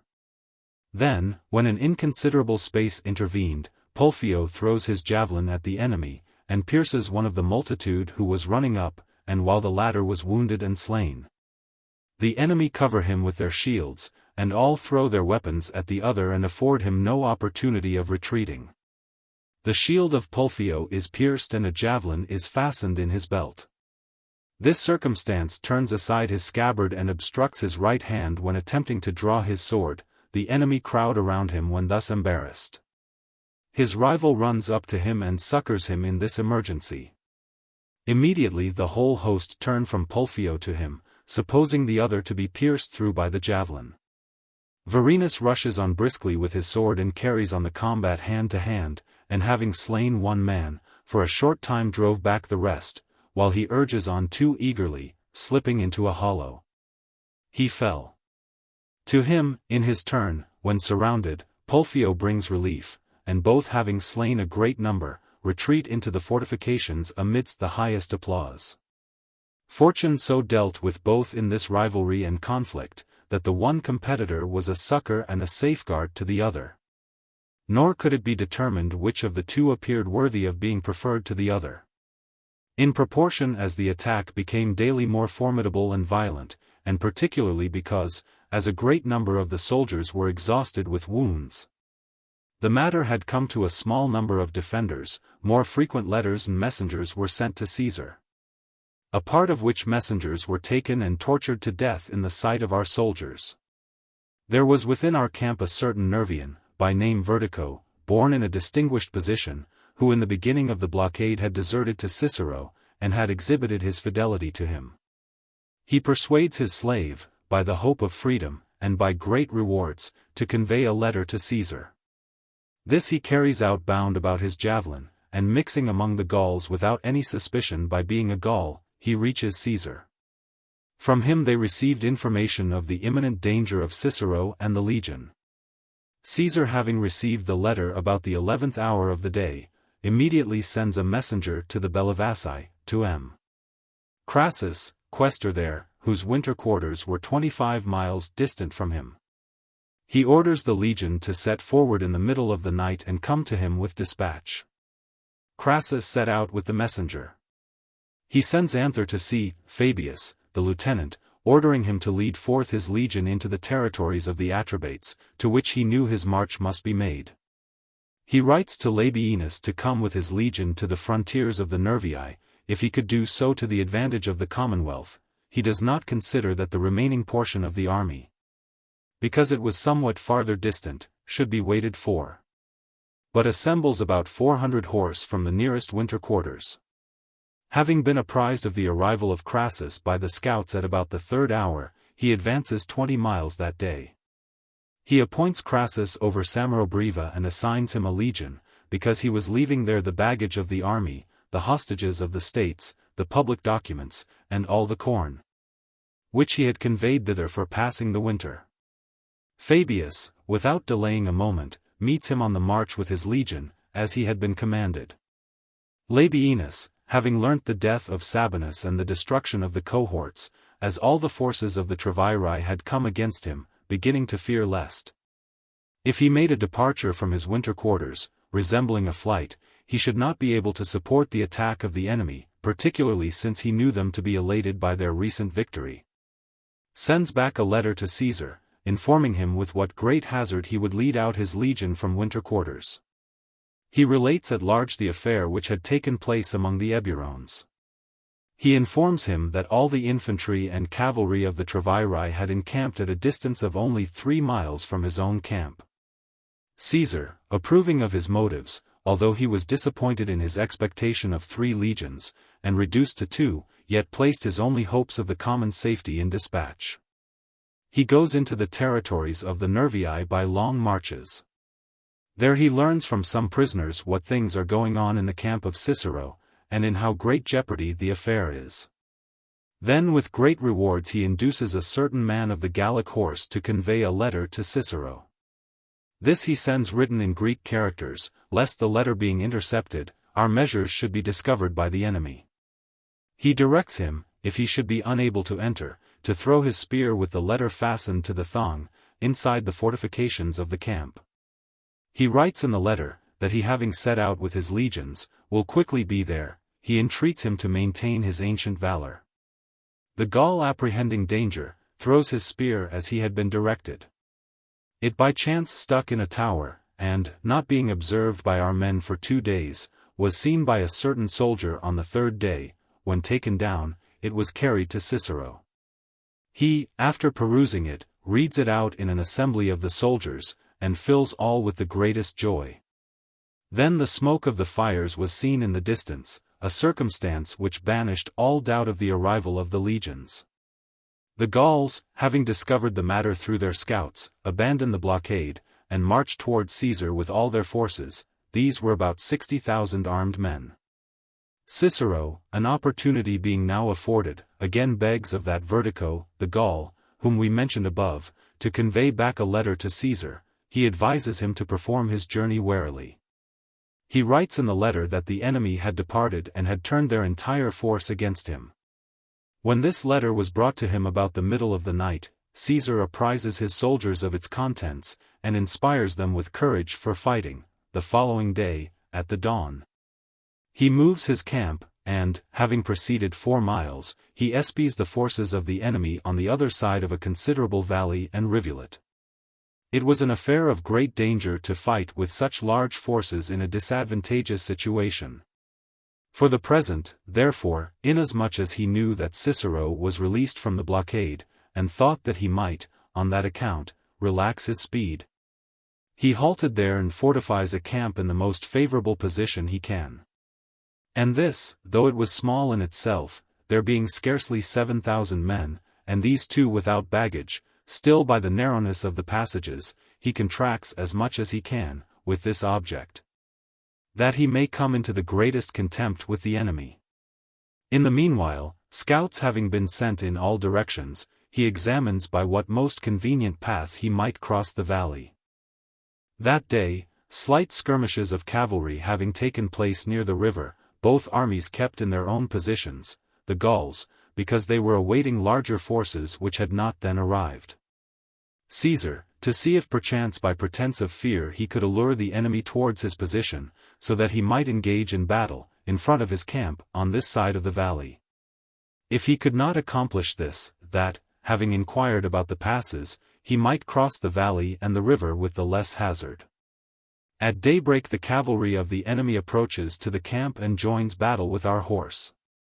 Caesar orders the horse to give way purposely, and retreat to the camp. At the same time he orders the camp to be fortified with a higher rampart in all directions, the gates to be barricaded. And in executing these things as much confusion to be shown as possible, and to perform them under the pretense of fear. Induced by all these things the enemy lead over their forces and draw up their line in a disadvantageous position. And as our men also had been led down from the ramparts, they approach nearer, and throw their weapons into the fortification from all sides, and sending heralds round, order it to be proclaimed that, if any, either Gaul or Roman, was willing to go over to them before the 3rd hour, it was permitted. After that time there would not be permission. And so much did they disregard our men, that the gates having been blocked up with single rows of turf as a mere appearance, because they did not seem able to burst in that way. Some began to pull down the rampart with their hands, others to fill up the trenches. Then Caesar, making a sally from all the gates, and sending out the cavalry, soon puts the enemy to flight, so that no one at all stood his ground with the intention of fighting. And he slew a great number of them, and deprived all of their arms. Caesar, fearing to pursue them very far, because woods and morasses intervened, and also because he saw that they suffered no small loss in abandoning their position, reaches Cicero the same day with all his forces safe. He witnesses with surprise the towers, mantlets, and other fortifications belonging to the enemy, the legion having been drawn out. He finds that even every 10th soldier had not escaped without wounds. From all these things he judges with what danger and with what great courage matters had been conducted. He commends Cicero according to his desert and likewise the legion. He addresses individually the centurions and the tribunes of the soldiers, whose valor he had discovered to have been signal. He receives information of the death of Sabinus and Cotta from the prisoners. An assembly being held the following day, he states the occurrence, he consoles and encourages the soldiers. He suggests that the disaster, which had been occasioned by the misconduct and rashness of his lieutenant, should be borne with a patient mind. Because by the favor of the immortal gods and their own valor, neither was lasting joy left to the enemy, nor very lasting grief to them. In the meanwhile the report respecting the victory of Caesar is conveyed to Labienus through the country of the Remi with incredible speed, so that, though he was about 60 miles distant from the winter quarter of Cicero, and Caesar had arrived there after the 9th hour, before midnight a shout arose at the gates of the camp. By which shout an indication of the victory and a congratulation on the part of the Remi were given to Labienus. This report having been carried to the Treviri, Induciamaris, who had resolved to attack the camp of Labienus the following day, flies by night and leads back all his forces into the country of the Treviri. Caesar sends back Fabius with his legion to his winter quarters. He himself determines to winter with 3 legions near Samarobriva in 3 different quarters, and, because such great commotions had arisen in Gaul, he resolved to remain during the whole winter with the army himself. For the disaster respecting the death of Sabinus having been circulated among them, almost all the states of Gaul were deliberating about war, sending messengers and embassies into all quarters, inquiring what further measure they should take, and holding councils by night in secluded places. Nor did any period of the whole winter pass over without fresh anxiety to Caesar, or without his receiving some intelligence respecting the meetings and commotions of the Gauls. Among these, he is informed by L. Roscius, the lieutenant whom he had placed over the 13th legion, that large forces of those states of the Gauls, which are called the Armoricae, had assembled for the purpose of attacking him and were not more than 8 miles distant. But intelligence respecting the victory of Caesar being carried to them, had retreated in such a manner that their departure appeared like a flight.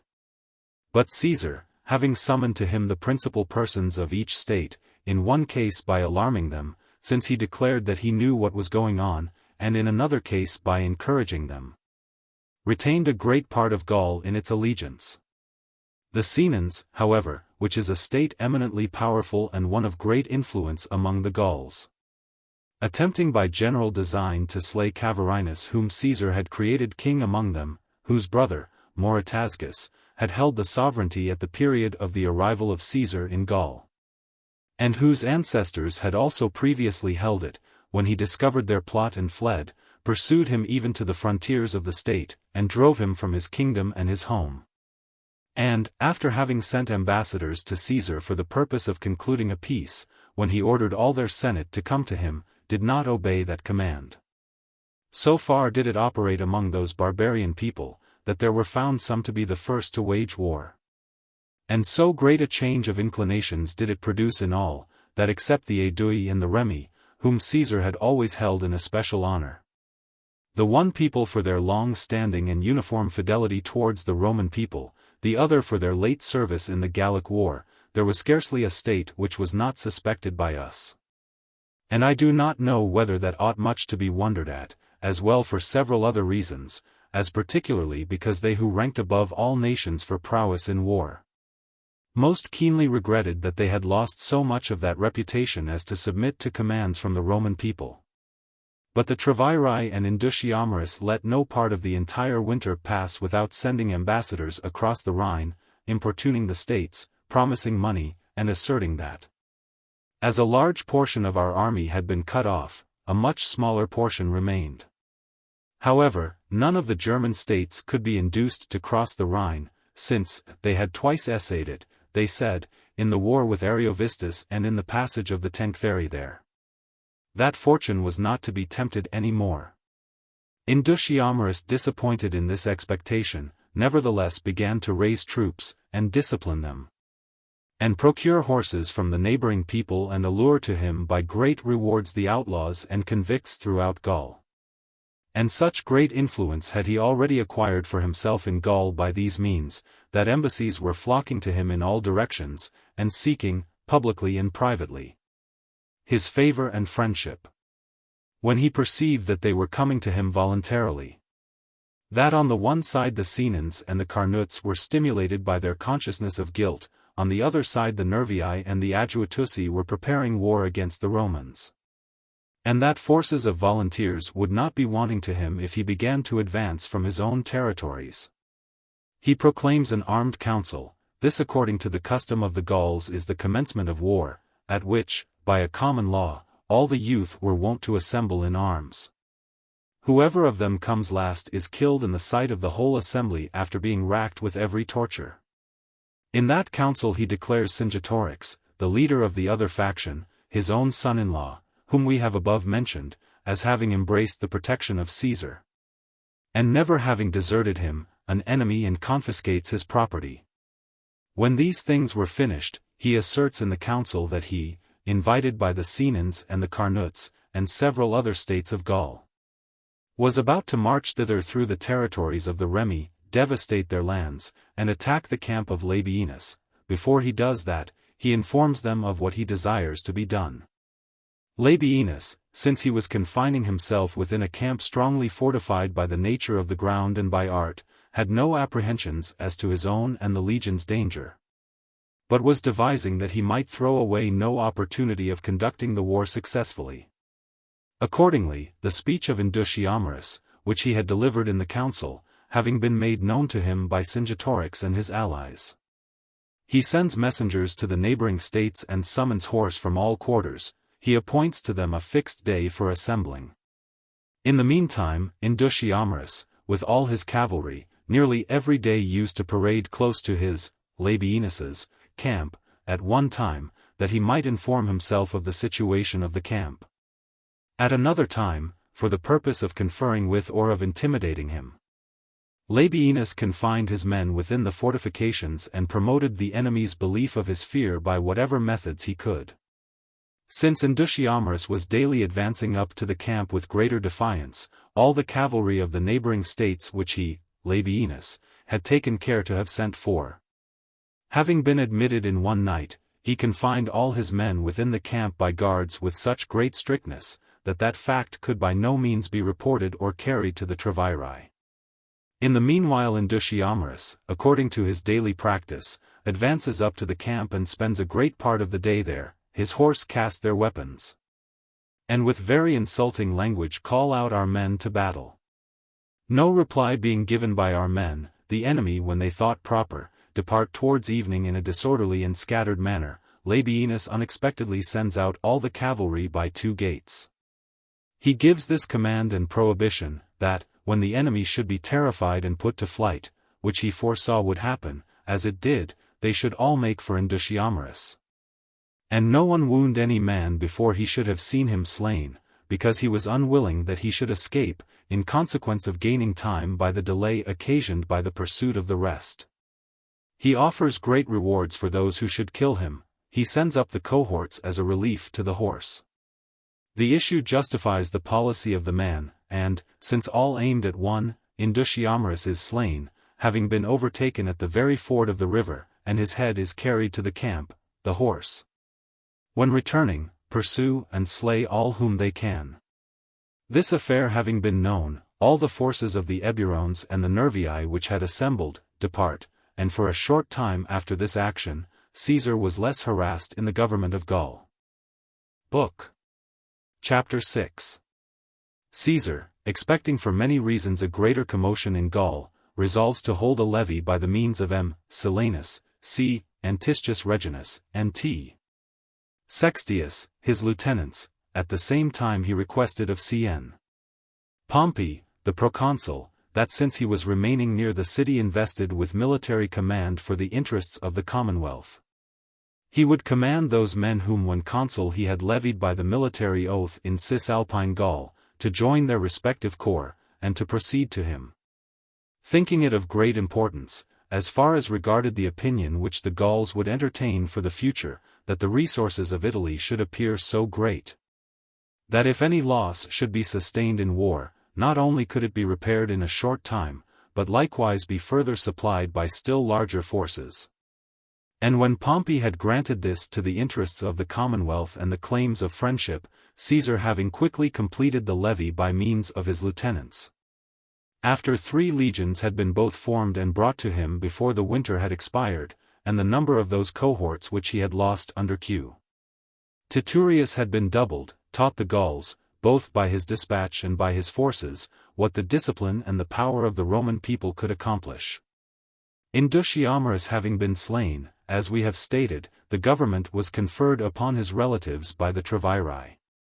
They ceased not to importune the neighboring Germans and to promise them money. When they could not obtain their object from those nearest them, they try those more remote. Having found some states willing to accede to their wishes, they enter into a compact with them by a mutual oath, and give hostages as a security for the money. They attach Ambiorix to them by an alliance and confederacy. Caesar, on being informed of their acts, since he saw that war was being prepared on all sides, that the Nervii, Aduatusi, and Menapii, with the addition of all the Germans on this side of the Rhine were under arms, that the Senons did not assemble according to his command, and were concerting measures with the Carnuts and the neighboring states, that the Germans were importuned by the Treviri in frequent embassies, thought that he ought to take measures for the war earlier than usual. Accordingly, while the winter was not yet ended, having concentrated the 4 nearest legions, he marched unexpectedly into the territories of the Nervii, and before they could either assemble or retreat, after capturing a large number of cattle and of men, and wasting their lands and giving up that booty to the soldiers, compelled them to enter into a surrender and give him hostages. That business having been speedily executed, he again led his legions back into winter quarters. Having proclaimed a council of Gaul in the beginning of the spring, as he had been accustomed to do, when the deputies from the rest, except the Senons, the Carnuts, and the Treviri, had come, judging this to be the commencement of war and revolt, that he might appear to consider all things of less consequence than that war, he transfers the council to Lutetia of the Parisii. These were adjacent to the Senons, and had united their state to them during the memory of their fathers, but were thought to have no part in the present plot. Having proclaimed this from the tribunal, he advances the same day towards the Senons with his legions and arrives among them by long marches. Acco, who had been the author of that enterprise, on being informed of his arrival, orders the people to assemble in the towns. To them, while attempting this and before it could be accomplished, news is brought that the Romans are close at hand. Through necessity they give over their design and send ambassadors to Caesar for the purpose of imploring pardon. They make advances to him through the Aedui, whose state was from ancient times under the protection of Rome. Caesar readily grants them pardon and receives their excuse at the request of the Aedui. Because he thought that the summer season was one for an impending war, not for an investigation. Having imposed 100 hostages, he delivers these to the Aedui to be held in charge by them. To the same place the Carnuts send ambassadors and hostages, employing as their mediators the Remi, under whose protection they receive the same answers. Caesar concludes the council and imposes a levy of cavalry on the states. This part of Gaul having been tranquilized, he applies himself entirely both in mind and soul to the war with the Treviri and Ambiorix. He orders Cavarinus to march with him with the cavalry of the Senons, lest any commotion should arise either out of his hot temper, or out of the hatred of the state which he had incurred. After arranging these things, as he considered it certain that Ambiorix would not contend in battle, he watched his other plans attentively. The Menapii bordered on the territories of the Eburones, and were protected by one continued extent of morasses and woods. And they alone out of Gaul had never sent ambassadors to Caesar on the subject of peace. Caesar knew that a tie of hospitality subsisted between them and Ambiorix. He also discovered that the latter had entered into an alliance with the Germans by means of the Treviri. He thought that these auxiliaries ought to be detached from him before he provoked him to war, lest he, despairing of safety, should either proceed to conceal himself in the territories of the Menapii, or should be driven to coalesce with the Germans beyond the Rhine. Having entered upon this resolution, he sends the baggage of the whole army to Labienus in the territories of the Treviri and orders 2 legions to proceed to him. He himself proceeds against the Menapii with 5 lightly equipped legions. They, having assembled no troops, as they relied on the defense of their position, retreat into the woods and morasses, and convey thither all their property. Caesar, having divided his forces with C. Fabius, his lieutenant, and M. Crassus, his quaestor, and having hastily constructed some bridges, enters their country in 3 divisions, burns their houses and villages, and gets possession of a large number of cattle and men. Constrained by these circumstances, the Menapii send ambassadors to him for the purpose of suing for peace. He, after receiving hostages, assures them that he will consider them in the number of his enemies if they shall receive within their territories either Ambiorix or his ambassadors. Having determinately settled these things, he left among the Menapii Commius the Atrebatian with some cavalry as a guard. He himself proceeds toward the Treviri. While these things are being performed by Caesar, the Treviri, having drawn together large forces of infantry and of cavalry, were preparing to attack Labienus and the legion which was wintering in their territories, and were already not further distant from him than a journey of 2 days, when they learned that 2 legions had arrived by the order of Caesar. Having pitched their camp 15 miles off, they resolved to await the support of the Germans. Labienus, having learned the design of the enemy, hoping that through their rashness there would be some opportunity of engaging, after leaving a guard of 5 cohorts for the baggage, advances against the enemy with 25 cohorts and a large body of cavalry, and, leaving the space of a mile between them, fortifies his camp. There was between Labienus and the enemy a river difficult to cross and with steep banks. This neither did he himself design to cross, nor did he suppose the enemy would cross it. Their hope of auxiliaries was daily increasing. He, Labienus, openly says in a council that, since the Germans are said to be approaching, he would not bring into uncertainty his own and the army's fortunes, and the next day would move his camp at early dawn. These words are quickly carried to the enemy, since out of so large a number of cavalry composed of Gauls, nature compelled some to favor the Gallic interests. Labienus, having assembled the tribunes of the soldiers and principal centurions by night, states what his design is, and, that he may the more easily give the enemy a belief of his fears. He orders the camp to be moved with greater noise and confusion than was usual with the Roman people. By these means he makes his departure appear like a retreat. These things, also, since the camps were so near, are reported to the enemy by scouts before daylight. Scarcely had the rear advanced beyond the fortifications when the Gauls, encouraging one another not to cast from their hands the anticipated booty, that it was a tedious thing. While the Romans were panic-stricken, to be waiting for the aid of the Germans, and that their dignity did not suffer them to fear to attack with such great forces so small a band. Particularly when retreating and encumbered, do not hesitate to cross the river and give battle in a disadvantageous position. Labienus, suspecting that these things would happen, was proceeding quietly, and using the same pretense of a march, in order that he might entice them across the river.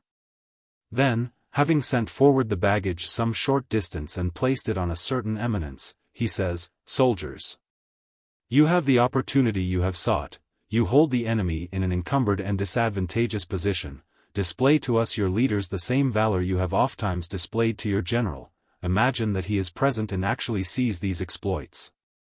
At the same time he orders the troops to face about towards the enemy and form in line of battle, and, dispatching a few troops of cavalry as a guard for the baggage, he places the rest of the horse on the wings. Our men, raising a shout, quickly throw their javelins at the enemy. They, when, contrary to their expectation, they saw those whom they believed to be retreating, advance towards them with threatening banners, were not able to sustain even the charge, and, being put to flight at the first onslaught, sought the nearest woods. Labienus pursuing them with the cavalry, upon a large number being slain, and several taken prisoners, got possession of the state a few days after. For the Germans who were coming to the aid of the Treviri, having been informed of their flight, retreated to their homes. The relations of Indutiomarus, who had been the promoters of the revolt, accompanying them, quitted their own state with them. The supreme power and government were delivered to Cingetorix, whom we have stated to have remained firm in his allegiance from the commencement. Caesar, after he came from the territories of the Menapii into those of the Treviri, resolved for 2 reasons to cross the Rhine. One of which was, because they had sent assistance to the Treviri against him, the other, that Ambiorix might not have a retreat among them. Having determined on these matters, he began to build a bridge a little above that place, at which he had before conveyed over his army. The plan having been known and laid down, the work is accomplished in a few days by the great exertion of the soldiers. Having left a strong guard at the bridge on the side of the Treviri, lest any commotion should suddenly arise among them, he leads over the rest of the forces and the cavalry. The Ubii, who before had sent hostages and come to a capitulation, send ambassadors to him, for the purpose of vindicating themselves, to assure him that neither had auxiliaries been sent to the Treviri from their state, nor had they violated their allegiance. They entreat and beseech him to spare them, lest, in his common hatred of the Germans, the innocent should suffer the penalty of the guilty. They promise to give more hostages, if he desire them. Having investigated the case, Caesar finds that the auxiliaries had been sent by the Suevi. He accepts the apology of the Ubii, and makes minute inquiries concerning the approaches and the routes to the territories of the Suevi. In the meantime he is informed by the Ubii, a few days after, that the Suevi are drawing all their forces into one place, and are giving orders to those nations which are under their government to send auxiliaries of infantry and of cavalry. Having learned these things, he provides a supply of corn, selects a proper place for his camp, and commands the Ubii to drive off their cattle and carry away all their possessions from the country parts into the towns, hoping that they, being a barbarous and ignorant people, when harassed by the want of provisions, might be brought to an engagement on disadvantageous terms. He orders them to send numerous scouts among the Suevi, and learn what things are going on among them. They execute the orders, and, a few days having intervened, report that all the Suevi, after certain intelligence concerning the army of the Romans had come, retreated with all their own forces and those of their allies, which they had assembled, to the utmost extremities of their territories, that there is a wood there of very great extent, which is called Bacchanus. That this stretches a great way into the interior, and, being opposed as a natural barrier, defends from injuries and incursions the Cherusei against the Suevi, and the Suevi against the Cherusei, that at the entrance of that forest the Suevi had determined to await the coming up of the Romans. Since we have come to this place, it does not appear to be foreign to our subject to lay before the reader an account of the manners of Gaul and Germany, and wherein these nations differ from each other. In Gaul there are factions not only in all the states, and in all the cantons and their divisions, but almost in each family. And of these factions those are the leaders who are considered according to their judgment to possess the greatest influence, upon whose will and determination the management of all affairs and measures depends. And that seems to have been instituted in ancient times with this view, that no one of the common people should be in want of support against one more powerful. For none of those leaders suffers his party to be oppressed and defrauded, and if he do otherwise, he has no influence among his party. This same policy exists throughout the whole of Gaul. For all the states are divided into two factions. When Caesar arrived in Gaul, the Aedui were the leaders of one faction, the Sequani of the other. Since the latter were less powerful by themselves, inasmuch as the chief influence was from of old among the Aedui, and their dependencies were great. They had united to themselves the Germans and Ariovistus, and had brought them over to their party by great sacrifices and promises. And having fought several successful battles and slain all the nobility of the Aedui, they had so far surpassed them in power, that they brought over, from the Aedui to themselves, a large portion of their dependents and received from them the sons of their leading men as hostages, and compelled them to swear in their public character that they would enter into no design against them, and held a portion of the neighboring land, seized on by force, and possessed the sovereignty of the whole of Gaul. Divitiacus, urged by this necessity, had proceeded to Rome to the Senate, for the purpose of entreating assistance, and had returned without accomplishing his object. A change of affairs ensued on the arrival of Caesar, the hostages were returned to the Aedui, their old dependencies restored, and new acquired through Caesar, because those who had attached themselves to their alliance saw that they enjoyed a better state and a milder government, their other interests, their influence, their reputation were likewise increased, and in consequence, the Sequani lost the sovereignty. The Remi succeeded to their place, and, as it was perceived that they equaled the Aedui in favor with Caesar, those who on account of their old animosities could by no means coalesce with the Aedui, consigned themselves in clientship to the Remi. The latter carefully protected them. Thus they possessed both a new and suddenly acquired influence. Affairs were then in that position, that the Aedui were considered by far the leading people, and the Remi held the second post of honor. Throughout all Gaul there are two orders of those men who are of any rank and dignity, for the commonalty is held almost in the condition of slaves, and dares to undertake nothing of itself and is admitted to no deliberation. The greater part, when they are pressed either by debt, or the large amount of their tributes, or the oppression of the more powerful, give themselves up in vassalage to the nobles, who possess over them the same rights without exception as masters over their slaves. But of these two orders, one is that of the Druids, the other that of the Knights. The former are engaged in things sacred, conduct the public and the private sacrifices, and interpret all matters of religion. To these a large number of the young men resort for the purpose of instruction, and they, the Druids, are in great honor among them. For they determine respecting almost all controversies, public and private. And if any crime has been perpetrated, if murder has been committed, if there be any dispute about an inheritance, if any about boundaries, these same persons decide it. They decree rewards and punishments if anyone, either in a private or public capacity, has not submitted to their decision, they interdict him from the sacrifices. This among them is the most heavy punishment. Those who have been thus interdicted are esteemed in the number of the impious and the criminal, all shun them, and avoid their society and conversation. lest they receive some evil from their contact. Nor is justice administered to them when seeking it, nor is any dignity bestowed on them. Over all these Druids one presides, who possesses supreme authority among them. Upon his death, if any individual among the rest is preeminent in dignity, he succeeds, but, if there are many equal, the election is made by the suffrages of the Druids. Sometimes they even contend for the presidency with arms.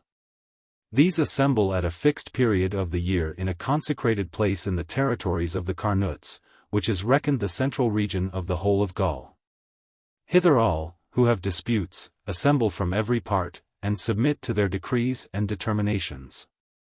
This institution is supposed to have been devised in Britain, and to have been brought over from it into Gaul. And now those who desire to gain a more accurate knowledge of that system generally proceed thither for the purpose of studying it. The Druids do not go to war, nor pay tribute together with the rest. They have an exemption from military service and a dispensation in all matters. Induced by such great advantages, many embrace this profession of their own accord, and many are sent to it by their parents and relations. They are said there to learn by heart a great number of verses, accordingly some remain in the course of training 20 years. Nor do they regard it lawful to commit these to writing, though in almost all other matters, in their public and private transactions, they use Greek characters. That practice they seem to me to have adopted for two reasons. Because they neither desire their doctrines to be divulged among the mass of the people, nor those who learn, to devote themselves the less to the efforts of memory, relying on writing. Since it generally occurs to most men, that, in their dependence on writing, they relax their diligence in learning thoroughly, and their employment of the memory. They wish to inculcate this as one of their leading tenets, that souls do not become extinct, but pass after death from one body to another. And they think that men by this tenet are in a great degree excited to valor, the fear of death being disregarded. They likewise discuss and impart to the youth many things respecting the stars and their motion, respecting the extent of the world and of our earth, respecting the nature of things, respecting the power and the majesty of the immortal gods. The other order is that of the knights. These, when there is occasion and any war occurs, which before Caesar's arrival was for the most part wont to happen every year, as either they on their part were inflicting injuries or repelling those which others inflicted on them, are all engaged in war. And those of them most distinguished by birth and resources, have the greatest number of vassals and dependents about them. They acknowledge this sort of influence and power only. The nation of all the Gauls is extremely devoted to superstitious rites. And on that account they who are troubled with unusually severe diseases and they who are engaged in battles and dangers, either sacrifice men as victims, or vow that they will sacrifice them, and employ the Druids as the performers of those sacrifices. Because they think that unless the life of a man be offered for the life of a man, the mind of the immortal gods cannot be rendered propitious. And they have sacrifices of that kind ordained for national purposes. Others have figures of vast size, the limbs of which formed of osiers they fill with living men, which being set on fire, the men perish enveloped in the flames. They consider that the oblation of such as have been taken in theft, or in robbery, or any other offense, is more acceptable to the immortal gods. But when a supply of that class is wanting, they have recourse to the oblation of even the innocent. They worship as their divinity, Mercury in particular, and have many images of him, and regard him as the inventor of all arts. They consider him, the guide of their journeys and marches, and believe him to have very great influence over the acquisition of gain and mercantile transactions. Next to him they worship Apollo, and Mars, and Jupiter, and Minerva. Respecting these deities they have for the most part the same belief as other nations, that Apollo averts diseases, that Minerva imparts the invention of manufactures, that Jupiter possesses the sovereignty of the heavenly powers, that Mars presides over wars. To him when they have determined to engage in battle, they commonly vow those things they shall take in war. When they have conquered, they sacrifice whatever captured animals may have survived the conflict, and collect the other things into one place. In many states you may see piles of these things heaped up in their consecrated spots. Nor does it often happen that anyone, disregarding the sanctity of the case, dares either to secrete in his house things captured, or take away those deposited. And the most severe punishment, with torture, has been established for such a deed. All the Gauls assert that they are descended from the god Dis, and say that this tradition has been handed down by the Druids. For that reason they compute the divisions of every season, not by the number of days, but of nights. They keep birthdays and the beginnings of months and years in such an order that the day follows the night. Among the other usages of their life, they differ in this from almost all other nations. That they do not permit their children to approach them openly until they are grown up so as to be able to bear the service of war. And they regard it as indecorous for a son of boyish age to stand in public in the presence of his father. Whatever sums of money the husbands have received in the name of dowry from their wives, making an estimate of it, they add the same amount out of their own estates. An account is kept of all this money conjointly, and the profits are laid by, whichever of them shall have survived the other, to that one the portion of both reverts. Together with the profits of the previous time. Husbands have power of life and death over their wives as well as over their children, and when the father of a family, born in a more than commonly distinguished rank, has died, his relations assemble, and, if the circumstances of his death are suspicious, hold an investigation upon the wives in the manner adopted towards slaves. And if proof be obtained, put them to severe torture, and kill them. Their funerals, considering the state of civilization among the Gauls, are magnificent and costly. And they cast into the fire all things, including living creatures, which they suppose to have been dear to them when alive. And, a little before this period, slaves and dependents, who were ascertained to have been beloved by them, were, after the regular funeral rites were completed, burnt together with them. Those states which are considered to conduct their commonwealth more judiciously, have it ordained by their laws, that if any person shall have heard by rumor and report from his neighbors anything concerning the commonwealth, he shall convey it to the magistrate and not impart it to any other. Because it has been discovered that inconsiderate and inexperienced men were often alarmed by false reports and driven to some rash act, or else took hasty measures in affairs of the highest importance. The magistrates conceal those things which require to be kept unknown, and they disclose to the people whatever they determine to be expedient. It is not lawful to speak of the commonwealth, except in council. The Germans differ much from these usages, for they have neither Druids to preside over sacred offices, nor do they pay great regard to sacrifices. They rank in the number of the gods those alone whom they behold, and by whose instrumentality they are obviously benefited, namely, the sun, fire, and the moon. They have not heard of the other deities even by report. Their whole life is occupied in hunting and in the pursuits of the military art. From childhood they devote themselves to fatigue and hardships. Those who have remained chaste for the longest time, receive the greatest commendation among their people. They think that by this the growth is promoted. By this the physical powers are increased and the sinews are strengthened. And to have had knowledge of a woman before the 20th year they reckon among the most disgraceful acts.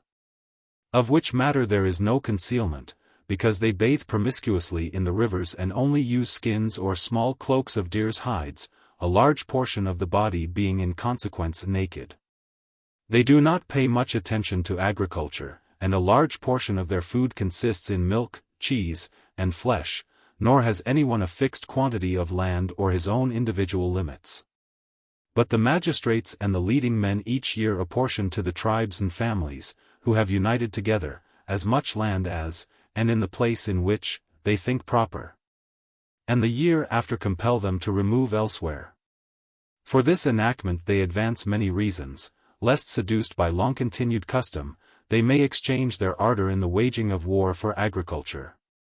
Lest they may be anxious to acquire extensive estates, and the more powerful drive the weaker from their possessions, lest they construct their houses with too great a desire to avoid cold and heat. Lest the desire of wealth spring up, from which cause divisions and discords arise. And that they may keep the common people in a contented state of mind, when each sees his own means placed on an equality with those of the most powerful. It is the greatest glory to the several states to have as wide deserts as possible around them, their frontiers having been laid waste. They consider this the real evidence of their prowess, that their neighbors shall be driven out of their lands and abandon them, and that no one dare settle near them. At the same time they think that they shall be on that account the more secure, because they have removed the apprehension of a sudden incursion. When a state either repels war waged against it, or wages it against another, magistrates are chosen to preside over that war with such authority, that they have power of life and death. In peace there is no common magistrate, but the chiefs of provinces and cantons administer justice and determine controversies among their own people. Robberies which are committed beyond the boundaries of each state bear no infamy, and they avow that these are committed for the purpose of disciplining their youth and of preventing sloth. And when any of their chiefs has said in an assembly that he will be their leader, let those who are willing to follow give in their names. They who approve of both the enterprise and the man arise and promise their assistance and are applauded by the people. Such of them as have not followed him are accounted in the number of deserters and traitors, and confidence in all matters is afterwards refused them. To injure guests they regard as impious. They defend from wrong those who have come to them for any purpose whatever, and esteem them inviolable. To them the houses of all are open and maintenance is freely supplied. And there was formerly a time when the Gauls excelled the Germans in prowess, and waged war on them offensively, and, on account of the great number of their people and the insufficiency of their land, sent colonies over the Rhine. Accordingly, the Volsci-Tecticiges seized on those parts of Germany which are the most fruitful and lie around the Hercynian forest, which, I perceive, was known by report to Eratosthenes and some other Greeks, and which they call Orsinia, and settled there. Which nation to this time retains its position in those settlements, and has a very high character for justice and military merit. Now also they continue in the same scarcity, indigence, hardihood as the Germans, and use the same food and dress.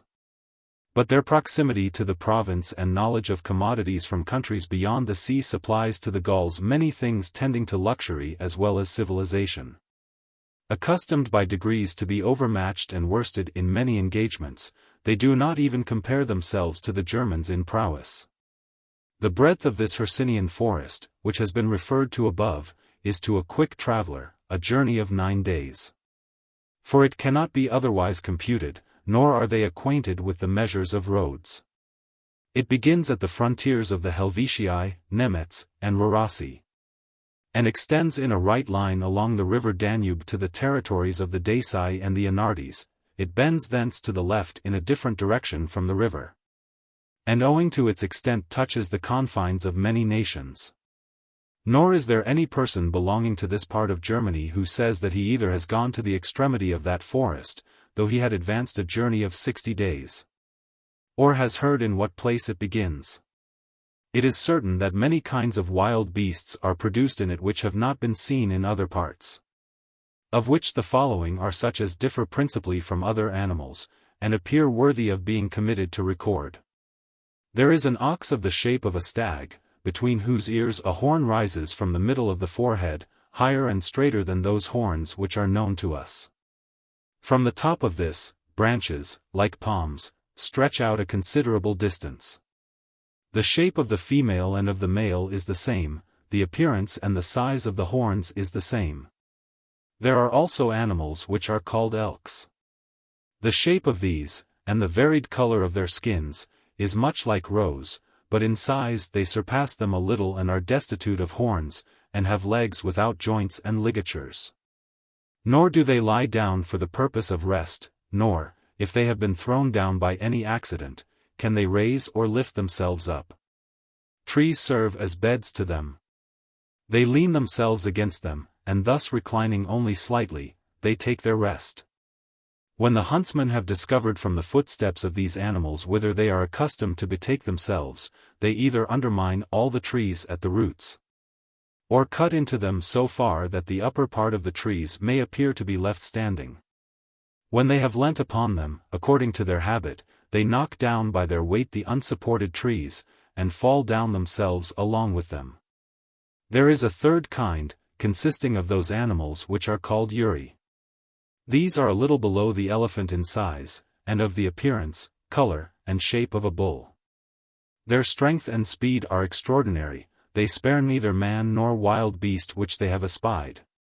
These the Germans take with much pains in pits and kill them.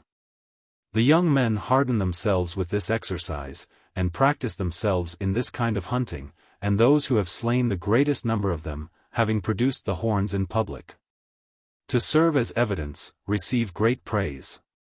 But not even when taken very young can they be rendered familiar to men and tamed. The size, shape, and appearance of their horns differ much from the horns of our oxen.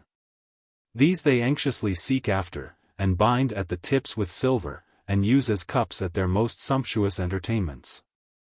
Caesar, after he discovered through the Euboean scouts that the Suevi had retired into their woods, apprehending a scarcity of corn, because, as we have observed above, all the Germans pay very little attention to agriculture, resolved not to proceed any farther. But, that he might not altogether relieve the barbarians from the fear of his return, and that he might delay their succors, having led back his army, he breaks down, to the length of 200 feet, the farther end of the bridge, which joined the banks of the Euboea, and, at the extremity of the bridge raises towers of 4 stories, and stations a guard of 12 cohorts for the purpose of defending the bridge, and strengthens the place with considerable fortifications. Over that fort and guard he appointed C. Vulcatius Tullus, a young man. He himself, when the corn began to ripen, having set forth for the war with Ambiorix, through the forest Arduena, which is the largest of all Gaul, and reaches from the banks of the Rhine and the frontiers of the Treviri to those of the Nervii, and extends over more than 500 miles, he sends forward L. Minucius Basileus with all the cavalry, to try if he might gain any advantage by rapid marches and the advantage of time. He warns him to forbid fires being made in the camp, lest any indication of his approach be given at a distance. He tells him that he will follow immediately. Basileus does as he was commanded, having performed his march rapidly, and even surpassed the expectations of all. He surprises in the fields many not expecting him. Through their information he advances towards Ambiorix himself, to the place in which he was said to be with a few horse. Fortune accomplishes much, not only in other matters, but also in the art of war. For as it happened by a remarkable chance, that he fell upon Ambiorix himself unguarded and unprepared, and that his arrival was seen by the people before the report or information of his arrival was carried thither. So it was an incident of extraordinary fortune that, although every implement of war which he was accustomed to have about him was seized, and his chariots and horses surprised, yet he himself escaped death. But it was effected owing to this circumstance, that his house being surrounded by a wood, as are generally the dwellings of the Gauls, who, for the purpose of avoiding heat, mostly seek the neighborhood of woods and rivers, his attendants and friends in a narrow spot sustained for a short time the attack of our horse. While they were fighting, one of his followers mounted him on a horse, the woods sheltered him as he fled. Thus fortune tended much both towards his encountering and his escaping danger. Whether Ambiorix did not collect his forces from cool deliberation, because he considered he ought not to engage in a battle, or whether he was debarred by time and prevented by the sudden arrival of our horse, when he supposed the rest of the army was closely following, is doubtful. But certainly, dispatching messengers through the country, he ordered everyone to provide for himself, and a part of them fled into the forest Arduena, a part into the extensive morasses. Those who were nearest the ocean, concealed themselves in the islands which the tides usually form. Many, departing from their territories, committed themselves and all their possessions to perfect strangers. Catavolcus, king of one half of the Eburones, who had entered into the design together with Ambiorix, since, being now worn out by age, he was unable to endure the fatigue either of war or flight, having cursed Ambiorix with every imprecation, as the person who had been the contriver of that measure, destroyed himself with the juice of the yew tree, of which there is a great abundance in Gaul and Germany. The Segui and Condrusi, of the nation and number of the Germans, and who are between the Eburones and the Treviri, sent ambassadors to Caesar to entreat that he would not regard them in the number of his enemies, nor consider that the cause of all the Germans on this side the Rhine was one and the same. That they had formed no plans of war, and had sent no auxiliaries to Ambiorix. Caesar, having ascertained this fact by an examination of his prisoners, commanded that if any of the Eburones in their flight had repaired to them, they should be sent back to him. He assures them that if they did that, he will not injure their territories. Then, having divided his forces into 3 parts, he sent the baggage of all the legions to Aduatuca. That is the name of a fort. This is nearly in the middle of the Eburones, where Titurius and Aurunculius had been quartered for the purpose of wintering. This place he selected as well on other accounts as because the fortifications of the previous year remained, in order that he might relieve the labor of the soldiers. He left the 14th legion as a guard for the baggage, one of those 3 which he had lately raised in Italy and brought over. Over that legion and camp he places Q. Tullius Cicero and gives him 200 horse. Having divided the army, he orders T. Labienus to proceed with 3 legions towards the ocean into those parts which border on the Menapii. He sends C. Trebonius with a like number of legions to lay waste that district which lies contiguous to the Aduatuci. He himself determines to go with the remaining 3 to the river Sambra, which flows into the Meuse, and to the most remote parts of Arduena, whither he heard that Ambiorix had gone with a few horse. When departing, he promises that he will return before the end of the 7th day, on which day he was aware corn was due to that legion which was being left in garrison. He directs Labienus and Trebonius to return by the same day, if they can do so agreeably to the interests of the Republic. So that their measures having been mutually imparted, and the plans of the enemy having been discovered, they might be able to commence a different line of operations. There was, as we have above observed, no regular army, nor a town, nor a garrison which could defend itself by arms, but the people were scattered in all directions. Where either a hidden valley, or a woody spot, or a difficult morass furnished any hope of protection or of security to anyone, there he had fixed himself. These places were known to those that dwelt in the neighborhood, and the matter demanded great attention. Not so much in protecting the main body of the army, for no peril could occur to them altogether from those alarmed and scattered troops, as in preserving individual soldiers, which in some measure tended to the safety of the army. For both the desire of booty was leading many too far, and the woods with their unknown and hidden routes would not allow them to go in large bodies. If he desired the business to be completed and the race of those infamous people to be cut off, more bodies of men must be sent in several directions and the soldiers must be detached on all sides. If he were disposed to keep the companies at their standards, as the established discipline and practice of the Roman army required, the situation itself was a safeguard to the barbarians. Nor was there wanting to individuals the daring to lay secret ambuscades and beset scattered soldiers. But amidst difficulties of this nature, as far as precautions could be taken by vigilance, such precautions were taken.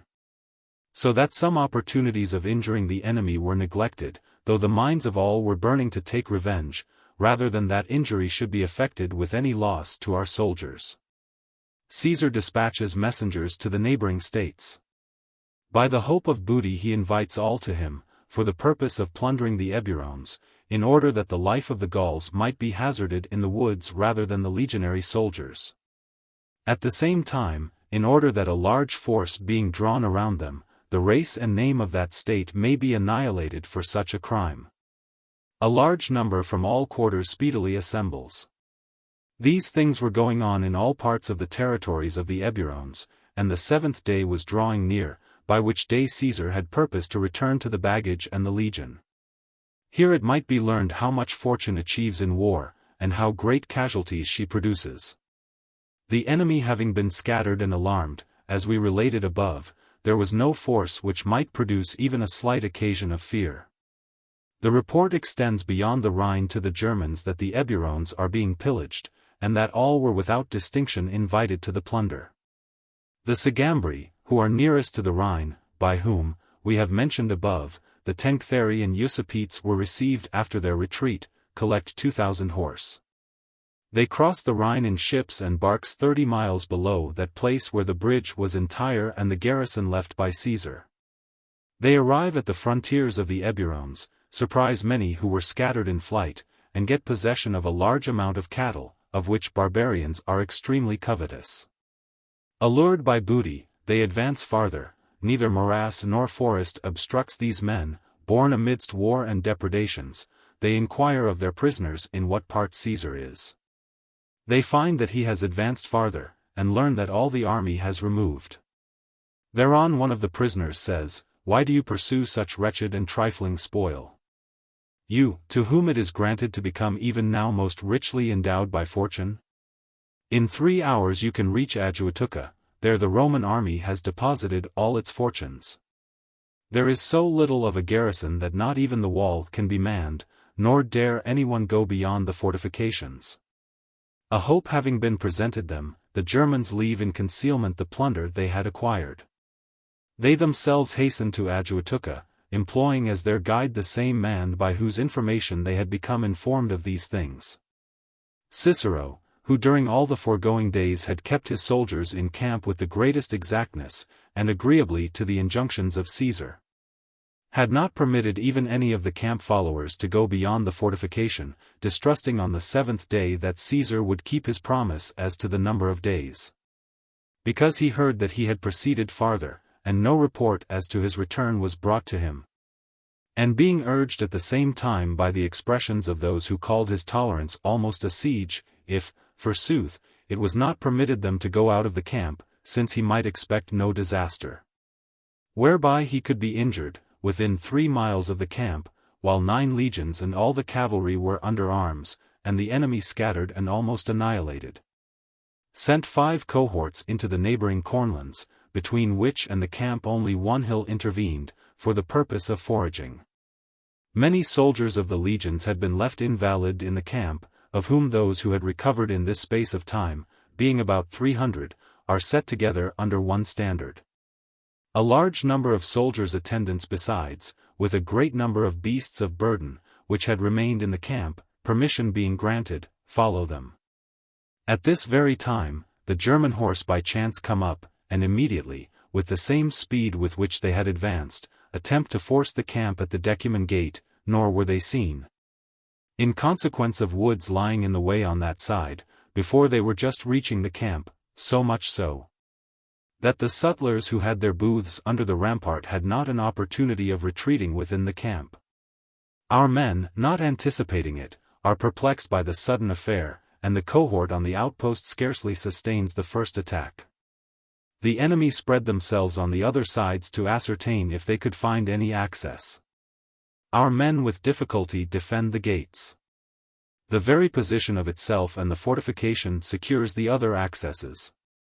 There is a panic in the entire camp, and one inquires of another the cause of the confusion, nor do they readily determine whither the standards should be borne, nor into what quarter each should betake himself.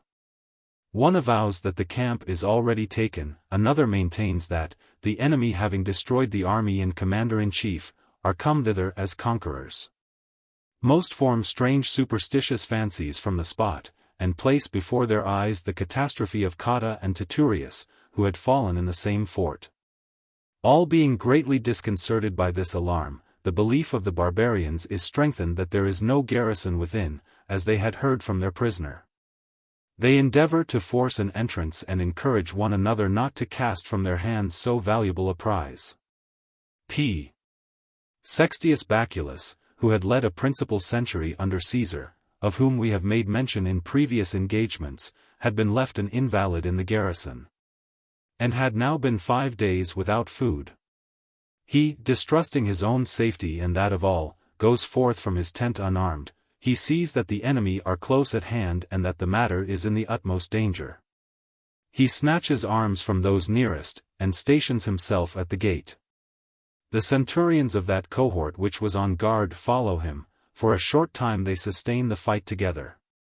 Sextius faints, after receiving many wounds. He is with difficulty saved, drawn away by the hands of the soldiers.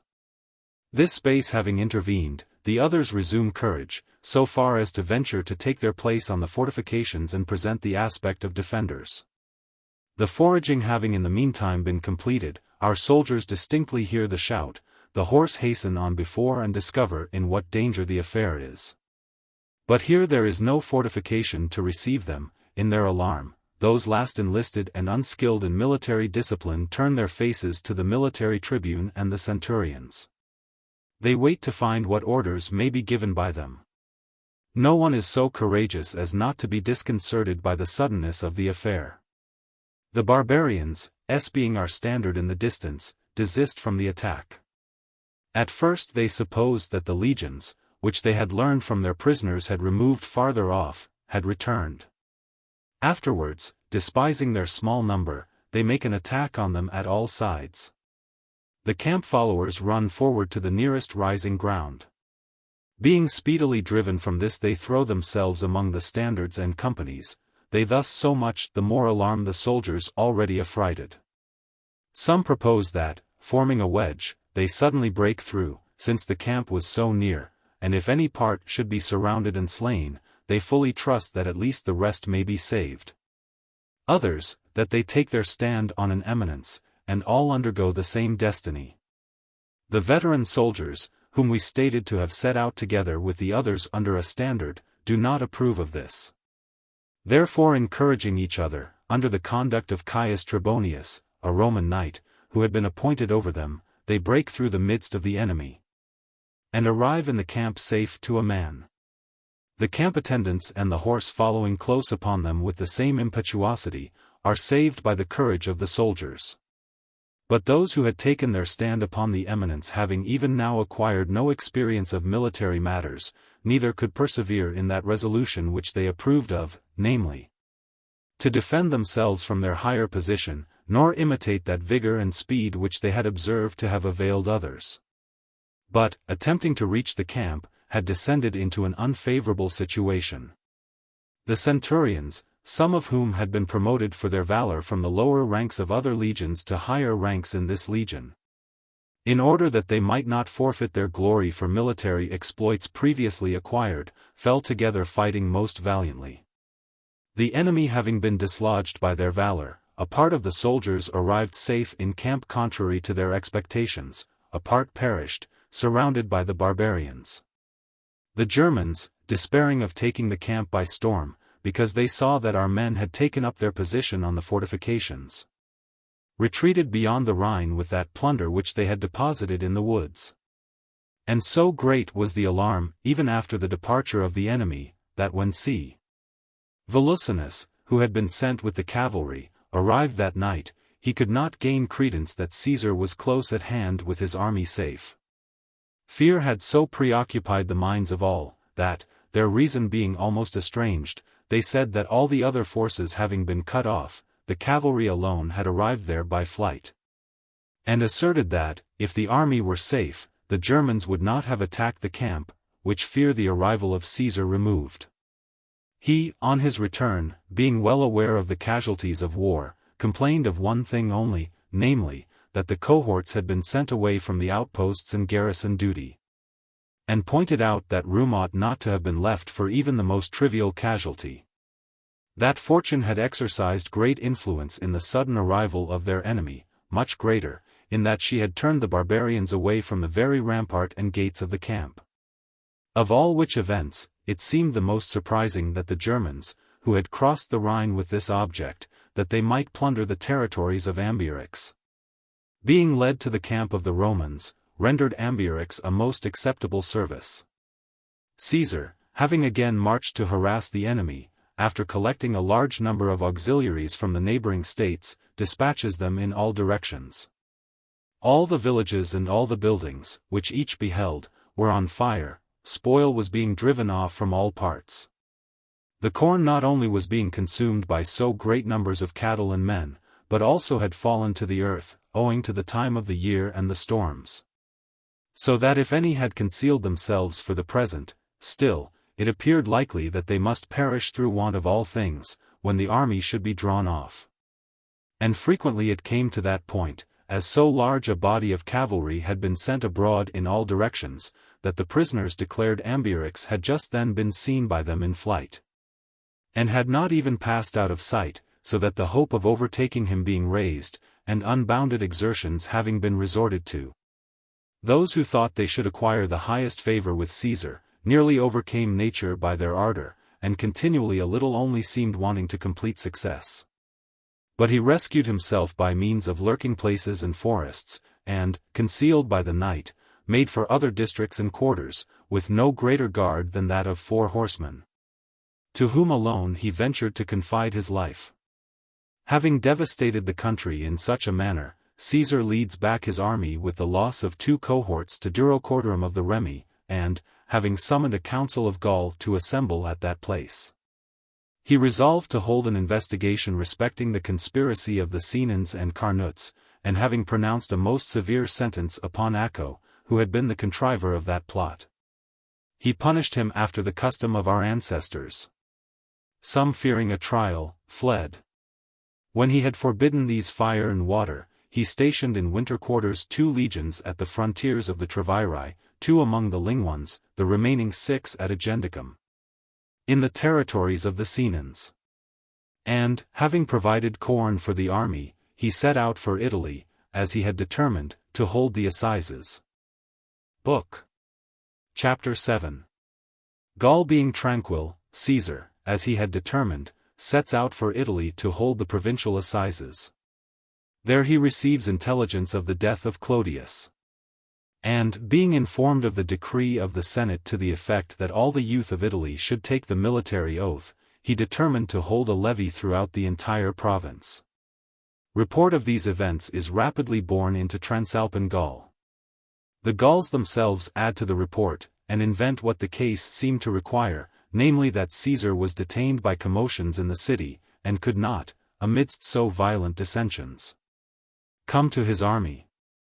Animated by this opportunity, they who already, previously to this occurrence, were indignant that they were reduced beneath the dominion of Rome, begin to organize their plans for war more openly and daringly.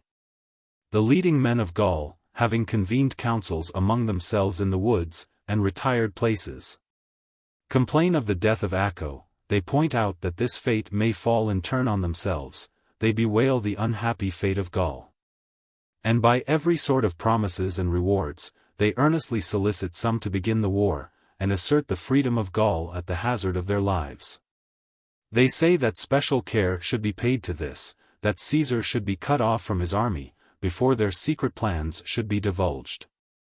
That this was easy, because neither would the legions, in the absence of their general, dare to leave their winter quarters, nor could the general reach his army without a guard. Finally, that it was better to be slain in battle than not to recover their ancient glory in war, and that freedom which they had received from their forefathers. Whilst these things are in agitation, the Carnuts declare that they would decline no danger for the sake of the general safety, and promise that they would be the first of all to begin the war. And since they cannot at present take precautions, by giving and receiving hostages, that the affair shall not be divulged, they require that a solemn assurance be given them by oath and plighted honor. Their military standards being brought together, in which manner their most sacred obligations are made binding, that they should not be deserted by the rest of the Gauls on commencing the war. When the appointed day came, the Carnuts, under the command of Catuatus and Conadidunus, desperate men, meet together at Genabum, and slay the Roman citizens who had settled there for the purpose of trading, among the rest, Caius Fusiacida, a distinguished Roman knight, who by Caesar's orders had presided over the provision department, and plunder their property. The report is quickly spread among all the states of Gaul. For, whenever a more important and remarkable event takes place, they transmit the intelligence through their lands and districts by a shout. The others take it up in succession, and pass it to their neighbors, as happened on this occasion. For the things which were done at Genabum at sunrise were heard in the territories of the Arverni before the end of the first watch, which is an extent of more than 160 miles.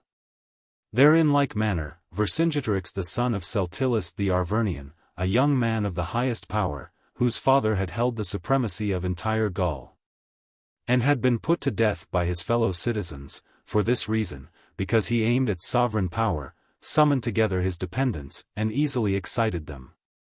On his design being made known, they rush to arms. He is expelled from the town of Gergovia by his uncle Gobernitio and the rest of the nobles, who were of opinion that such an enterprise ought not to be hazarded. He did not however desist, but held in the country a levy of the needy and desperate.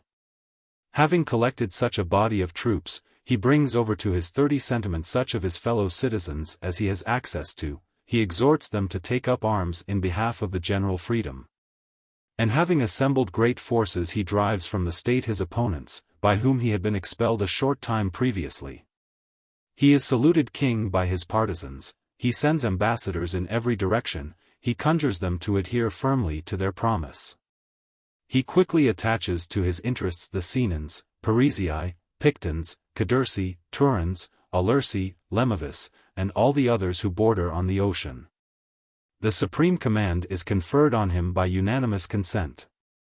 On obtaining this authority, he demands hostages from all these states. He orders a fixed number of soldiers to be sent to him immediately. He determines what quantity of arms each state shall prepare at home, and before what time. He pays particular attention to the cavalry. To the utmost vigilance he adds the utmost rigor of authority. And by the severity of his punishments brings over the wavering, for on the commission of a greater crime he puts the perpetrators to death by fire and every sort of tortures. For a slighter cause, he sends home the offenders with their ears cut off, or one of their eyes put out, that they may be an example to the rest, and frighten others by the severity of their punishment. Having quickly collected an army by their punishments, he sends Lucterius, one of the Cadurci, a man of the utmost daring, with part of his forces, into the territory of the Ruteni, and marches in person into the country of the Bituriges. On his arrival, the Bituriges send ambassadors to the Aedui, under whose protection they were, to solicit aid in order that they might more easily resist the forces of the enemy. The Aedui, by the advice of the lieutenants whom Caesar had left with the army, sent supplies of horse and foot to succor the Bituriges.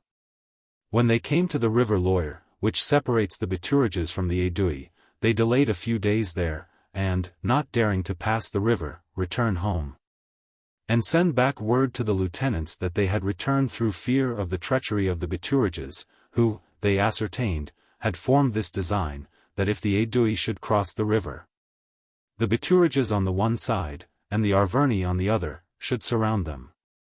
Whether they did this for the reason which they alleged to the lieutenants, or influenced by treachery, we think that we ought not to state as certain, because we have no proof. On their departure, the Bituriges immediately unite themselves to the Arverni. These affairs being announced to Caesar in Italy at the time when he understood that matters in the city had been reduced to a more tranquil state by the energy of Gnaeus Pompey, he set out for Transalpine Gaul. After he had arrived there, he was greatly at a loss to know by what means he could reach his army. For if he should summon the legions into the province, he was aware that on their march they would have to fight in his absence. He foresaw too, that if he himself should endeavor to reach the army, he would act injudiciously, entrusting his safety even to those who seemed to be tranquilized. In the meantime Lucterius the Cadurcan, having been sent into the country of the Ruteni, gains over that state to the Arverni. Having advanced into the country of the Nishabriges, and Gabali, he receives hostages from both nations, and, assembling a numerous force, marches to make a descent on the province in the direction of Narbo. Caesar, when this circumstance was announced to him, thought that the march to Narbo ought to take the precedence of all his other plans. When he arrived there, he encourages the timid, and stations garrisons among the Ruteni, in the province of the Volsi Aricomasai, and the country around Narbo which was in the vicinity of the enemy. He orders a portion of the forces from the province, and the recruits which he had brought from Italy, to rendezvous among the Helvii who border on the territories of the Arverni. These matters being arranged, and Lucterius now checked and forced to retreat, because he thought it dangerous to enter the line of Roman garrisons, Caesar marches into the country of the Helvii. Although Mount Cevennes, which separates the Arverni from the Helvii, blocked up the way with very deep snow, as it was the severest season of the year, Yet having cleared away the snow to the depth of 6 feet, and having opened the roads, he reaches the territories of the Arverni, with infinite labor to his soldiers. This people being surprised, because they considered themselves defended by the Cevennes as by a wall, and the paths at this season of the year had never before been passable even to individuals. He orders the cavalry to extend themselves as far as they could, and strike as great a panic as possible into the enemy. These proceedings are speedily announced to Vercingetorix by rumor and his messengers. Around him all the Arverni crowd in alarm, and solemnly entreat him to protect their property, and not to suffer them to be plundered by the enemy. Especially as he saw that all the war was transferred into their country. Being prevailed upon by their entreaties, he moves his camp from the country of the Bituriges in the direction of the Arverni.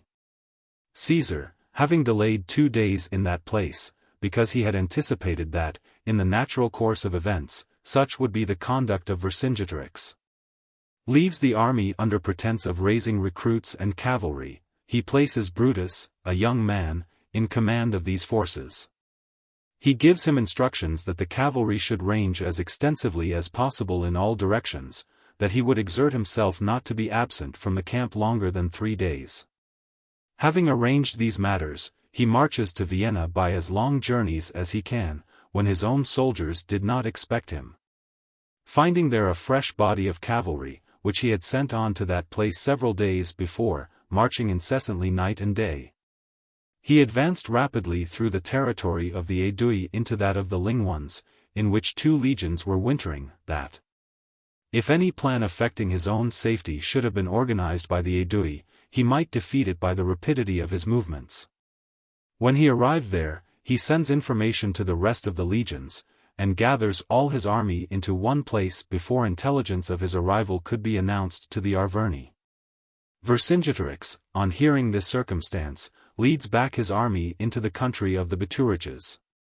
And after marching from it to Gergovia, a town of the boy, whom Caesar had settled there after defeating them in the Helvetian War, and had rendered tributary to the Aedui, he determined to attack it. This action caused great perplexity to Caesar in the selection of his plans. He feared lest, if he should confine his legions in one place for the remaining portion of the winter, all Gaul should revolt when the tributaries of the Aedui were subdued. Because it would appear that there was in him no protection for his friends. But if he should draw them too soon out of their winter quarters, he might be distressed by the want of provisions, in consequence of the difficulty of conveyance. It seemed better, however, to endure every hardship than to alienate the affections of all his allies, by submitting to such an insult. Having, therefore, impressed on the Aedui the necessity of supplying him with provisions, he sends forward messengers to the boy to inform them of his arrival, and encourage them to remain firm in their allegiance, and resist the attack of the enemy with great resolution. Having left 2 legions and the luggage of the entire army at Agendicum, he marches to the boy. On the 2nd day, when he came to Velonodonum, a town of the Senons, he determined to attack it, in order that he might not leave an enemy in his rear, and might the more easily procure supplies of provisions, and drew a line of circumvallation around it in 2 days. On the 3rd day, ambassadors being sent from the town to treat of a capitulation, he orders their arms to be brought together, their cattle to be brought forth, and 600 hostages to be given. He leaves Caius Trebonius, his lieutenant, to complete these arrangements. He himself sets out with the intention of marching as soon as possible to Genabum, a town of the Carnuts, who having then for the first time received information of the siege of Velonodonum, as they thought that it would be protracted to a longer time, were preparing a garrison to send to Genabum for the defense of that town. Caesar arrived here in 2 days. After pitching his camp before the town, being prevented by the time of the day, he defers the attack to the next day, and orders his soldiers to prepare whatever was necessary for that enterprise. And as a bridge over the Loire connected the town of Genabum with the opposite bank, fearing lest the inhabitants should escape by night from the town, he orders 2 legions to keep watch under arms. The people of Genabum came forth silently from the city before midnight, and began to cross the river. When this circumstance was announced by scouts, Caesar, having set fire to the gates, sends in the legions which he had ordered to be ready, and obtains possession of the town so completely that very few of the whole number of the enemy escaped being taken alive, because the narrowness of the bridge and the roads prevented the multitude from escaping. He pillages and burns the town, gives the booty to the soldiers, then leads his army over the Loire, and marches into the territories of the Bituriges. Vercingetorix, when he ascertained the arrival of Caesar, desisted from the siege of Gergovia, and marched to meet Caesar. The latter had commenced to besiege Noviodunum. And when ambassadors came from this town to beg that he would pardon them and spare their lives, in order that he might execute the rest of his designs with the rapidity by which he had accomplished most of them, he orders their arms to be collected, their horses to be brought forth, and hostages to be given. A part of the hostages being now delivered up, when the rest of the terms were being performed, a few centurions and soldiers being sent into the town to collect the arms and horses. The enemy's cavalry, which had outstripped the main body of Vercingetorix's army, was seen at a distance. As soon as the townsmen beheld them, and entertained hopes of assistance, raising a shout, they began to take up arms, shut the gates, and line the walls. When the centurions in the town understood from the signal-making of the Gauls that they were forming some new design, they drew their swords and seized the gates, and recovered all their men safe. Caesar orders the horse to be drawn out of the camp, and commences a cavalry action. His men being now distressed, Caesar sends to their aid about 400 German horse, which he had determined, at the beginning, to keep with himself. The Gauls could not withstand their attack, but were put to flight, and retreated to their main body, after losing a great number of men. When they were routed, the townsmen, again intimidated, arrested those persons by whose exertions they thought that the mob had been roused, and brought them to Caesar, and surrendered themselves to him. When these affairs were accomplished, Caesar marched to the Avaricum, which was the largest and best fortified town in the territories of the Bituriges, and situated in a most fertile tract of country, because he confidently expected that on taking that town, he would reduce beneath his dominion the state of the Bituriges. Vercingetorix, after sustaining such a series of losses at Velonodonum, Genabum, and Noviodunum, summons his men to a council. He impresses on them that the war must be prosecuted on a very different system from that which had been previously adopted. But they should by all means aim at this object, that the Romans should be prevented from foraging and procuring provisions. That this was easy, because they themselves were well supplied with cavalry and were likewise assisted by the season of the year, that forage could not be cut. That the enemy must necessarily disperse, and look for it in the houses, that all these might be daily destroyed by the horse. Besides that the interests of private property must be neglected for the sake of the general safety. That the villages and houses ought to be fired, over such an extent of country in every direction from Boia, as the Romans appeared capable of scouring in their search for forage. That an abundance of these necessaries could be supplied to them, because they would be assisted by the resources of those in whose territories the war would be waged, that the Romans either would not bear the privation, or else would advance to any distance from the camp with considerable danger. And that it made no difference whether they slew them or stripped them of their baggage, since, if it was lost, they could not carry on the war. Besides that, the towns ought to be burnt which were not secured against every danger by their fortifications or natural advantages. That there should not be places of retreat for their own countrymen for declining military service, nor be exposed to the Romans as inducements to carry off abundance of provisions and plunder. If these sacrifices should appear heavy or galling, that they ought to consider it much more distressing that their wives and children should be dragged off to slavery, and themselves slain. The evils which must necessarily befall the conquered. This opinion having been approved of by unanimous consent, more than 20 towns of the Bituriges are burnt in one day. Conflagrations are beheld in every quarter. And although all bore this with great regret, yet they laid before themselves this consolation, that, as the victory was certain, they could quickly recover their losses. There is a debate concerning Avaricum in the General Council, whether they should decide that it should be burnt or defended. The Bituriges threw themselves at the feet of all the Gauls, and entreat that they should not be compelled to set fire with their own hands to the fairest city of almost the whole of Gaul, which was both a protection and ornament to the state. They say that they could easily defend it, owing to the nature of the ground, for, being enclosed almost on every side by a river and a marsh, it had only one entrance, and that very narrow. Permission being granted to them at their earnest request, Vercingetorix at first dissuades them from it, but afterwards concedes the point, owing to their entreaties and the compassion of the soldiers. A proper garrison is selected for the town. Vercingetorix follows closely upon Caesar by shorter marches, and selects for his camp a place defended by woods and marshes, at the distance of 15 miles from Avaricum. There he received intelligence by trusty scouts, every hour in the day, of what was going on at Avaricum, and ordered whatever he wished to be done. He closely watched all our expeditions for corn and forage, and whenever they were compelled to go to a greater distance, he attacked them when dispersed, and inflicted severe loss upon them.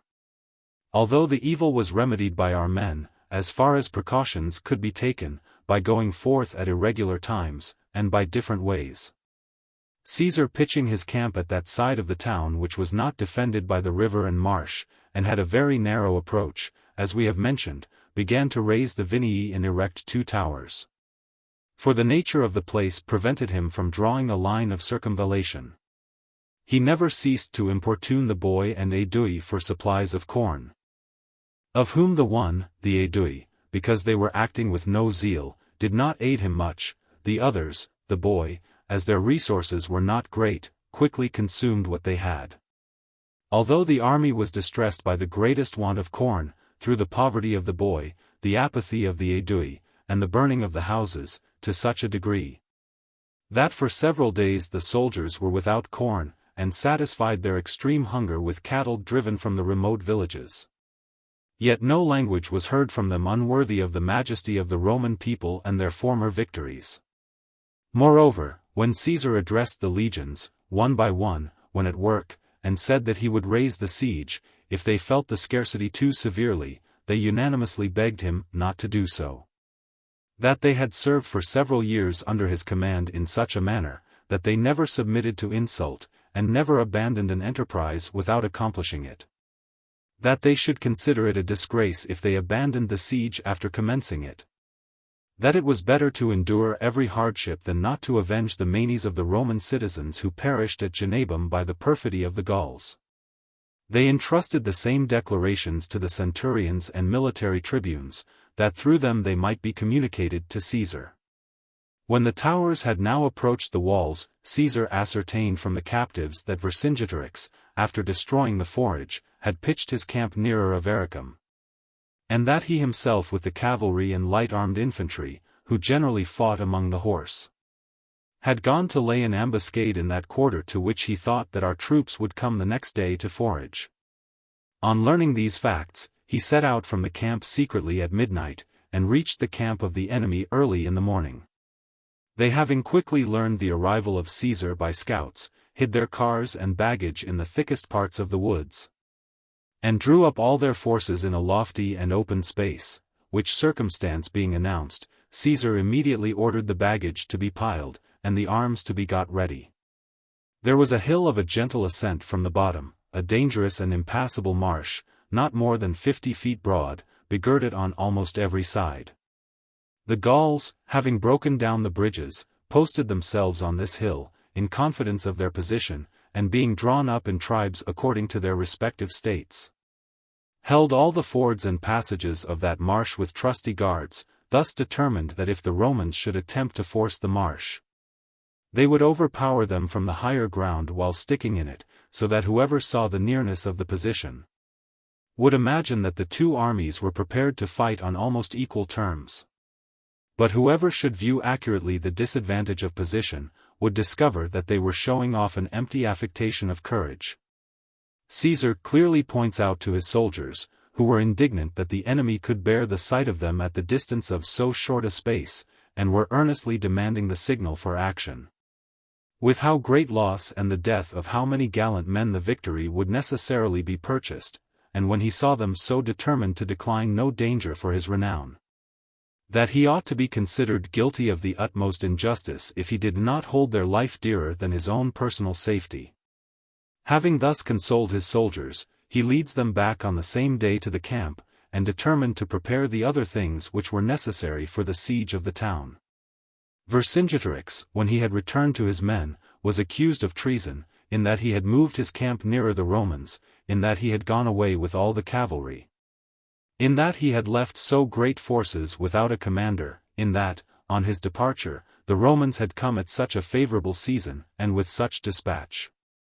That all these circumstances could not have happened accidentally or without design, that he preferred holding the sovereignty of Gaul by the grant of Caesar, to acquiring it by their favor.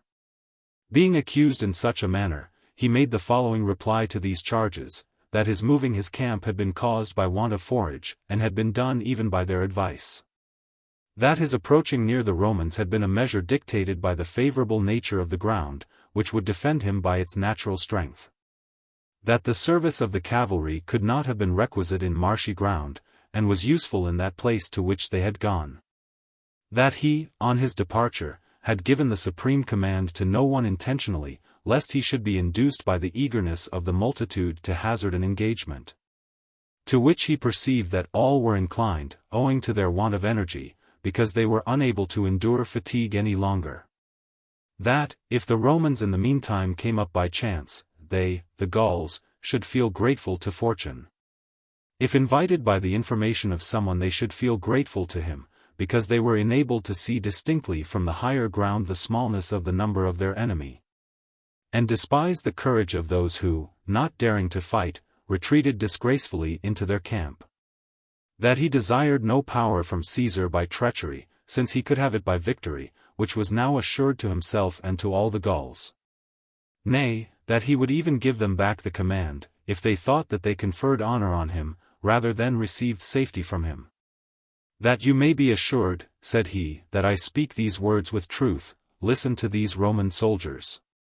He produces some camp followers whom he had surprised on a foraging expedition some days before, and had tortured by famine and confinement. They being previously instructed in what answers they should make when examined, say, that they were legionary soldiers, that, urged by famine and want, they had recently gone forth from the camp, to see if they could find any corn or cattle in the fields. That the whole army was distressed by a similar scarcity, nor had anyone now sufficient strength, nor could bear the labor of the work. And therefore that the general was determined, if he made no progress in the siege, to draw off his army in 3 days. These benefits, says Vercingetorix, you receive from me, whom you accuse of treason, me, by whose exertions you see so powerful and victorious an army almost destroyed by famine, without shedding one drop of your blood. And I have taken precautions that no state shall admit within its territories this army in its ignominious flight from this place. The whole multitude raise a shout and clash their arms, according to their custom, as they usually do in the case of him whose speech they approve. They exclaim that Vercingetorix was a consummate general, and that they had no doubt of his honor, that the war could not be conducted with greater prudence. They determine that 10,000 men should be picked out of the entire army and sent into the town, and decide that the general safety should not be entrusted to the Bituriges alone, because they were aware that the glory of the victory must rest with the Bituriges, if they made good the defense of the town. To the extraordinary valor of our soldiers, devices of every sort were opposed by the Gauls, since they are a nation of consummate ingenuity, and most skillful in imitating and making those things which are imparted by anyone. For they turned aside the hooks with nooses, and when they had caught hold of them firmly, drew them on by means of engines, and undermined the mound the more skillfully on this account, because there are in their territories extensive iron mines, and consequently every description of mining operations is known and practiced by them. They had furnished, moreover, the whole wall on every side with turrets, and had covered them with skins. Besides, in their frequent sallies by day and night, they attempted either to set fire to the mound, or attack our soldiers when engaged in the works. And, moreover, by splicing the upright timbers of their own towers, they equaled the height of ours, as fast as the mound had daily raised them, and countermined our mines. and impeded the working of them by stakes bent and sharpened at the ends, and boiling pitch, and stones of very great weight, and prevented them from approaching the walls. But this is usually the form of all the Gallic walls. Straight beams, connected lengthwise and 2 feet distant from each other at equal intervals, are placed together on the ground. These are mortised on the inside, and covered with plenty of earth. But the intervals which we have mentioned, are closed up in front by large stones. These being thus laid and cemented together, another row is added above, in such a manner that the same interval may be observed, and that the beams may not touch one another. But equal spaces intervening, each row of beams is kept firmly in its place by a row of stones. In this manner the whole wall is consolidated, until the regular height of the wall be completed. This work, with respect to appearance and variety, is not unsightly, owing to the alternate rows of beams and stones, which preserve their order in right lines. And, besides, it possesses great advantages as regards utility and the defense of cities. For the stone protects it from fire, and the wood from the battering ram, since it, the wood, being mortised in the inside with rows of beams, generally 40 feet each in length, can neither be broken through nor torn asunder.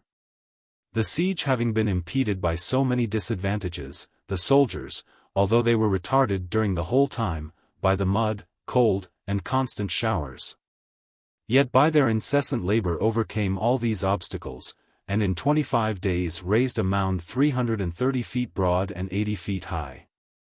When it almost touched the enemy's walls, and Caesar, according to his usual custom, kept watch at the work, and encouraged the soldiers not to discontinue the work for a moment, a little before the 3rd watch they discovered that the mound was sinking, since the enemy had set it on fire by a mine. And at the same time a shout was raised along the entire wall, and a sally was made from 2 gates on each side of the turrets. Some at a distance were casting torches and dry wood from the wall on the mound, others were pouring on it pitch, and other materials, by which the flame might be excited. So that a plan could hardly be formed, as to where they should first run to the defense, or to what part aid should be brought.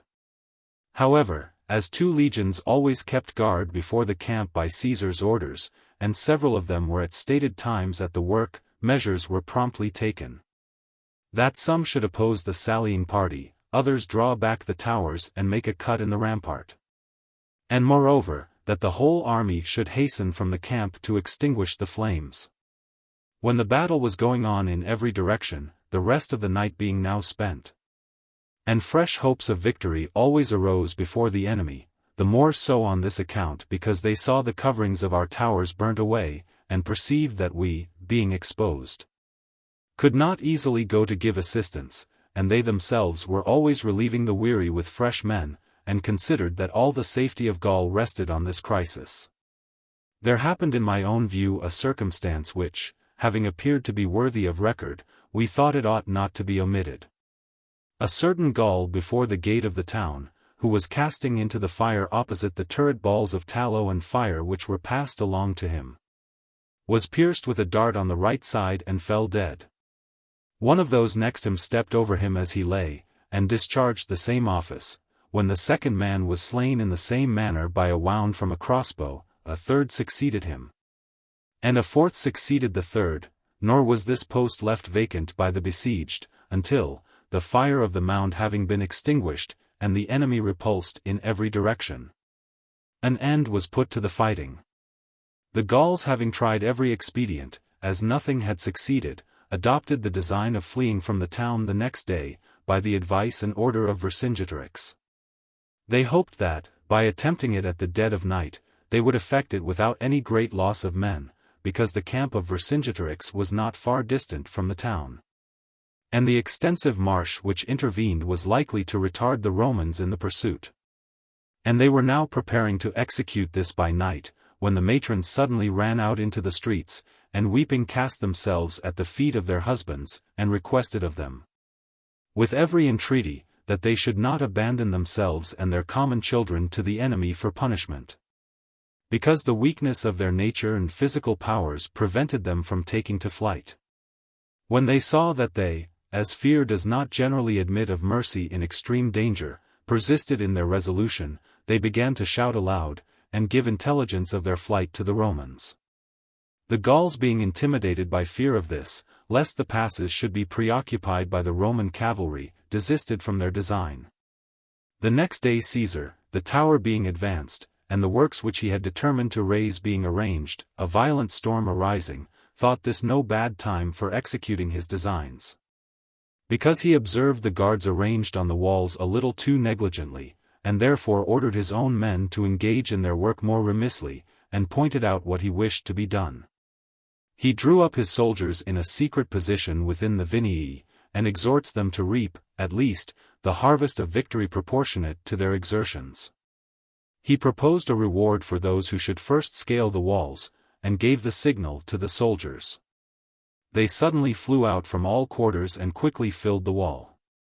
The enemy being alarmed by the suddenness of the attack, were dislodged from the wall and towers, and drew up, in form of a wedge, in the marketplace and the open streets, with this intention that, if an attack should be made on any side, they should fight with their line drawn up to receive it.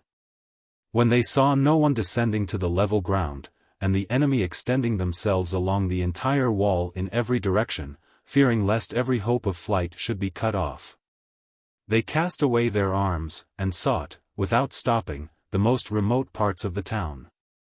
A part was then slain by the infantry when they were crowding upon one another in the narrow passage of the gates. And a part having got without the gates, were cut to pieces by the cavalry, nor was there one who was anxious for the plunder. Thus, being excited by the massacre at Genabum and the fatigue of the siege, they spared neither those worn out with years, women, or children. Finally, out of all that number, which amounted to about 40,000, scarcely 800, who fled from the town when they heard the first alarm, reached Vercingetorix in safety, and he, the night being now far spent, received them in silence after their flight, fearing that any sedition should arise in the camp from their entrance in a body and the compassion of the soldiers.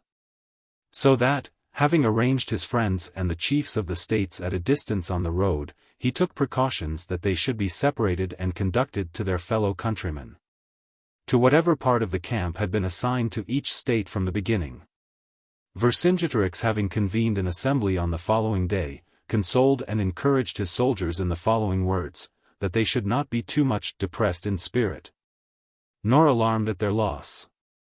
That the Romans did not conquer by valor nor in the field, but by a kind of art and skill in assault, with which they themselves were unacquainted. That whoever expected every event in the war to be favorable, erred. That it never was his opinion that Avaricum should be defended, of the truth of which statement he had themselves as witnesses, but that it was owing to the imprudence of the Bituriges, and the too ready compliance of the rest, that this loss was sustained. That, however, he would soon compensate it by superior advantages. For that he would, by his exertions, bring over those states which severed themselves from the rest of the Gauls, and would create a general unanimity throughout the whole of Gaul, the union of which not even the whole earth could withstand, and that he had it already almost effected. That in the meantime it was reasonable that he should prevail on them, for the sake of the general safety, to begin to fortify their camp, in order that they might the more easily sustain the sudden attacks of the enemy. This speech was not disagreeable to the Gauls, principally, because he himself was not disheartened by receiving so severe a loss, and had not concealed himself, nor shunned the eyes of the people, and he was believed to possess greater foresight and sounder judgment than the rest, because, when the affair was undecided, he had at first been of opinion that Avaricum should be burnt, and afterwards that it should be abandoned. Accordingly, as ill success weakens the authority of other generals, so, on the contrary, his dignity increased daily, although a loss was sustained. At the same time they began to entertain hopes, on his assertion, of uniting the rest of the states to themselves, and on this occasion, for the first time, the Gauls began to fortify their camps, and were so alarmed that although they were men unaccustomed to toil, yet they were of opinion that they ought to endure and suffer everything which should be imposed upon them. Nor did Vercingetorix use less efforts than he had promised, to gain over the other states, and in consequence endeavored to entice their leaders by gifts and promises. For this object he selected fitting emissaries by whose subtle pleading or private friendship each of the nobles could be most easily influenced. He takes care that those who fled to him on the storming of Avaricum should be provided with arms and clothes. At the same time, that his diminished forces should be recruited, he levies a fixed quota of soldiers from each state, and defines the number and day before which he should wish them brought to the camp, and orders all the archers, of whom there was a very great number in Gaul, to be collected and sent to him. By these means, the troops which were lost at Avaricum are speedily replaced. In the meantime, Teutomerus, the son of Alavicon, the king of the Nishabriges, whose father had received the appellation of friend from our senate, came to him with a great number of his own horse and those whom he had hired from Aquitania. Caesar, after delaying several days at Avaricum, and finding there the greatest plenty of corn and other provisions, refreshed his army after their fatigue and privation.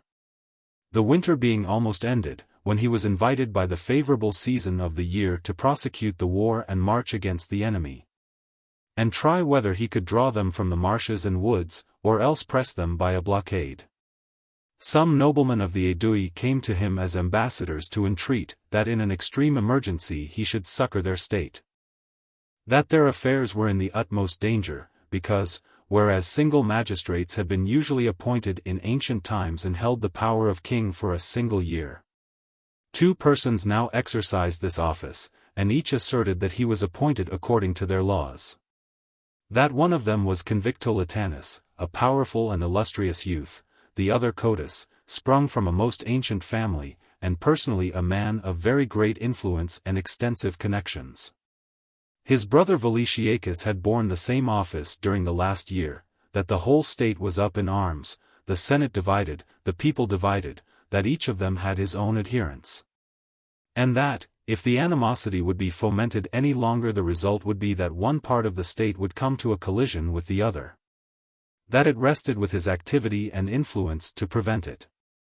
Although Caesar considered it ruinous to leave the war and the enemy, yet, being well aware what great evils generally arise from internal dissensions, lest a state so powerful and so closely connected with the Roman people, which he himself had always fostered and honored in every respect, should have recourse to violence and arms, and that the party which had less confidence in its own power should summon aid from Vercingetorix, he determined to anticipate this movement.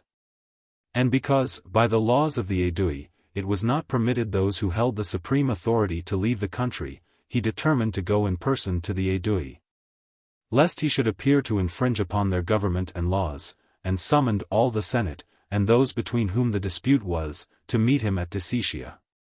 When almost all the state had assembled there, and he was informed that one brother had been declared magistrate by the other, when only a few persons were privately summoned for the purpose, at a different time and place from what he ought, whereas the laws not only forbade 2 belonging to one family to be elected magistrates while each was alive, but even deterred them from being in the Senate, he compelled Cotus to resign his office. He ordered Convictolatanus, who had been elected by the priests, according to the usage of the state, in the presence of the magistrates, to hold the supreme authority. Having pronounced this decree between the contending parties, he exhorted the Aedui to bury in oblivion their disputes and dissensions, and, laying aside all these things, devote themselves to the war, and expect from him, on the conquest of Gaul, those rewards which they should have earned, and send speedily to him all their cavalry and 10,000 infantry, which he might place in different garrisons to protect his convoys of provisions. And then divided his army into 2 parts. He gave Labienus 4 legions to lead into the country of the Senans and Parisii, and led in person 6 into the country of the Arverni, in the direction of the town of Gergovia, along the banks of the Allier. He gave part of the cavalry to Labienus, and kept part to himself. Vercingetorix, on learning this circumstance, broke down all the bridges over the river and began to march on the other bank of the Allier. When each army was in sight of the other, and was pitching their camp almost opposite that of the enemy, scouts being distributed in every quarter, lest the Romans should build a bridge and bring over their troops. It was to Caesar a matter attended with great difficulties, lest he should be hindered from passing the river during the greater part of the summer, as the Allier cannot generally be forded before the autumn. Therefore, that this might not happen, having pitched his camp in a woody place opposite to one of those bridges which Vercingetorix had taken care should be broken down. The next day he stopped behind with 2 legions in a secret place. He sent on the rest of the forces as usual, with all the baggage, after having selected some cohorts, that the number of the legions might appear to be complete. Having ordered these to advance as far as they could, when now, from the time of day, he conjectured they had come to an encampment, he began to rebuild the bridge on the same piles, the lower part of which remained entire. Having quickly finished the work and led his legions across, he selected a fit place for a camp, and recalled the rest of his troops. Vercingetorix, on ascertaining this fact, went before him by forced marches, in order that he might not be compelled to come to an action against his will. Caesar, in 5 days' march, went from that place to Gergovia, and after engaging in a slight cavalry skirmish that day, on viewing the situation of the city, which, being built on a very high mountain, was very difficult of access, he despaired of taking it by storm, and determined to take no measures with regard to besieging it before he should secure a supply of provisions. But Vercingetorix, having pitched his camp on the mountain near the town, placed the forces of each state separately and at small intervals around himself. And having occupied all the hills of that range as far as they commanded a view of the Roman encampment, he presented a formidable appearance. He ordered the rulers of the states, whom he had selected as his council of war, to come to him daily at the dawn, whether any measure seemed to require deliberation or execution. Nor did he allow almost any day to pass without testing in a cavalry action, the archers being intermixed, what spirit and valor there was in each of his own men. There was a hill opposite the town, at the very foot of that mountain, strongly fortified and precipitous on every side, which if our men could gain, they seemed likely to exclude the enemy from a great share of their supply of water, and from free foraging. But this place was occupied by them with a weak garrison. However, Caesar set out from the camp in the silence of night, and dislodging the garrison before succor could come from the town, he got possession of the place and posted 2 legions there, and drew from the greater camp to the less a double trench 12 feet broad, so that the soldiers could even singly pass secure from any sudden attack of the enemy. Whilst these affairs were going on at Gergovia, Convictolitanis, the Aeduan, to whom we have observed the magistracy was adjudged by Caesar, being bribed by the Arverni, holds a conference with certain young men, the chief of whom were Latavicus and his brothers, who were born of a most noble family. He shares the bribe with them, and exhorts them to remember that they were free and born for empire, that the state of the Aedui was the only one which retarded the most certain victory of the Gauls, that the rest were held in check by its authority, and if it was brought over, the Romans would not have room to stand on in Gaul, that he had received some kindness from Caesar, only so far, however, as gaining a most just cause by his decision, but that he assigned more weight to the general freedom, for, why should the Aedui go to Caesar to decide concerning their rights and laws, rather than the Romans come to the Aedui? The young men being easily won over by the speech of the magistrate and the bribe, when they declared that they would even be leaders in the plot, a plan for accomplishing it was considered. Because they were confident their state could not be induced to undertake the war on slight grounds, it was resolved that Latavicus should have the command of the 10,000 which were being sent to Caesar for the war, and should have charge of them on their march, and that his brothers should go before him to Caesar. They arranged the other measures, and the manner in which they should have them done. Latavicus, having received the command of the army, suddenly convened the soldiers, when he was about 30 miles distant from Gergovia, and, weeping, said, "Soldiers, whither are we going? All our knights and all our nobles have perished. Eporidorix and Viridomarus, the principal men of the state, being accused of treason, have been slain by the Romans without even permission to plead their cause. Learn this intelligence from those who have escaped from the massacre, for I, since my brothers and all my relations have been slain, am prevented by grief from declaring what has taken place. Persons are brought forward whom he had instructed in what he would have them say, and make the same statements to the soldiery as Lataviccus had made, that all the knights of the Aedui were slain because they were said to have held conferences with the Arverni, that they had concealed themselves among the multitude of soldiers, and had escaped from the midst of the slaughter. The Aedui shout aloud and conjure Lataviccus to provide for their safety. As if, said he, it were a matter of deliberation, and not of necessity, for us to go to Gergovia and unite ourselves to the Arverni. Or have we any reasons to doubt that the Romans, after perpetrating the atrocious crime, are now hastening to slay us?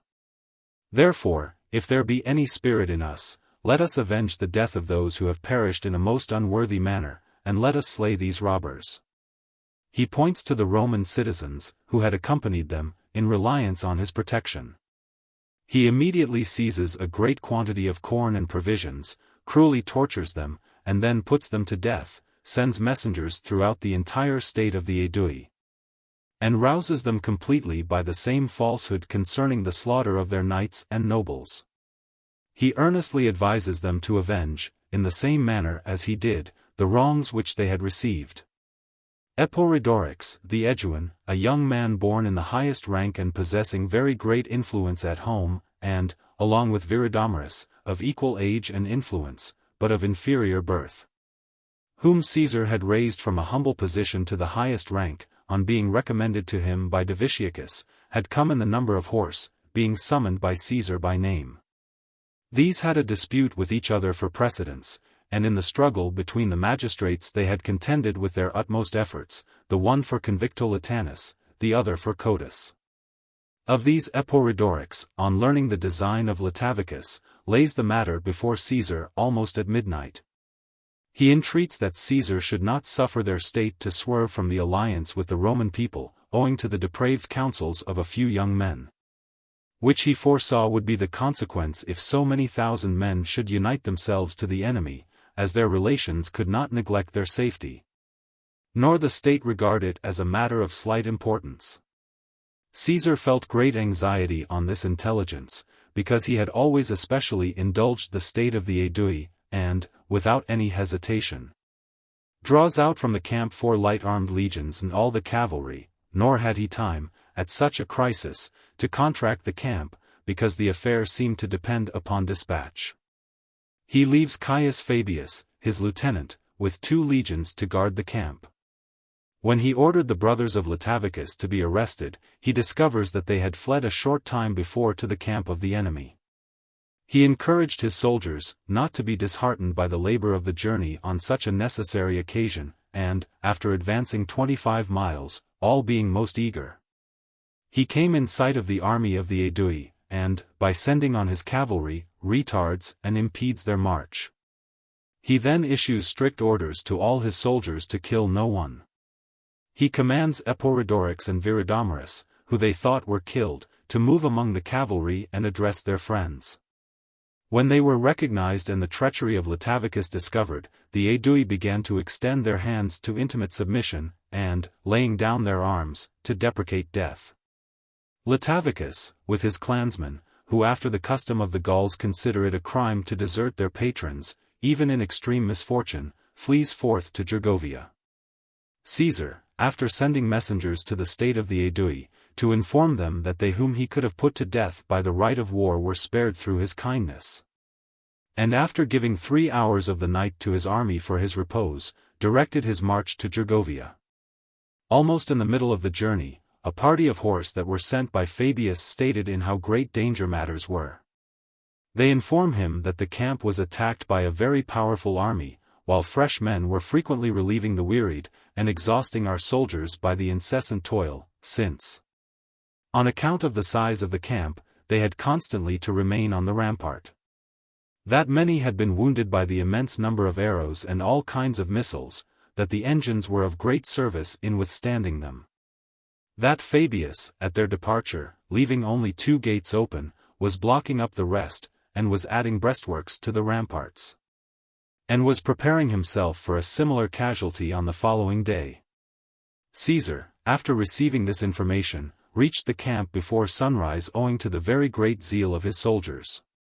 Whilst these things are going on at Gergovia, the Aedui, on receiving the first announcements from Lutavicus, leave themselves no time to ascertain the truth of these statements. Some are stimulated by avarice, others by revenge and credulity, which is an innate propensity in that race of men to such a degree that they consider a slight rumor as an ascertained fact. They plunder the property of the Roman citizens, and either massacre them or drag them away to slavery. Convicto Latanis increases the evil state of affairs, and goads on the people to fury, that by the commission of some outrage they may be ashamed to return to propriety. They entice from the town of Cabellonus, by a promise of safety, Marcus Aristus, a military tribune, who was on his march to his legion. They compel those who had settled there for the purpose of trading to do the same. By constantly attacking them on their march they strip them of all their baggage. They besiege day and night those that resisted. When many were slain on both sides, they excite a greater number to arms. In the meantime, when intelligence was brought that all their soldiers were in Caesar's power, they run in a body to Aristus. They assure him that nothing had been done by public authority. They order an inquiry to be made about the plundered property, they confiscate the property of Lutavicus and his brothers, they send ambassadors to Caesar for the purpose of clearing themselves. They do all this with a view to recover their soldiers. But being contaminated by guilt, and charmed by the gains arising from the plundered property, as that act was shared in by many, and being tempted by the fear of punishment, they began to form plans of war and stir up the other states by embassies.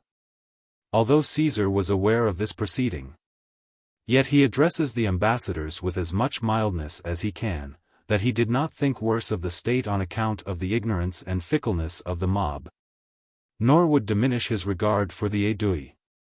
He himself, fearing a greater commotion in Gaul, in order to prevent his being surrounded by all the states, began to form plans as to the manner in which he should return from Gergovia and again concentrate his forces, lest a departure arising from the fear of a revolt should seem like a flight. Whilst he was considering these things, an opportunity of acting successfully seemed to offer. For, when he had come into the smaller camp for the purpose of securing the works, he noticed that the hill in the possession of the enemy was stripped of men, although, on the former days, it could scarcely be seen on account of the numbers on it. Being astonished, he inquires the reason of it from the deserters, a great number of whom flocked to him daily. They all concurred in asserting, what Caesar himself had already ascertained by his scouts, that the back of that hill was almost level, but likewise woody and narrow, by which there was a pass to the other side of the town. That they had serious apprehensions for this place, and had no other idea, on the occupation of one hill by the Romans, than that, if they should lose the other, they would be almost surrounded, and cut off from all egress and foraging. That they were all summoned by Vercingetorix to fortify this place. Caesar, on being informed of this circumstance, sends several troops of horse to the place immediately after midnight. He orders them to range in every quarter with more tumult than usual. At dawn he orders a large quantity of baggage to be drawn out of the camp, and the muleteers with helmets, in the appearance and guise of horsemen, to ride round the hills.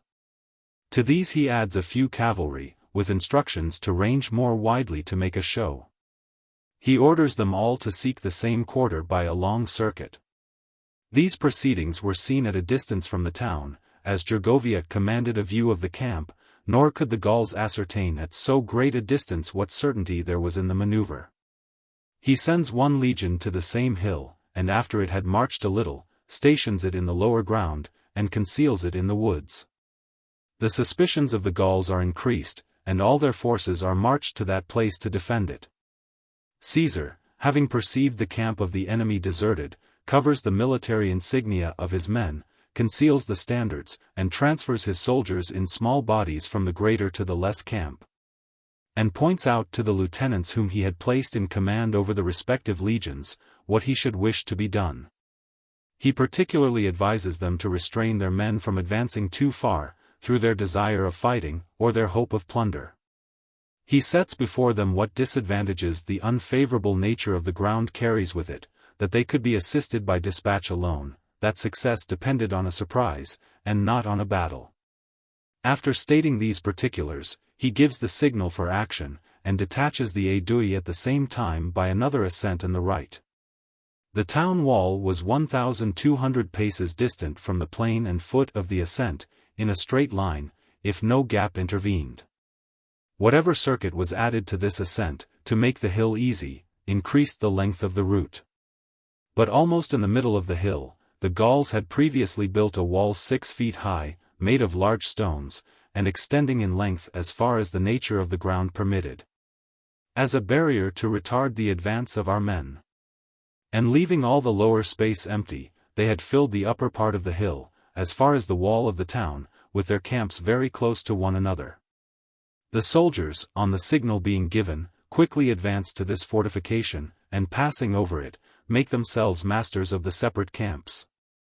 And so great was their activity in taking the camps, that Tithomyrus, the king of the Nishabriges, being suddenly surprised in his tent, as he had gone to rest at noon, with difficulty escaped from the hands of the plunderers, with the upper part of his person naked, and his horse wounded. Caesar, having accomplished the object which he had in view, ordered the signal to be sounded for a retreat, and the soldiers of the 10th legion, by which he was then accompanied, halted. But the soldiers of the other legions, not hearing the sound of the trumpet, because there was a very large valley between them, were however kept back by the tribunes of the soldiers and the lieutenants, according to Caesar's orders. But being animated by the prospect of speedy victory, and the flight of the enemy, and the favorable battles of former periods, they thought nothing so difficult that their bravery could not accomplish it. Nor did they put an end to the pursuit, until they drew nigh to the wall of the town and the gates. But then, when a shout arose in every quarter of the city, those who were at a distance being alarmed by the sudden tumult, fled hastily from the town, since they thought that the enemy were within the gates. The matrons begin to cast their clothes and silver over the wall, and bending over as far as the lower part of the bosom, with outstretched hands beseech the Romans to spare them, and not to sacrifice to their resentment even women and children, as they had done at Avaricum. Some of them let themselves down from the walls by their hands, and surrendered to our soldiers.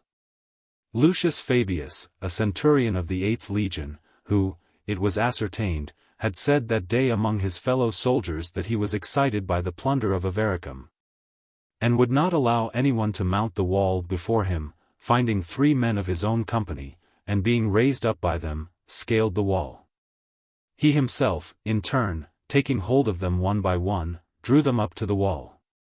In the meantime those who had gone to the other part of the town to defend it, as we have mentioned above, at first, aroused by hearing the shouts, and, afterwards, by frequent accounts that the town was in possession of the Romans, sent forward their cavalry, and hastened in larger numbers to that quarter. As each first came he stood beneath the wall, and increased the number of his countrymen engaged in action. When a great multitude of them had assembled, the matrons, who a little before were stretching their hands from the walls to the Romans, began to beseech their countrymen, and after the Gallic fashion to show their dishevelled hair, and bring their children into public view. Neither in position nor in numbers was the contest an equal one to the Romans. At the same time, being exhausted by running and the long continuation of the fight, they could not easily withstand fresh and vigorous troops. Caesar, when he perceived that his soldiers were fighting on unfavorable ground, and that the enemy's forces were increasing, being alarmed for the safety of his troops, sent orders to Titus Sextius, one of his lieutenants, whom he had left to guard the smaller camp, to lead out his cohorts quickly from the camp, and post them at the foot of the hill, on the right wing of the enemy, that if he should see our men driven from the ground, he should deter the enemy from following too closely. He himself, advancing with the legion a little from that place where he had taken his post, awaited the issue of the battle. While the fight was going on most vigorously, hand to hand, and the enemy depended on their position and numbers, our men on their bravery, the aedui suddenly appeared on our exposed flank, as Caesar had sent them by another ascent on the right, for the sake of creating a diversion. These, from the similarity of their arms, greatly terrified our men. And although they were discovered to have their right shoulders bare, which was usually the sign of those reduced to peace, yet the soldiers suspected that this very thing was done by the enemy to deceive them. At the same time Lucius Fabius the centurion, and those who had scaled the wall with him, being surrounded and slain, were cast from the wall. Marcus Petreius, a centurion of the same legion, after attempting to hew down the gates, was overpowered by numbers, and, despairing of his safety, having already received many wounds, said to the soldiers of his own company who followed him, "Since I cannot save you as well as myself, I shall at least provide for your safety, since I, allured by the love of glory, led you into this danger, do you save yourselves when an opportunity is given." At the same time he rushed into the midst of the enemy, and slaying 2 of them, drove back the rest a little from the gate. When his men attempted to aid him, in vain, he says, "You endeavor to procure my safety since blood and strength are now failing me, therefore leave this, while you have the opportunity, and retreat to the legion." Thus he fell fighting a few moments after, and saved his men by his own death. Our soldiers, being hard pressed on every side, were dislodged from their position, with the loss of 46 centurions. But the 10th Legion, which had been posted in reserve on ground a little more level, checked the Gauls in their eager pursuit. It was supported by the cohorts of the 13th Legion, which, being led from the smaller camp, had, under the command of Titus Sextius, occupied the higher ground. The legions, as soon as they reached the plain, halted and faced the enemy. Vercingetorix led back his men from the part of the hill within the fortifications. On that day little less than 700 of the soldiers were missing. On the next day, Caesar, having called a meeting, censured the rashness and avarice of his soldiers, in that they had judged for themselves how far they ought to proceed, or what they ought to do, and could not be kept back by the tribunes of the soldiers and the lieutenants. And stated, what the disadvantage of the ground could effect, what opinion he himself had entertained at Avaricum, when having surprised the enemy without either general or cavalry, he had given up a certain victory, lest even a trifling loss should occur in the contest owing to the disadvantage of position. That as much as he admired the greatness of their courage, since neither the fortifications of the camp, nor the height of the mountain, nor the wall of the town could retard them. In the same degree he censured their licentiousness and arrogance, because they thought that they knew more than their general concerning victory, and the issue of actions, and that he required in his soldiers forbearance and self-command, not less than valor and magnanimity. Having held this assembly, and having encouraged the soldiers at the conclusion of his speech, that they should not be dispirited on this account, nor attribute to the valor of the enemy what the disadvantage of position had caused. Entertaining the same views of his departure that he had previously had, he led forth the legions from the camp, and drew up his army in order of battle in a suitable place. When Vercingetorix, nevertheless, would not descend to the level ground, a slight cavalry action, and that a successful one, having taken place, he led back his army into the camp. When he had done this, the next day, thinking that he had done enough to lower the pride of the Gauls, and to encourage the minds of his soldiers, he moved his camp in the direction of the Aedui. The enemy not even then pursuing us, on the 3rd day he repaired the bridge over the river Allier, and led over his whole army. Having then held an interview with Viridomarus and Eporidorix the Aeduans, he learns that Latavicus had set out with all the cavalry to raise the Aedui. That it was necessary that they too should go before him to confirm the state in their allegiance.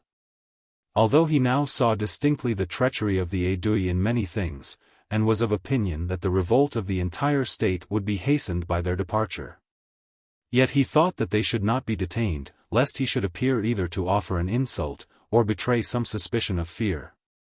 He briefly states to them when departing his services towards the Aedui, in what a state and how humbled he had found them, driven into their towns, deprived of their lands, stripped of all their forces, a tribute imposed on them, and hostages wrested from them with the utmost insult. And to what condition and to what greatness he had raised them, so much so that they had not only recovered their former position, but seemed to surpass the dignity and influence of all the previous eras of their history. After giving these admonitions he dismissed them. Noviodunum was a town of the Aedui, advantageously situated on the banks of the Loire. Caesar had conveyed hither all the hostages of Gaul, the corn, public money, a great part of his own baggage and that of his army. He had sent hither a great number of horses, which he had purchased in Italy and Spain on account of this war. When Eporidorix and Viridomarus came to this place, and received information of the disposition of the state, that Latavicus had been admitted by the Aedui into Bibracte, which is a town of the greatest importance among them, that Convicto Latanus the chief magistrate and a great part of the Senate had gone to meet him. That ambassadors had been publicly sent to Vercingetorix to negotiate a peace and alliance. They thought that so great an opportunity ought not to be neglected. Therefore, having put to the sword the garrison of Noviodunum and those who had assembled there for the purpose of trading or were on their march, they divided the money and horses among themselves. They took care that the hostages of the different states should be brought to Bibracte, to the chief magistrate. They burnt the town to prevent its being of any service to the Romans, as they were of opinion that they could not hold it. They carried away in their vessels whatever corn they could in the hurry. They destroyed the remainder, by throwing it into the river or setting it on fire.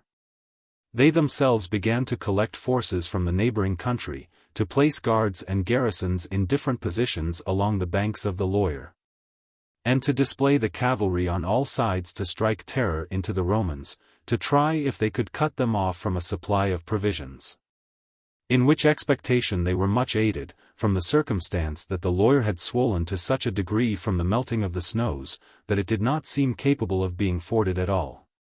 Caesar, on being informed of these movements, was of opinion that he ought to make haste, even if he should run some risk in completing the bridges, in order that he might engage before greater forces of the enemy should be collected in that place. For no one even then considered it an absolutely necessary act, that changing his design he should direct his march into the province, both because the infamy and disgrace of the thing, and the intervening Mount Cevennes, and the difficulty of the roads prevented him, and especially because he had serious apprehensions for the safety of Labienus whom he had detached, and those legions whom he had sent with him. Therefore, having made very long marches by day and night, he came to the river Loire, contrary to the expectation of all. And having by means of the cavalry found out a ford, suitable enough considering the emergency, of such depth that their arms and shoulders could be above water for supporting their accoutrements, he dispersed his cavalry in such a manner as to break the force of the current, and having confounded the enemy at the first sight, led his army across the river in safety. And finding corn and cattle in the fields, after refreshing his army with them, he determined to march into the country of the Senons. Whilst these things are being done by Caesar, Labienus, leaving at Agendicum the recruits who had lately arrived from Italy, to guard the baggage, marches with 4 legions to Lutetia, which is a town of the Parisii, situated on an island of the river Seine, whose arrival being discovered by the enemy, numerous forces arrived from the neighboring states. The supreme command is entrusted to Camulogenus, one of the Aulursi, who, although almost worn out with age, was called to that honor on account of his extraordinary knowledge of military tactics. He, when he observed that there was a large marsh which communicated with the Seine, and rendered all that country impassable, encamped there, and determined to prevent our troops from passing it. Labienus at first attempted to raise Vinii, fill up the marsh with hurdles and clay, and secure a road. After he perceived that this was too difficult to accomplish, he issued in silence from his camp at the 3rd watch, and reached Melodunum by the same route by which he came. This is a town of the Senons, situated on an island in the Seine, as we have just before observed of Lutetia. Having seized upon about 50 ships and quickly joined them together, and having placed soldiers in them, he intimidated by his unexpected arrival the inhabitants, of whom a great number had been called out to the war, and obtains possession of the town without a contest. Having repaired the bridge, which the enemy had broken down during the preceding days, he led over his army, and began to march along the banks of the river to Lutetia. The enemy, on learning the circumstance from those who had escaped from Melodunum, set fire to Lutetia, and ordered the bridges of that town to be broken down. They themselves set out from the marsh, and take their position on the banks of the Seine, over against Lutetia and opposite the camp of Labienus. Caesar was now reported to have departed from Gergovia. Intelligence was likewise brought to them concerning the revolt of the Aedui, and a successful rising in Gaul. And that Caesar, having been prevented from prosecuting his journey in crossing the Loire, and having been compelled by the want of corn, had marched hastily to the province. But the Bellivaci, who had been previously disaffected of themselves, on learning the revolt of the Aedui, began to assemble forces and openly to prepare for war. Then Labienus, as the change in affairs was so great, thought that he must adopt a very different system from what he had previously intended, and he did not now think of making any new acquisitions, or of provoking the enemy to an action, but that he might bring back his army safe to Agendicum. For, on one side, the Bellivaci, a state which held the highest reputation for prowess in Gaul, were pressing on him. And Camulogenus, with a disciplined and well-equipped army, held the other side. Moreover, a very great river separated and cut off the legions from the garrison and baggage. He saw that, in consequence of such great difficulties being thrown in his way, he must seek aid from his own energy of disposition. Having, therefore, called a council of war a little before evening, he exhorted his soldiers to execute with diligence and energy such commands as he should give. He assigns the ships which he had brought from Melodunum to Roman knights, one to each, and orders them to fall down the river silently for 4 miles, at the end of the 4th watch, and there wait for him. He leaves the 5 cohorts, which he considered to be the most steady in action, to guard the camp. He orders the 5 remaining cohorts of the same legion to proceed a little after midnight up the river with all their baggage, in a great tumult. He collects also some small boats, and sends them in the same direction, with orders to make a loud noise in rowing. He himself, a little after, marched out in silence, and, at the head of 3 legions, seeks that place to which he had ordered the ships to be brought. When he had arrived there, the enemy's scouts, as they were stationed along every part of the river, not expecting an attack, because a great storm had suddenly arisen, were surprised by our soldiers. The infantry and cavalry are quickly transported, under the superintendence of the Roman knights, whom he had appointed to that office. Almost at the same time, a little before daylight, intelligence was given to the enemy that there was an unusual tumult in the camp of the Romans, and that a strong force was marching up the river, and that the sound of oars was distinctly heard in the same quarter, and that soldiers were being conveyed across in ships a little below. On hearing these things, because they were of opinion that the legions were passing in 3 different places, and that the entire army, being terrified by the revolt of the Aedui, were preparing for flight, they divided their forces also into 3 divisions. For leaving a guard opposite to the camp and sending a small body in the direction of Mediosedum, with orders to advance as far as the ships would proceed, they led the rest of their troops against Labienus.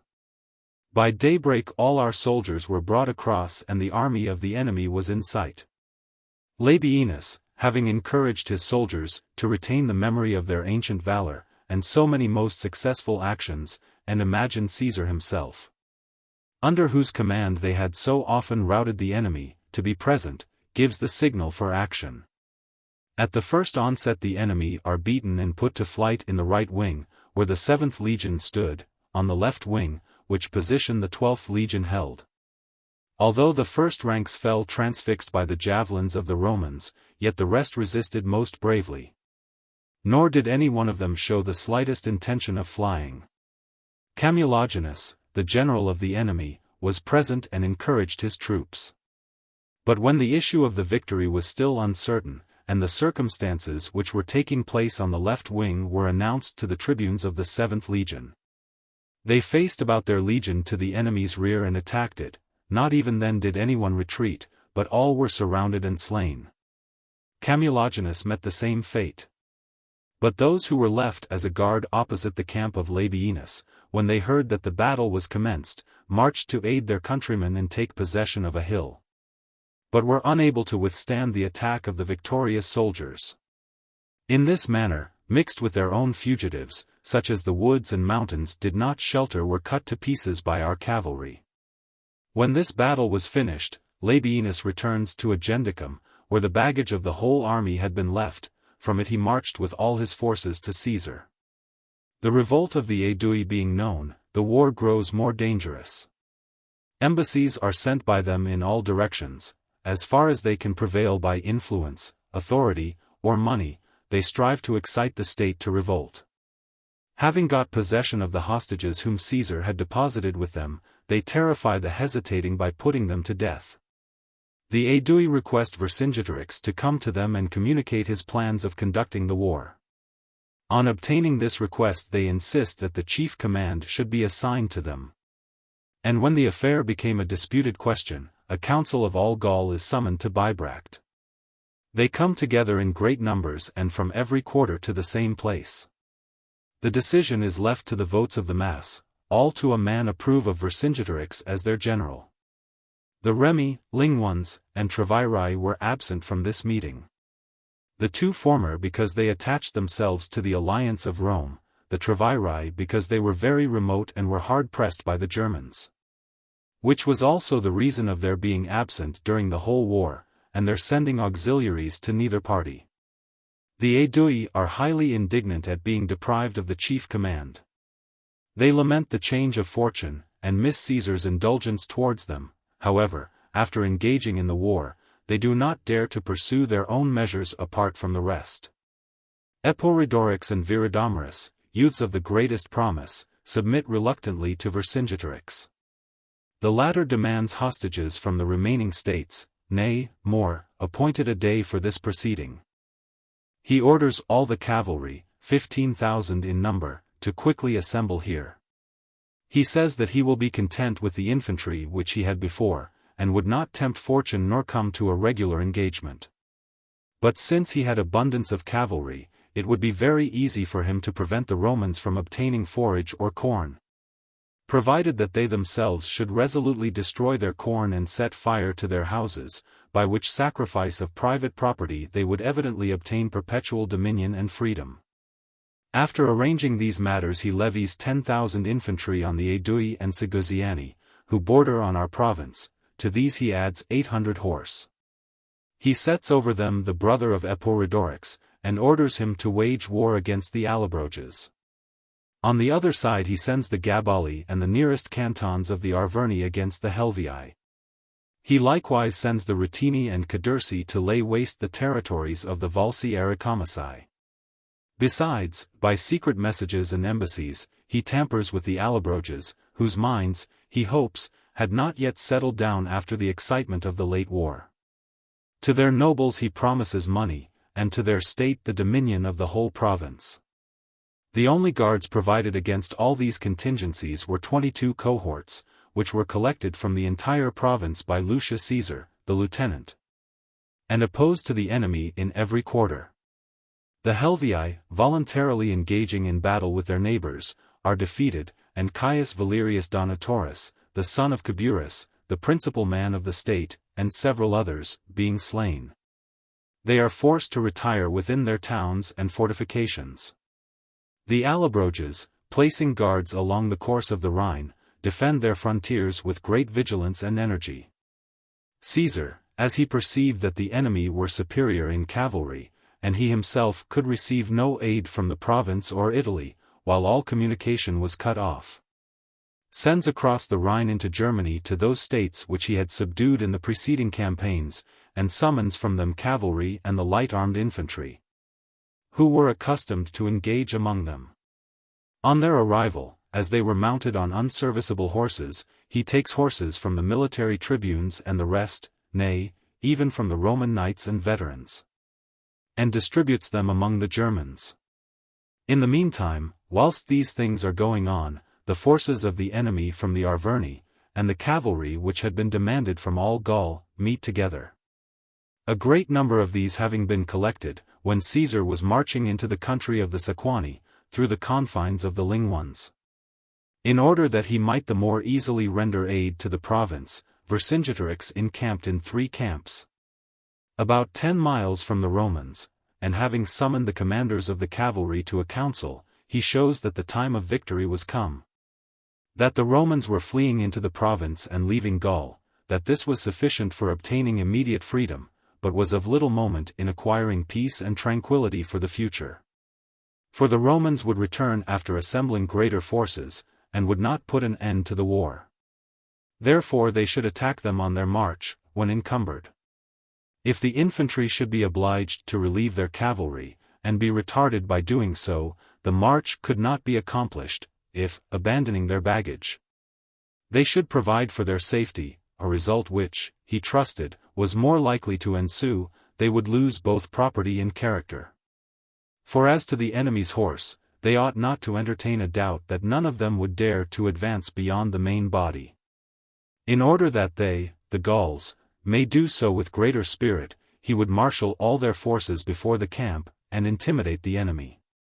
The cavalry unanimously shout out, that they ought to bind themselves by a most sacred oath, that he should not be received under a roof, nor have access to his children, parents, or wife, who shall not twice have ridden through the enemy's army. This proposal receiving general approbation, and all being forced to take the oath, on the next day the cavalry were divided into 3 parts. And 2 of these divisions made a demonstration on our 2 flanks, while one in front began to obstruct our march. On this circumstance being announced, Caesar orders his cavalry also to form 3 divisions and charge the enemy. Then the action commences simultaneously in every part, the main body halts, the baggage is received within the ranks of the legions.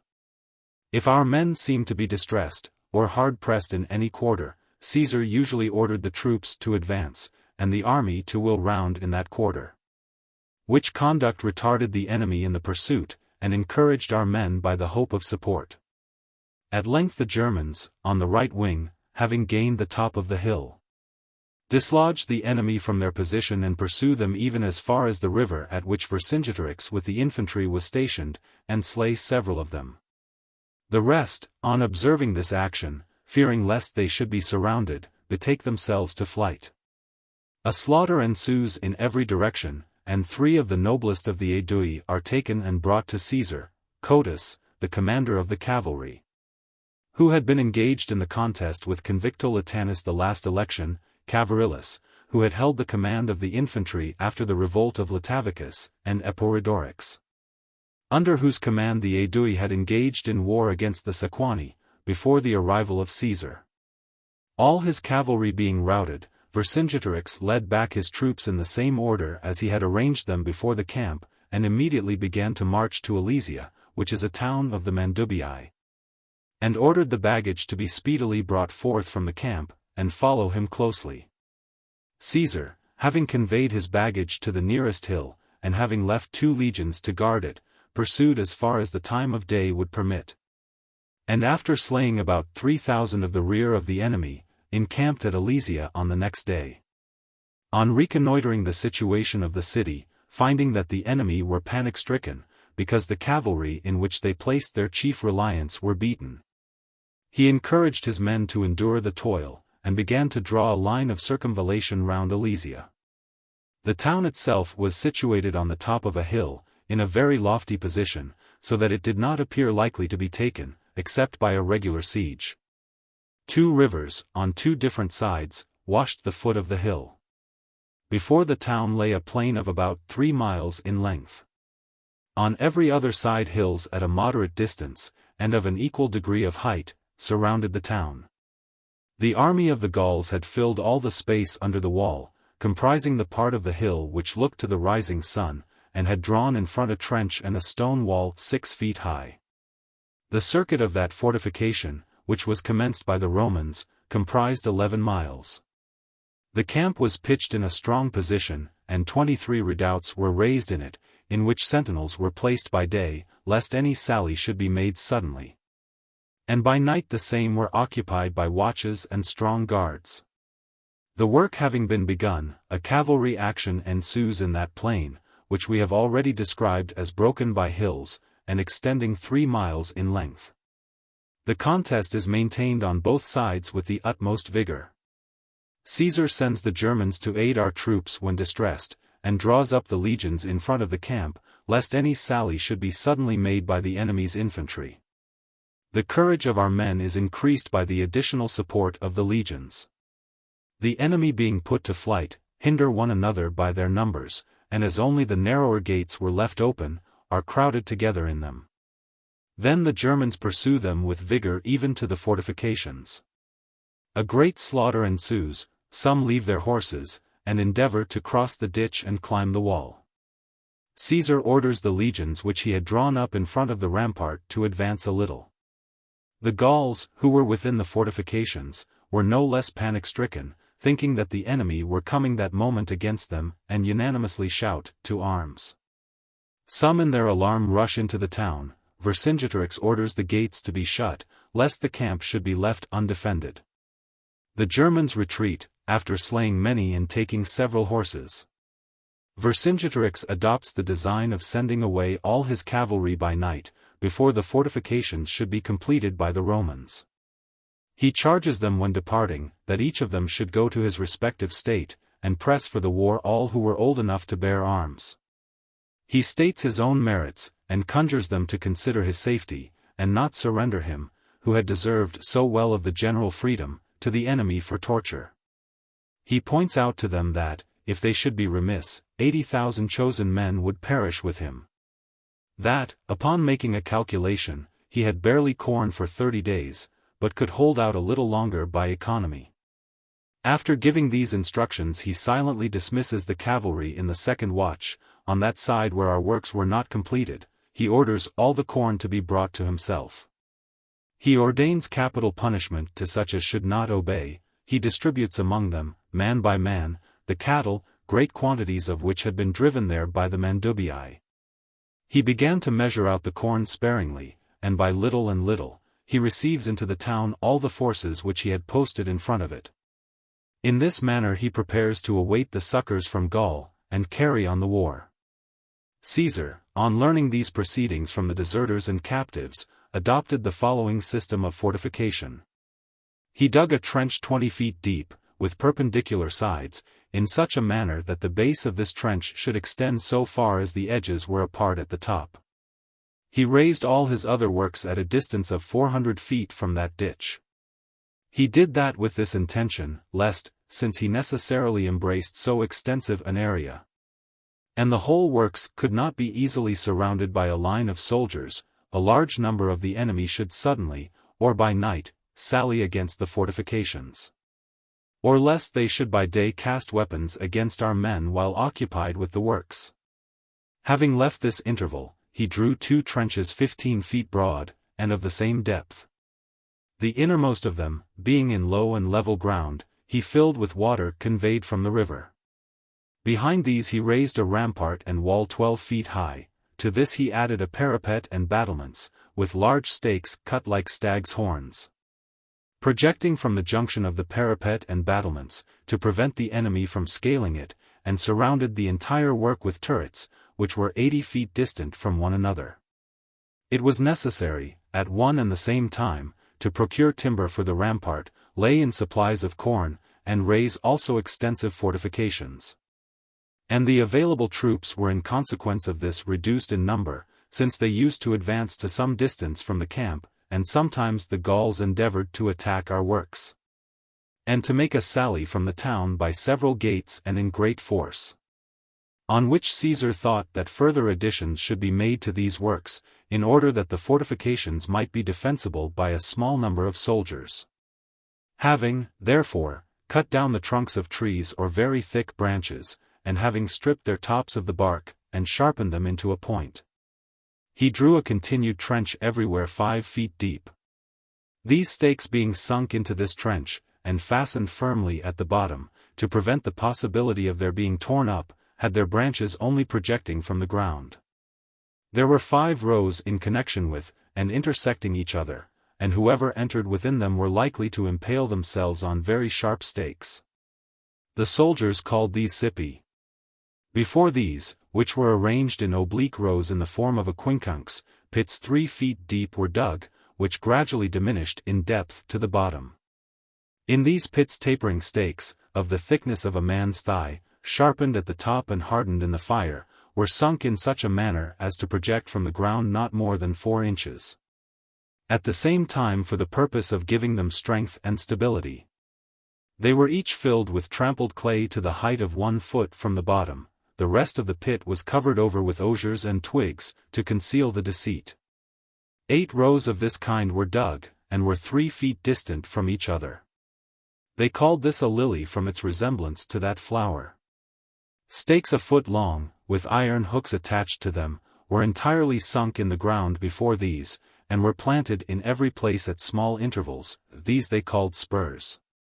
After completing these works, having selected as level ground as he could, considering the nature of the country, and having enclosed an area of 14 miles, he constructed, against an external enemy, fortifications of the same kind in every respect, and separate from these, so that the guards of the fortifications could not be surrounded even by immense numbers. If such a circumstance should take place owing to the departure of the enemy's cavalry, and in order that the Roman soldiers might not be compelled to go out of the camp with great risk, he orders all to provide forage and corn for 30 days. Whilst those things are carried on at Alesia, the Gauls, having convened a council of their chief nobility, determined that all who could bear arms should not be called out. Which was the opinion of Vercingetorix, but that a fixed number should be levied from each state. Lest, when so great a multitude assembled together, they could neither govern nor distinguish their men, nor have the means of supplying them with corn. They demand 35,000 men from the Aedui and their dependents, the Segusiani, Ambiguity, and Aulursi Brandnovices. An equal number from the Arverni in conjunction with the Eleteti Cadurci, Gabali, and Villani, who were accustomed to be under the command of the Arverni. 12,000 each from the Senons, Sequani, Bituriges, Santones, Rutini, and Carnuts, 10,000 from the Bellavasi, the same number from the Lamavasi. 8,000 each from the Pictons, and Turoni, and Parisii, and Helvii, 5,000 each from the Suetians, Ambiani, Mediomatrici, Petricorii, Nervii, Morini, and Nishabriges. The same number from the Aulursi Cenomani, 4,000 from the Atrebates, 3,000 each from the Bellocassi, Lexovii, and Aulursi Aburivices, 30,000 from the Rorasi, and Boi. 6,000, from all the states together which border on the Atlantic, and which in their dialect are called Armoricae, in which number are comprehended the Curicilites, Redones, Ambibari, Caltes, Osismii, Lemovices, Veneti, and Anelli. Of these the Bellavasi did not contribute their number, as they said that they would wage war against the Romans on their own account, and at their own discretion, and would not obey the order of anyone. However, at the request of Commius, they sent 2,000, in consideration of a tie of hospitality which subsisted between him and them. Caesar had, as we have previously narrated, availed himself of the faithful and valuable services of this Commius, in Britain. In former years, in consideration of which merits he had exempted from taxes his, Commius's, state, and had conferred on Commius himself the country of the Morini. Yet such was the unanimity of the Gauls in asserting their freedom, and recovering their ancient renown in war, that they were influenced neither by favors, nor by the recollection of private friendship. And all earnestly directed their energies and resources to that war, and collected 8,000 cavalry, and about 240,000 infantry. These were reviewed in the country of the Aedui, and a calculation was made of their numbers. Commanders were appointed, the supreme command is entrusted to Commius the Atrebatian, Viridomarus and Eporidorix the Eguans, and Vergasilanus the Arvernian, the cousin German of Vercingetorix. To them are assigned men selected from each state, by whose advice the war should be conducted. All marched to Alesia, sanguine and full of confidence, nor was there a single individual who imagined that the Romans could withstand the sight of such an immense host, especially in an action carried on both in front and rear. When on the inside the besieged would sally from the town and attack the enemy, and on the outside so great forces of cavalry and infantry would be seen. But those who were blockaded at Alesia, the day being past on which they had expected auxiliaries from their countrymen, and all their corn being consumed, ignorant of what was going on among the Aedui, convened an assembly and deliberated on the exigency of their situation. After various opinions had been expressed among them, some of which proposed a surrender, others a sally, whilst their strength would support it. The speech of Critognatus ought not to be omitted for its singular and detestable cruelty. He sprung from the noblest family among the Arverni, and possessing great influence, says, "I shall pay no attention to the opinion of those who call a most disgraceful surrender by the name of a capitulation. Nor do I think that they ought to be considered as citizens, or summoned to the council. My business is with those who approve of a sally, in whose advice the memory of our ancient prowess seems to dwell in the opinion of you all. To be unable to bear privation for a short time is disgraceful cowardice, not true valor. Those who voluntarily offer themselves to death are more easily found than those who would calmly endure distress. And I would approve of this opinion, for honor is a powerful motive with me, could I foresee no other loss, save that of life, but let us, in adopting our design, look back on all Gaul, which we have stirred up to our aid. What courage do you think would our relatives and friends have, if 80,000 men were butchered in one spot, supposing that they should be forced to come to an action almost over our corpses? Do not utterly deprive them of your aid, for they have spurned all thoughts of personal danger on account of your safety. Nor by your folly, rashness, and cowardice, crush all Gaul and doom it to an eternal slavery. Do you doubt their fidelity and firmness because they have not come at the appointed day? What then? Do you suppose that the Romans are employed every day in the outer fortifications for mere amusement? If you cannot be assured by their dispatches, since every avenue is blocked up, take the Romans as evidence that their approach is drawing near. Since they, intimidated by alarm at this, labor night and day at their works. What, therefore, is my design? To do as our ancestors did in the war against the Cimbri and Teutons, which was by no means equally momentous. Who, when driven into their towns, and oppressed by similar privations, supported life by the corpses of those who appeared useless for war on account of their age. And did not surrender to the enemy, and even if we had not a precedent for such cruel conduct, still I should consider it most glorious that one should be established and delivered to posterity. For in what was that war like this? The Cimbri, after laying Gaul waste, and inflicting great calamities, at length departed from our country, and sought other lands. They left us our rights, laws, lands, and liberty. But what other motive or wish have the Romans, than, induced by envy, to settle in the lands and states of those whom they have learned by fame to be noble and powerful in war? And impose on them perpetual slavery? For they never have carried on wars on any other terms. But if you know not these things which are going on in distant countries, look to the neighboring Gaul, which being reduced to the form of a province, stripped of its rights and laws, and subjected to Roman despotism, is oppressed by perpetual slavery. When different opinions were expressed, they determined that those who, owing to age or ill health, were unserviceable for war, should depart from the town, and that themselves should try every expedient before they had recourse to the advice of Critognatus, however, that they would rather adopt that design, if circumstances should compel them and their allies should delay, than accept any terms of a surrender or peace. The Mandubii, who had admitted them into the town, are compelled to go forth with their wives and children. When these came to the Roman fortifications, weeping, they begged of the soldiers by every entreaty to receive them as slaves and relieve them with food. But Caesar, placing guards on the rampart, forbade them to be admitted. In the meantime, Commius and the rest of the leaders, to whom the supreme command had been entrusted, came with all their forces to Alesia, and having occupied the entire hill, encamped not more than a mile from our fortifications. The following day, having led forth their cavalry from the camp, they fill all that plain, which, we have related, extended 3 miles in length, and draw out their infantry a little from that place, and post them on the higher ground. The town Alesia commanded a view of the whole plain.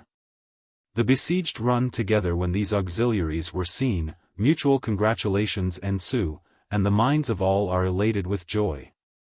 Accordingly, drawing out their troops, they encamp before the town, and cover the nearest trench with hurdles and fill it up with earth, and make ready for a sally and every casualty.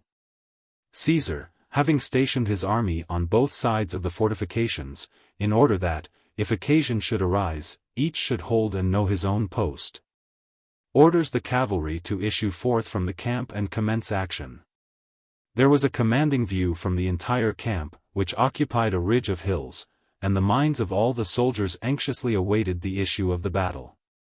The Gauls had scattered archers and light-armed infantry here and there, among their cavalry, to give relief to their retreating troops, and sustain the impetuosity of our cavalry. Several of our soldiers were unexpectedly wounded by these, and left the battle. When the Gauls were confident that their countrymen were the conquerors in the action, and beheld our men hard pressed by numbers, both those who were hemmed in by the line of circumvallation and those who had come to aid them, supported the spirits of their men by shouts and yells from every quarter. As the action was carried on in sight of all, neither a brave nor cowardly act could be concealed, both the desire of praise and the fear of ignominy, urged on each party to valor. After fighting from noon almost to sunset, without victory inclining in favor of either, the Germans, on one side, made a charge against the enemy in a compact body, and drove them back. And, when they were put to flight, the archers were surrounded and cut to pieces. In other parts, likewise, our men pursued to the camp the retreating enemy, and did not give them an opportunity of rallying. But those who had come forth from Alesia returned into the town dejected and almost despairing of success. The Gauls, after the interval of a day, and after making, during that time, an immense number of hurdles, scaling ladders, and iron hooks, silently went forth from the camp at midnight and approached the fortifications in the plain. Raising a shout suddenly, that by this intimation those who were besieged in the town might learn their arrival, they began to cast down hurdles and dislodge our men from the rampart by slings, arrows, and stones, and executed the other movements which are requisite in storming. At the same time, Vercingetorix, having heard the shout, gives the signal to his troops by a trumpet, and leads them forth from the town. Our troops, as each man's post had been assigned him some days before, man the fortifications. They intimidate the Gauls by slings, large stones, stakes which they had placed along the works, and bullets. All view being prevented by the darkness, many wounds are received on both sides. Several missiles are thrown from the engines. But Marcus Antonius, and Caius Trebonius, the lieutenants, to whom the defense of these parts had been allotted, draft troops from the redoubts which were more remote, and sent them to aid our troops, in whatever direction they understood that they were hard pressed. Whilst the Gauls were at a distance from the fortification, they did more execution, owing to the immense number of their weapons. After they came nearer, they either unawares impaled themselves on the spurs, or were pierced by the mural darts from the ramparts and towers, and thus perished. After receiving many wounds on all sides, and having forced no part of the works, when day drew nigh, fearing lest they should be surrounded by a sally made from the higher camp on the exposed flank, they retreated to their countrymen. But those within, whilst they bring forward those things which had been prepared by Vercingetorix for a sally, fill up the nearest trenches. Having delayed a long time in executing these movements, they learned the retreat of their countrymen before they drew nigh to the fortifications. Thus they returned to the town without accomplishing their object. The Gauls, having been twice repulsed with great loss, consult what they should do. They avail themselves of the information of those who were well acquainted with the country. From them they ascertain the position and fortification of the upper camp. There was, on the north side, a hill, which our men could not include in their works, on account of the extent of the circuit, and had necessarily made their camp in ground almost disadvantageous, and pretty steep. Caius Antiscius Reginus, and Caius Caninius Rebellus, two of the lieutenants, with 2 legions, were in possession of this camp. The leaders of the enemy, having reconnoitred the country by their scouts, select from the entire army 60,000 men, belonging to those states which bear the highest character for courage. They privately arrange among themselves what they wish to be done, and in what manner. They decide that the attack should take place when it should seem to be noon. They appoint over their forces Vergesilanus, the Arvernian, one of the 4 generals, and a near relative of Vercingetorix. He, having issued from the camp at the first watch, and having almost completed his march a little before the dawn, hid himself behind the mountain, and ordered his soldiers to refresh themselves after their labor during the night. When noon now seemed to draw nigh, he marched hastily against that camp which we have mentioned before. And, at the same time, the cavalry began to approach the fortifications in the plain, and the rest of the forces to make a demonstration in front of the camp. Vercingetorix, having beheld his countrymen from the citadel of Alesia, issues forth from the town.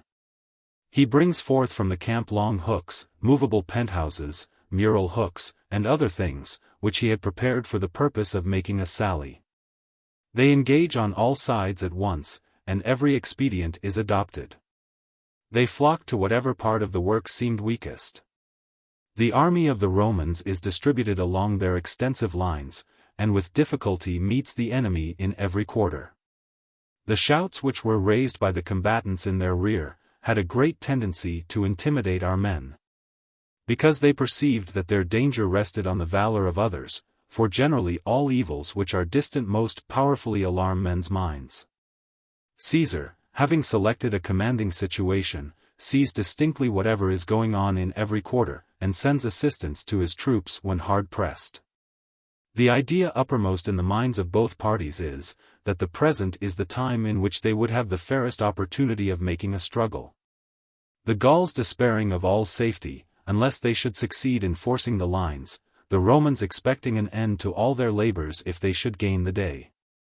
The principal struggle is at the upper lines, to which, we have said, Vergesilanus was sent.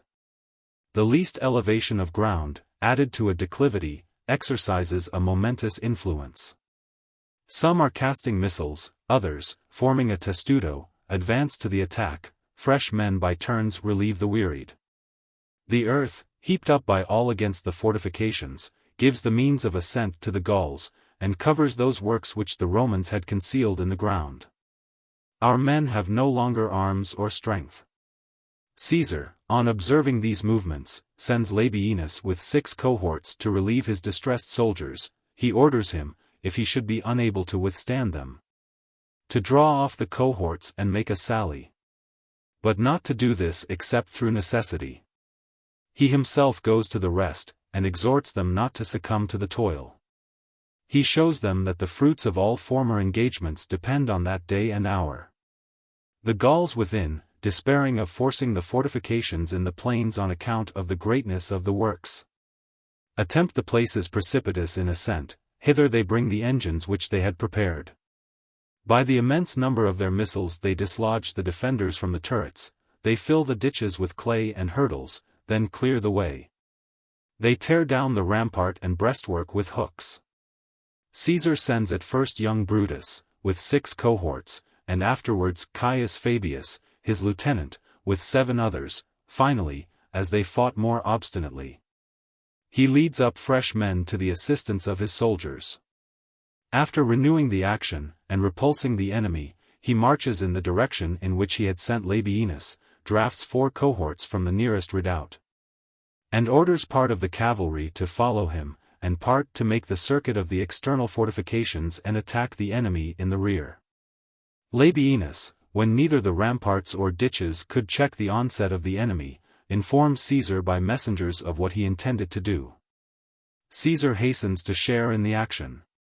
His arrival being known from the color of his robe, and the troops of cavalry, and the cohorts which he had ordered to follow him being seen.